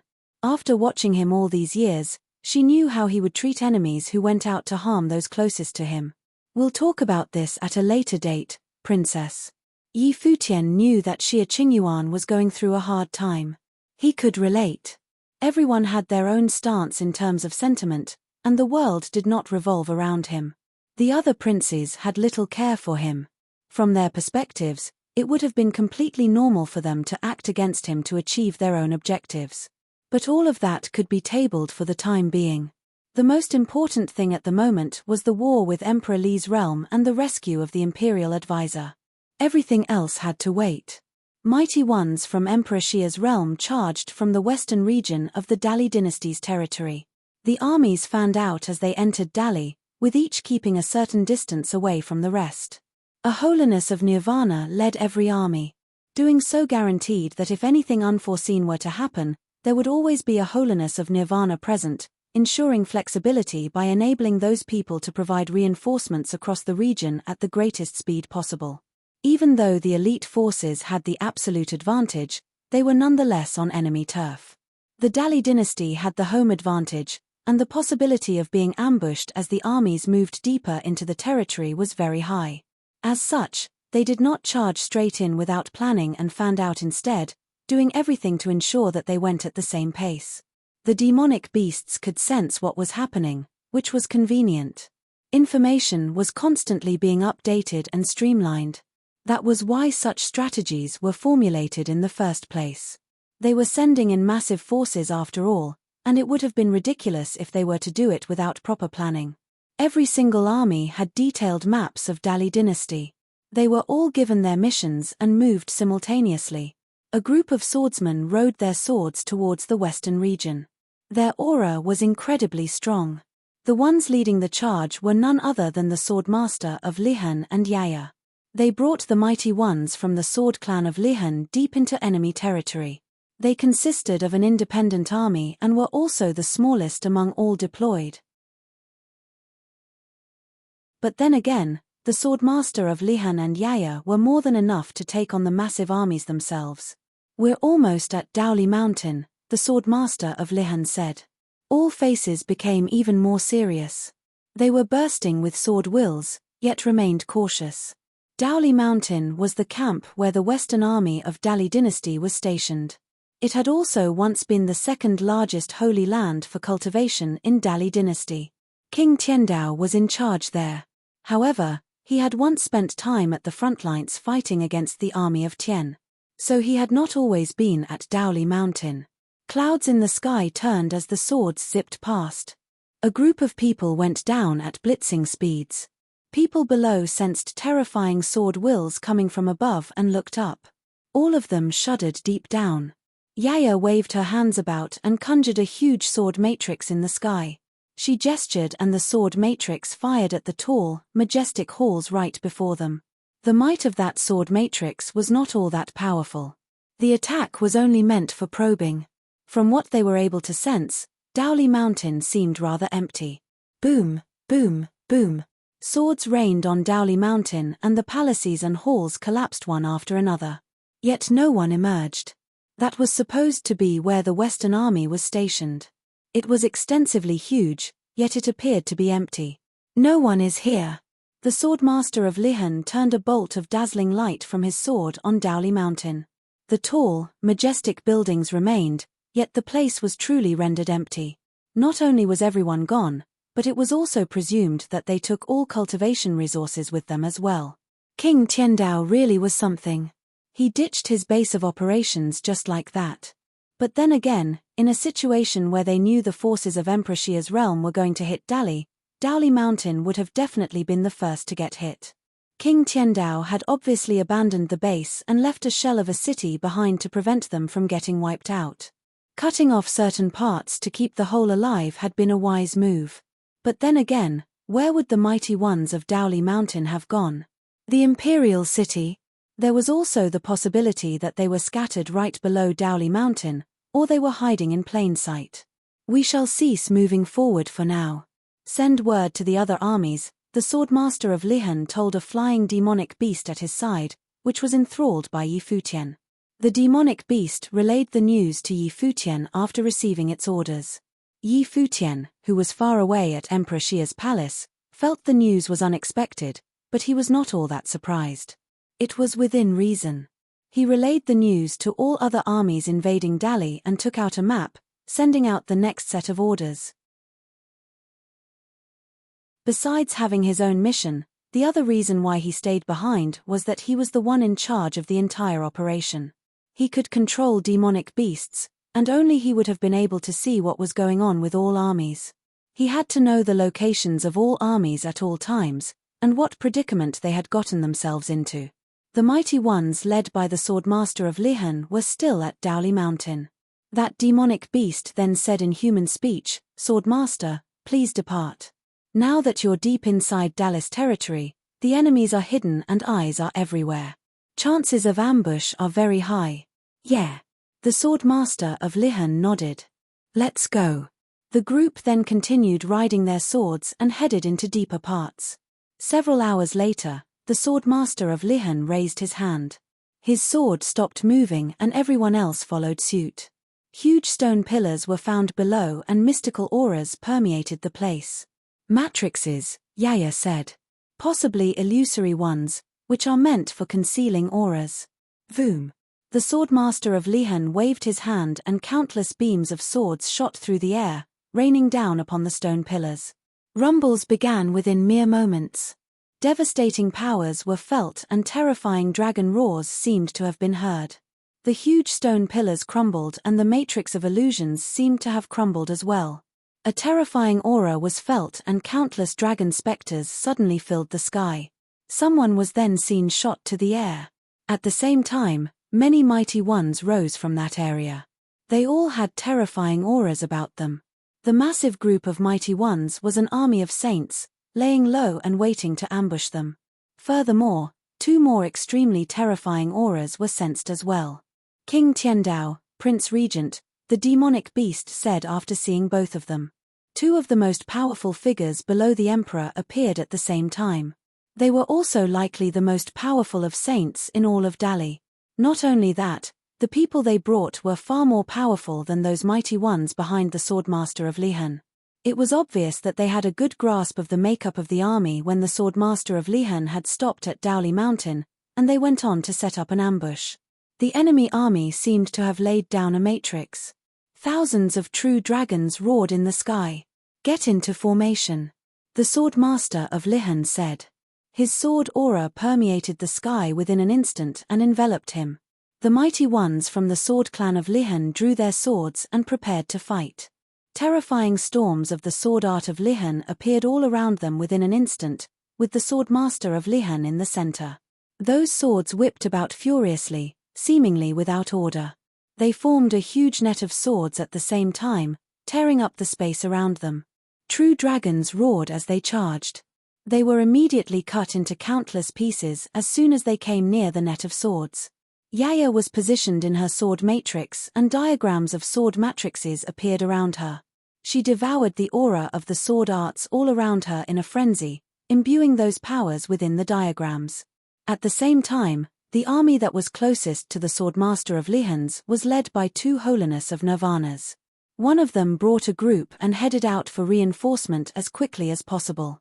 Back at Emperor Xia's palace, Xia Qingyuan, Yang Yuan, and the others looked at Yi Futian. The fighting has begun? Yeah. Yi Futian nodded. King Tiandao and the Prince Regent appeared at the same place at the same time, intending to surround the swordmaster and his people. But they are defending with sword matrices. The enemy stands no chance. Does that mean the Dali dynasty army is setting up an ambush in the city? Yang Yuan asked. Most likely. Looks like it's our time to head out. Yi Futian then looked at Yang Yuan and said, Elder brother, Feishue, wait for my news. Yang Yuan and Feishue nodded seriously. Yi Futian, Xia Qingyuan and the others headed out, leading a group of mighty ones for the teleportation matrix. Not long after, terrifying light emanated from the portal. Yi Futian and the others disappeared from the royal palace. The place they were heading to was not within Dali dynasty's territory. They headed out to the realm that the 3 imperial realms had fought over long ago, the Empty Realm. Empty Realm was home to a passage connecting all 3 imperial realms. The realm that contained powerful resources was still a chaotic place at present.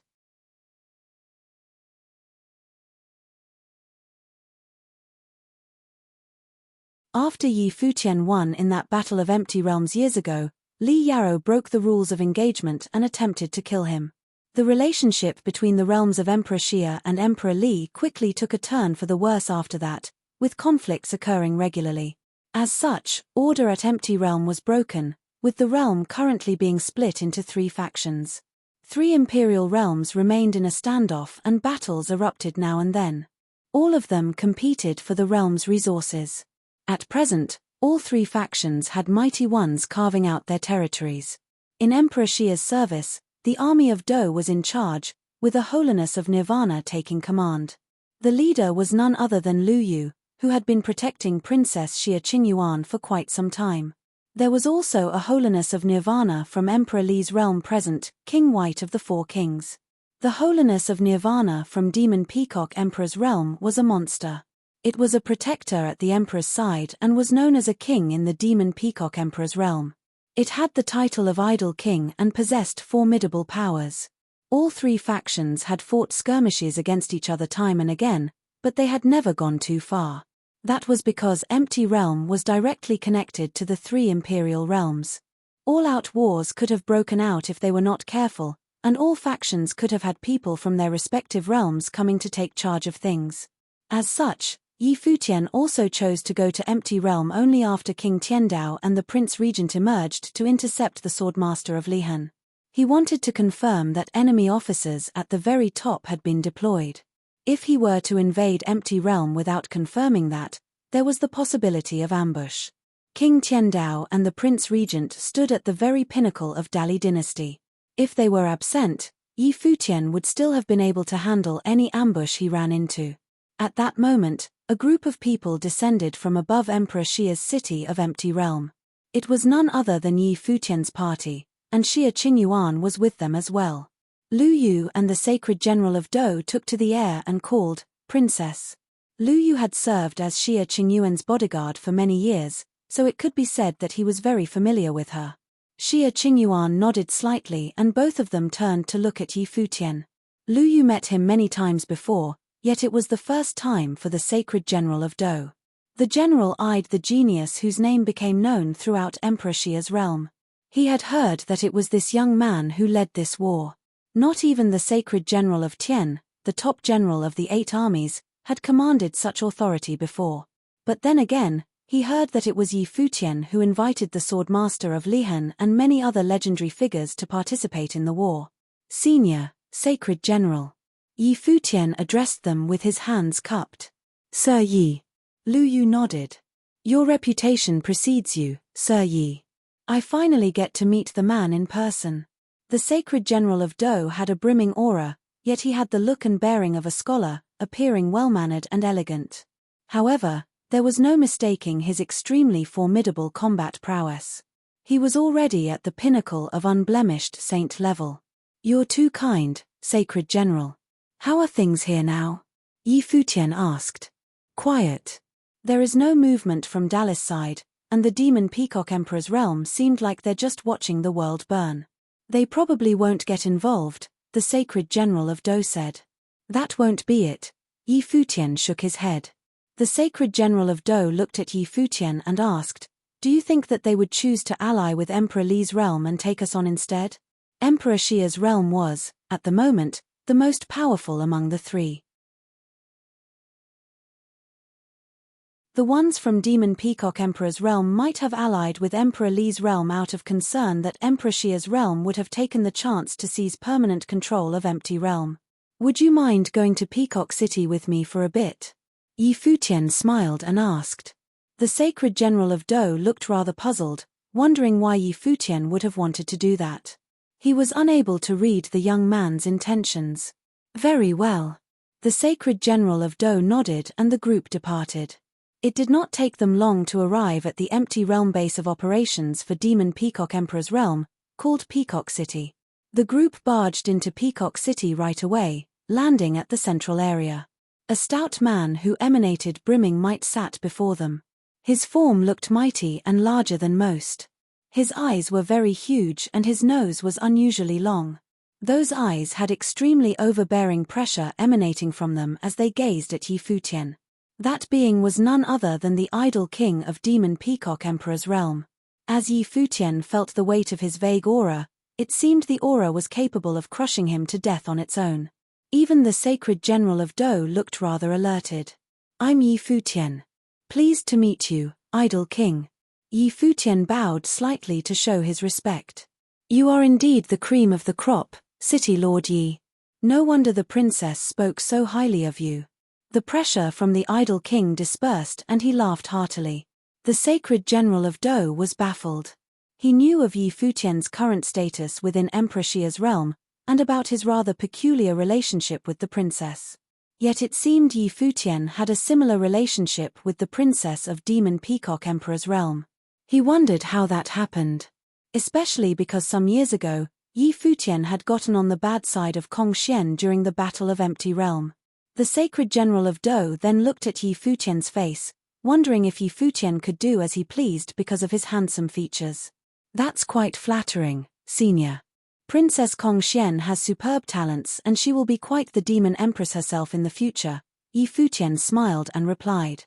The Black-Winged Condor was still training at Demon Peacock Emperor's realm and he had long reconciled with her. The relationship between the two was quite amicable. If he were to have Kong Xian on his side, then Dali could have been effectively kicked out of the realm. Then the realm would have been subjected to joint rule by Emperor Xia's realm and Demon Peacock Emperor's realm.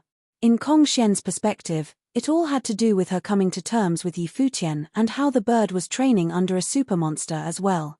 There was also the factor of Yi Futian's extraordinary performance in Crimson Dragon Realm at play. As such, Demon Peacock Emperor's realm would have naturally leaned towards having a good relationship with him instead of making an enemy out of him. The joint rule of Empty Realm would have been beneficial to both while causing no harm. As for Dali, Yi Futian intended to take them on and Dali dynasty was in a ditch themselves. They could not have so much as even an opinion, let alone getting on the bad side of Demon Peacock Emperor's realm.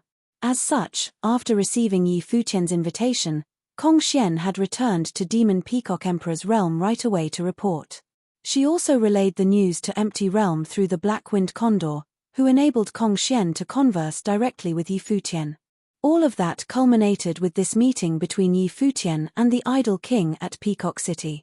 Senior, it was Emperor Li's realm who broke the rules of the pact between the three realms back in the Battle of Empty Realm. We should have kicked them out of Empty Realm back then, and the realm should be jointly ruled by us, Yi Futian continued. That was the agreement he reached with Kong Xian. Well said. The Idol King nodded. Emperor Li's realm was the one who broke the rules. That is how we should deal with them.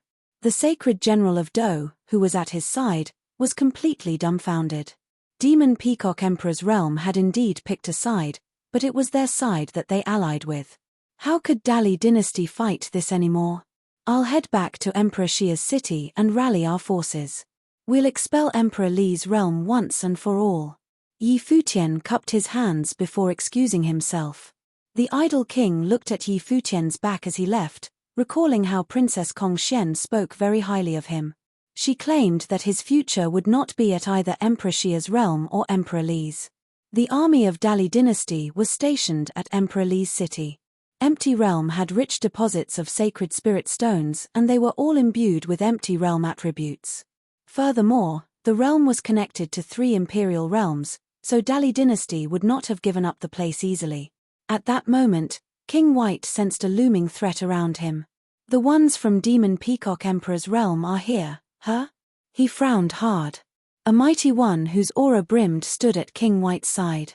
It was someone whom Yi Futian had met quite a lot of times, Cao Kong, a figure of utmost importance among the demonic clan. There were many mighty ones from the demonic clan right behind him. King White was not the only one in charge at Empty Realm. The demonic clan's mighty ones were there as well. It was apparent that they believed Empty Realm to be important. Extremely formidable pressure of the Great Path rained down on them, and 2 armies came from afar.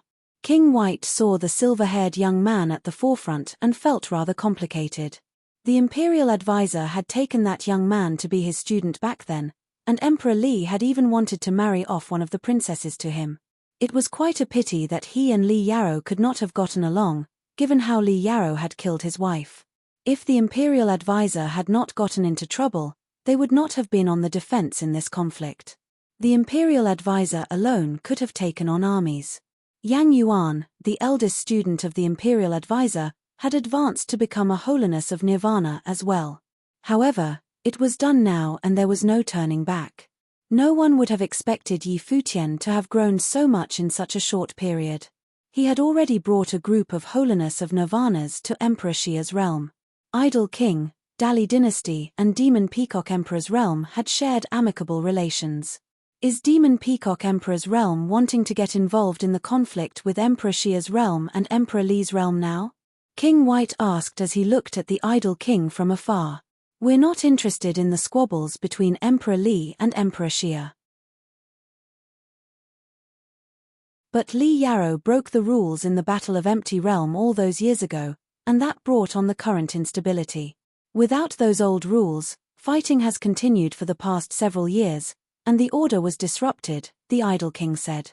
Since it was you of Emperor Li's realm who broke the rules, then we shall end the chaos with you.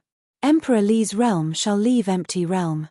King White stared straight ahead. Emperor Li's city was one step behind him. It was obvious that the intrusion of Emperor Xia's realm into Empty Realm was meant to uproot Dali dynasty from the realm itself. Take Yi Futian out, Cao Kong said telepathically to King White.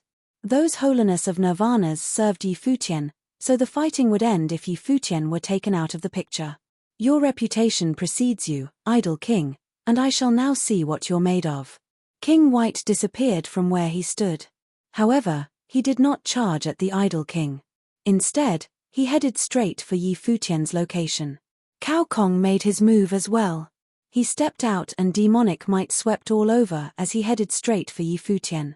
The two holiness of Nirvanas targeted Yi Futian right away. Boom! A loud rumble was heard. The sky shook as if it had been pinned down. All of the mighty ones present felt as if a divine mountain had landed on them, intending to crush them outright. The idle king threw a single punch at King White's body, making it as he was about to crush his surroundings. Boom! Another rumble was heard and King White's advance was blocked. The idle king stepped out and said, "If you tell me, I'll happily oblige." Fighting erupted right beside them almost at the very same moment. Cao Kong threw a demonic palm print, which clashed with Lu Yu. His immense power threw Lu Yu back and he continued moving forward. People who trained in demonic ways were extremely overbearing. He headed straight for Yi Futian after throwing Lu Yu back, yet he saw a shadow like a war god of flames standing tall before Yi Futian. That was the Chonglu battle form taken by Wu Yong. Yi Futian stood right behind Wu Yong, whose body seemed to have turned into a scorching sun. The terrifying will of the Great Path surged inside Wu Yong's body, enhancing his power and cranking his battle form up to the 12th layer. Cao Kong had been the main force when Li Yarrow intended to kill Yi Futian in Empty Realm. Yaya was badly injured and Wu Chen almost ended up killed.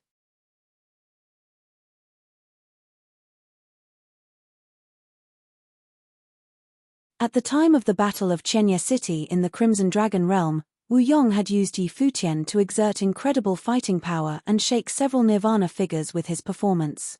The strength within Yi Futian could directly increase Wu Yong's strength, allowing him, who had just stepped into the Nirvana realm, to appear as if he was at the peak of this state. Thus, while the leader of the Zhong clan could only reach the 11th phase of Zhonglo battle form, Wu Yong could reach the 12th phase, creating a towering, immense flaming battle form like a sun god of war. Wu Yong's eyes were as bright as the sun. Once again, he experienced that breath. It was an unspeakable power, just like the last time. When Yi Futian lent him the way, he would feel as if he had almost touched an even stronger way, like the source of the Great Path. His physical body was like the source of all flames, swallowing up the fire of the heavens, thus strengthening himself. He only personally experienced this feeling among the remaining 7 leaders out of the 9 major tribes. He also understood that this must have been related to what Yi Futian had obtained from the relics of Emperor Kwa. Wu Yong naturally would not reveal this. He knew very well that because of his original decision, now Yi Futian trusted him the most. On the other side, Cao Kong was incredibly fast. When the Zhonglo battle form finished being cast, Cao Kong had already arrived. His target was Yi Futian, and naturally, he would take Yi Futian down as quickly as possible. Yi Futian was right behind Wu Yong. Mighty demonic powers swept across the heavens, and an awesome demon appeared behind Cao Kong. Demonic clouds covered the sky. They contained a terrible power to consume, trying to devour Wu Yong's flame. He grabbed directly towards Wu Yong's body. Those who cultivated in the demonic arts were experts in close-quarter combat, so he was quite fearless. The giant palm expanded wildly, turning into a vortex of a black hole. It was surrounded by endless dark, magical currents, moving toward Wu Yong's Zhonglo battle form like demonic magic chains. The demonic chains that were formed by the demonic magical currents sheltered the sky and enveloped Wu Yong's body, wanting to imprison him. The terrible dark demonic currents swallowed the flames upon Wu Yong's body. A palm of the great path descended and blasted toward Wu Yong's head, wanting to end him then and there. "Let him," Yi Futian said to Wu Yong. Endless flames also surrounded his body. The fire spirit orb of his life palace merged into the ancient tree of the world, and branches and leaves reached out and melded into Wu Yong's body. Wu Yong's Zhonglo battle form became even hotter. Like the center of the sun, flames continued to pour into the great palm print through his battle form, even allowing the chain that grabbed him to devour the flames inside his body. He knew very well that Cao Kong could not swallow this flaming force. Sure enough, Cao Kong's face changed in an instant. The chains became crimson as blood, as did the dark demonic palm prints. The terrifying red color blended into the darkness, and even the will that was madly swallowing up the flames between heaven and earth continued to surge toward his arm. A terrible sizzling sound was heard, and the endless chain of demonic magic started burning, and the great palm print exploded under the flame. Cao Kong's eyes changed, and his body retreated. He wanted to extricate himself. The temperature of the flames on Zhonglo battle form was getting higher, and there was an illusion of divine fire in this space. It seemed as if it would completely transform it into a world of flame. Boom! Just as Cao Kong attempted to retreat, many flaming arms suddenly appeared upon the 12th phase of the Zhonglo battle form, sheltering the sky. When Cao Kong just wanted to get out of there, he saw that Lu Yu had appeared behind him. He raised his hand to blast out a great palm that struck Cao Kong back, causing him to be surrounded by flaming arms. Cao Kong's pupils contracted slightly. There were 3 Nirvana figures on the other side, and because he was eager to take down Yi Futian, he miscalculated Wu Yong's battle power, or rather, Wu Yong's power that was augmented by Yi Futian. However, Cao Kong was a Nirvana-level demonic figure after all. Although he felt the oppression, he was still mentally solid. The monstrous demonic power now turned into an overbearing demonic sword, stepping out in one direction and slashing a way out, cutting off the arms that extended from the Zhonglo battle form. However, as he was about to open up a path, a strong sense of danger descended, and many solar spears fell down, piercing straight at his body. Boom! The magical power swept the world. His body seemed to have been covered by a demonic armor, both hands holding a sword, and slashed out, opening up a fissure with demonic magic. It split the void, breaking the solar spear. Sounds of roaring continued, and the towering battle form of Wu Yong came out. A sun appeared behind him, emitting infinite sun divine light of the sun. Each beam turned into a solar spear. Yi Futian had inherited the relics of Emperor Kwa, and he now had mastered all the abilities of the 9 major tribes and passed them on to Wu Yong. Therefore, Wu Yong had been improving over the past few years. What he mastered was not just the Zhonglo battle form of the Zhong clan, but also the abilities of the Zhu clan. The demonic sword cut through the sky and kept splitting the solar spears, but there seemed to be an inexhaustible number of solar spears. The demonic currents around Cao Kong's body were burning up so that he felt as if he was in a solar furnace and bore the roasting of the solar true fire. A radiant sun fell, drowning Cao Kong, carrying endless solar spears. Everything about his body was burned into infinity. Cao Kong screamed as the storm intended to devour the flames, but he found that his great path of consumption was not nearly as powerful as will of the flames. He only felt that his body was burning, and even his spirit was bearing this power. In the past, when Yi Futian led the way to Wu Yong, it was to fight against several Nirvana figures.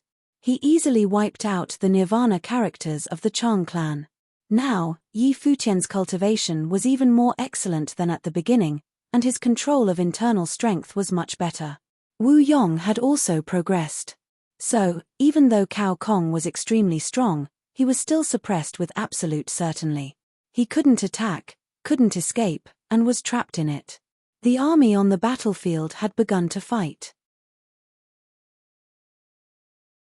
Seeing this situation, Lu Yu turned and headed toward the other battlefields. The cultivators of the Dali dynasty were not their equal and were overpowered. Screams were heard continuously. On the other battlefield, The idol king of the Peacock Demon realm was also an extremely very powerful figure who could suppress King White. In this battle, there wasn't even a chance for the cultivators of the Dali dynasty to get close to Yi Futian, never mind attempt to take him down. Withdraw. King White retreated and ordered his men to retreat. If they continue to fight, they feared they might be trapped and destroyed right where they were. Cao Kong, he yelled out, but saw that Cao Kong was trapped. Countless flaming arms of the flaming war god attacked at the same time, everywhere. With a loud sound, Cao Kong screamed angrily and was hit directly.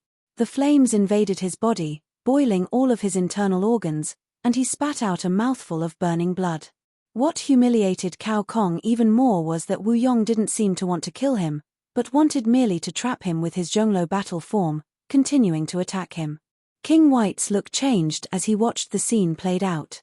He felt the breath from Wu Yong and knew that Cao Kong probably would not be able to extricate himself from the battlefield. He cast another glance at Yi Futian, who was behind Wu Yong. His return this time would spell another disaster for Dali. Who could have thought that the person who could sway the disputes between Dali dynasty and Emperor Xia's realm would be a young man? The death of Prince Li Yarrow was nothing worth tears. Everything had started because of him. Start the matrix, withdraw. While King White retreated, he forced Lu Yu back, and as the army of Dali dynasty retreated, those who guarded the matrix now initiated the grand matrix of space. In just a moment, a brilliant beam of great path of space covered this immense land. Clearly, the other had prepared to evacuate at any time. Don't go over there. Get back. Lu Yu and Idol King also ordered. If the matrix took anyone to Dali dynasty before the army had a chance to prepare, the outcome would be very miserable. The two sides disengaged in an instant, and each returned to their own camp. A loud roar came out, and Cao Kong went berserk. Knowing that King White had ordered the retreat, one could only imagine what he was thinking. However, he still couldn't escape the absolute control. Finally, Cao Kong, this demon, had finally revealed his panic. He was slightly pale when a beam of bright light rushed into the sky. It was like opening up a great path of space. A group of figures crossed the space and disappeared, leaving Cao Kong there, fighting. Bang! With another loud sound, Cao Kong was blasted down by a palm strike and hit the ground. Hot blood came out of his mouth, his clothes were also burnt, and a flaming currents now leaked from his torso. I want him alive, Yi Futian said. The demonic might on Cao Kong was powerful, and he tried to get up as another flaming palm struck him down again. Cao Kong was a giant from the Dali dynasty, their premier demonic figure with great strength, who was highly respected. In Dali dynasty, he had the respect and fear of all. But, at this moment, his state was miserable. His eyes were pitch black. It was as if he was on the verge of turning into a demon.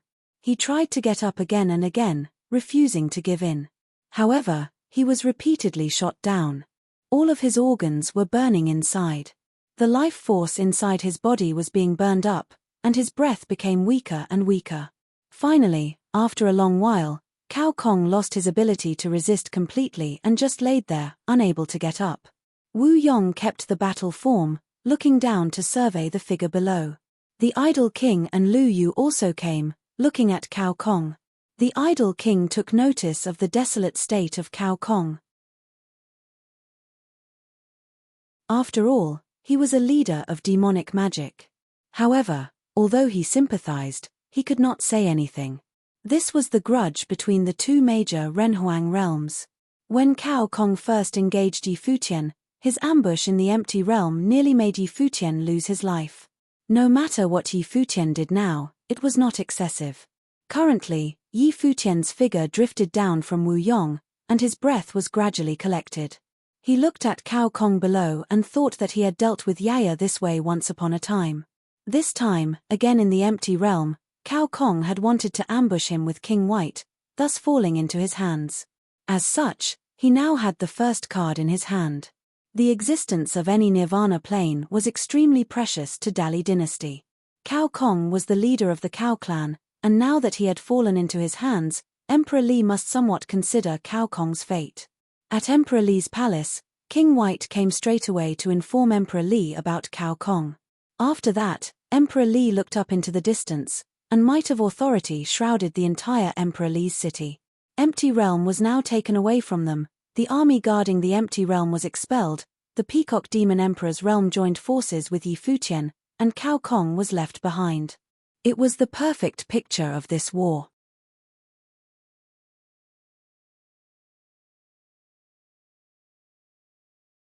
Emperor Li's city, inside the palace, there seemed to be dark clouds hovering over it. Princes, princesses, nobles, and other magistrates converged, and troops guarded the whole city. Under the rule of Emperor Li, the imperial advisor of Dali oversaw domestic issues while King Tiandao dealt with outside matters. This management system rendered Dali dynasty incredibly strong and prosperous, far exceeding the neighboring Emperor Xia's realm. Therefore, many in the Dali army and also many of the magistrates believed that they were in a position to initiate a border war and plunder the resources of cultivation from Emperor Xia's realm, thereby expanding the power of the Dali and making Dali stronger. However, this all changed a few years ago when Yi Futian appeared in Dali dynasty. After that, because of him, the imperial advisor of Dali was admonished, and the imperial advisor's residence sat there, deserted. In a few short years, the invasion of Emperor Xia's realm swept from all directions, pressuring Dali dynasty. The situation was reversed so quickly. In front of the towering golden hall of the palace, Emperor Li stood on the stairs case. People were moving below. Messengers kept coming urgently to report the military situation. His Majesty, Sword Mountain, and Sun City in the southwest fell. In the northwest, Emperor Xia's army had invaded Tianluo City and Yaoju. Directly to the west, Daoli Mountain and the relics of the emperor were lost. King Tiandao and the regent failed in the ambush, with many casualties, and are now retreating toward the imperial city. The messenger relayed the news in one breath and then bowed his head on the ground, daring not to lift it. An important and strategic location in the west, in the shape of a fan, was lost successively, and even the ambush had failed. On the side of the Empty Realm, King White had evacuated, with Cao Kong left behind. The battle was becoming a one-sided situation. However, this situation was also expected. Under the circumstances, the opponent's cultivators of Nirvana Plain occupied the absolute advantage while Yi Futian still brought many figures of the unblemished Saint Plain from the Crimson Dragon realm. The invasion by one realm was composed of all major top forces and the 8 great armies. As Dali had been weakened considerably by the loss of the imperial advisor's residence, in contrast, the disparity of power was one-sided. There was silence in the palace. Many ministers were quiet, and the princes and princesses were speechless. Some of the princes and princesses present even had dealings with Yi Futian when he was known as the 7th swordsman in Dali, whose reputation rang throughout the realm. Who would have thought that the 7th swordsman now controlled this great battle of the Renhuang realm? What are your thoughts? Emperor Li looked at everyone in the hall. It was met by more silence. In the world of cultivation, power trumped all. Their previous strategy was to retreat proactively, avoiding direct, all-out confrontation with the enemy, using a few cultivators to ambush possible points of entry. After all, the invading army of Emperor Xia's realm was scattered. King Tiandao and the Prince Regent were undoubtedly the most promising. Supposing they could ambush and destroy one army of the enemy, they could immediately support other areas of fighting. Then there was the Empty Realm. In addition to King White, Cao Kong was deliberately dispatched to infiltrate the Emperor Li's city in secret and deal a fatal blow if the enemy intended to make a move on the Empty Realm. But everyone had seen the result.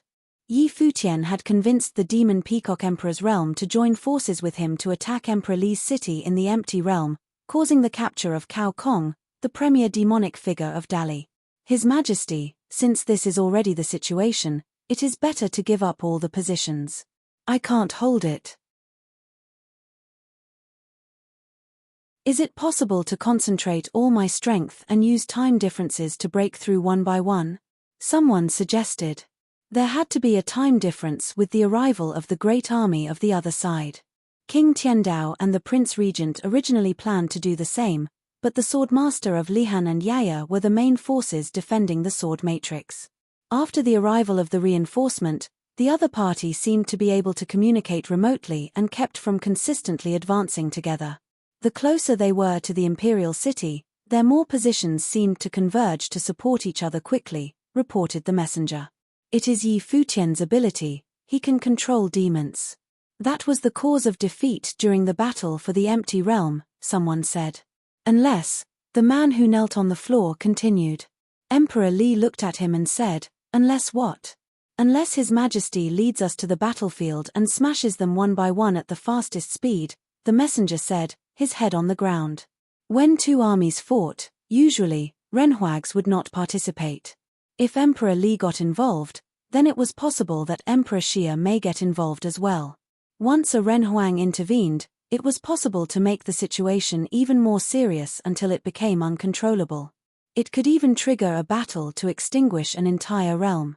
This kind of thing was not unheard of in history. Emperor Li's eyes were sharp as he stared at the other.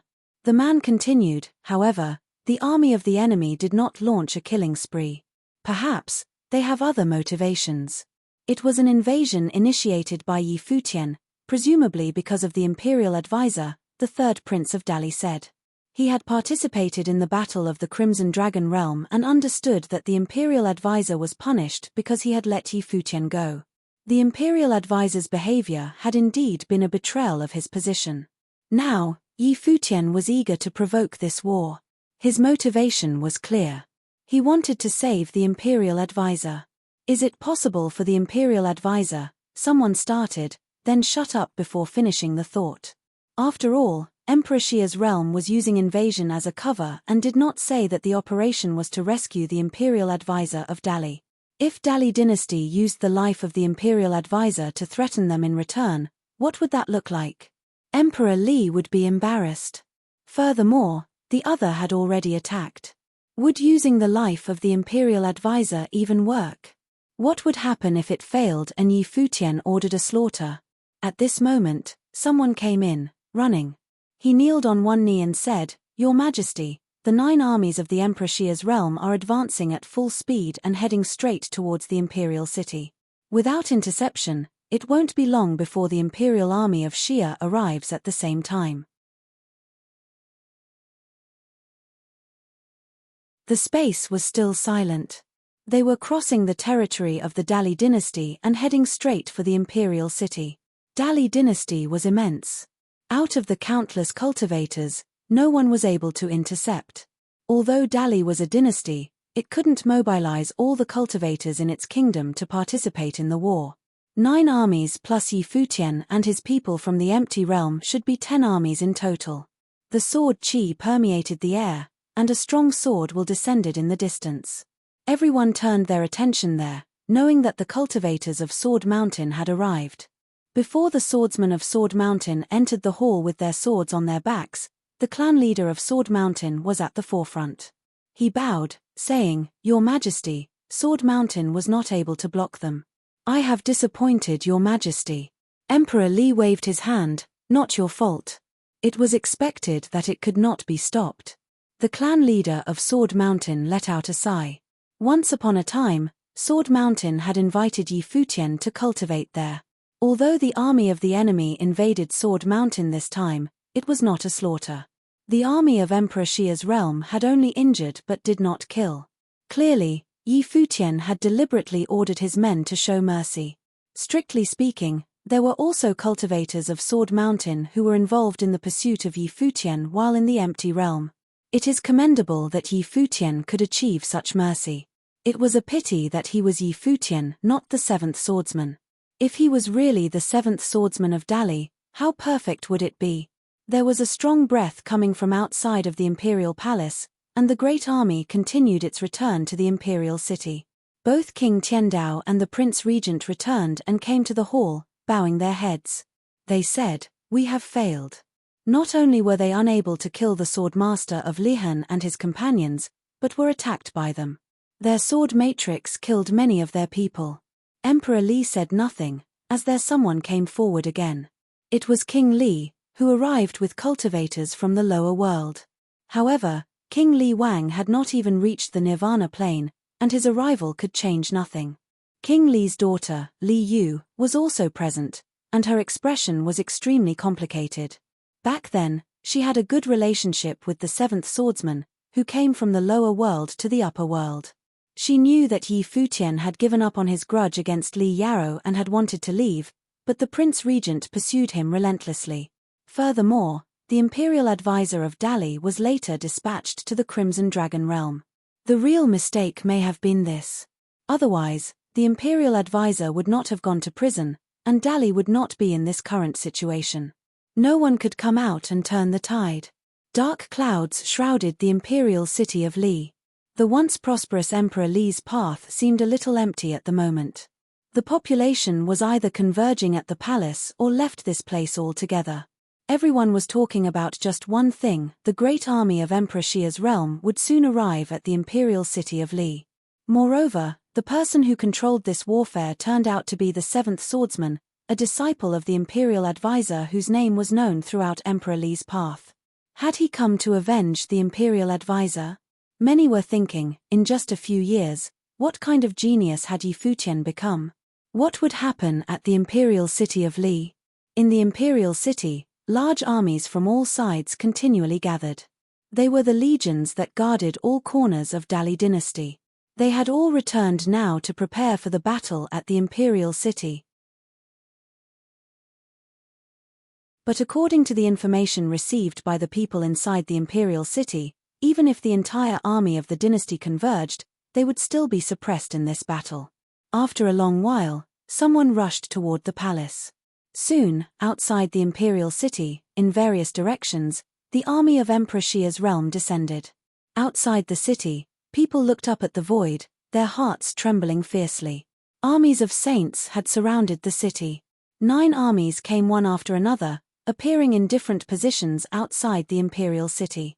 Their bodies levitated in the air, and they could see the adjacent army. They had arrived.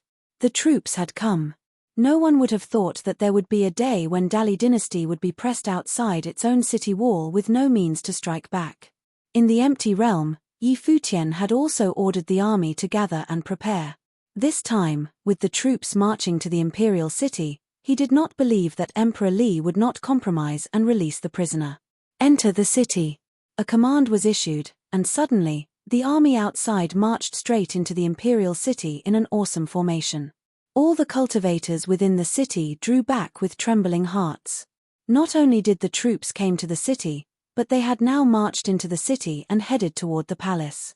Inside the imperial palace of Dali dynasty, Emperor Li looked up into the distance. He had sensed everything outside the city. The presence of 9 armies and a dozen nirvana existence. It was almost double their own numbers. He looked up at the sky and said, "Since you are already here, why not show yourself?" The hearts of the people inside the palace trembled, and when they saw a figure descended from the sky, it was Emperor Xia. When the army invaded the imperial city, Emperor Xia naturally had to be at the helm to control the situation. What if Emperor Li suddenly lost his composure and went crazy? But what was shocking was that beside Emperor Xia, 2 figures descended with him. One of them was an extremely beautiful woman, who stood quietly next to a man. The middle-aged man was wearing a gorgeous robe that seemed to be cast by divine feathers. His figure was long and slender, and he had strange pupils. Even in his middle age, he still possessed a handsome and extraordinary temperament. To what do we owe the pleasure of the presence of the Peacock Emperor? Emperor Li said, which made the hearts of many tremble. The Peacock Emperor of the Peacock Demon Realm had also come. You're tuning in to the Celestial War YouTube channel. Don't forget to subscribe and join us on this journey to catch the most captivating stories,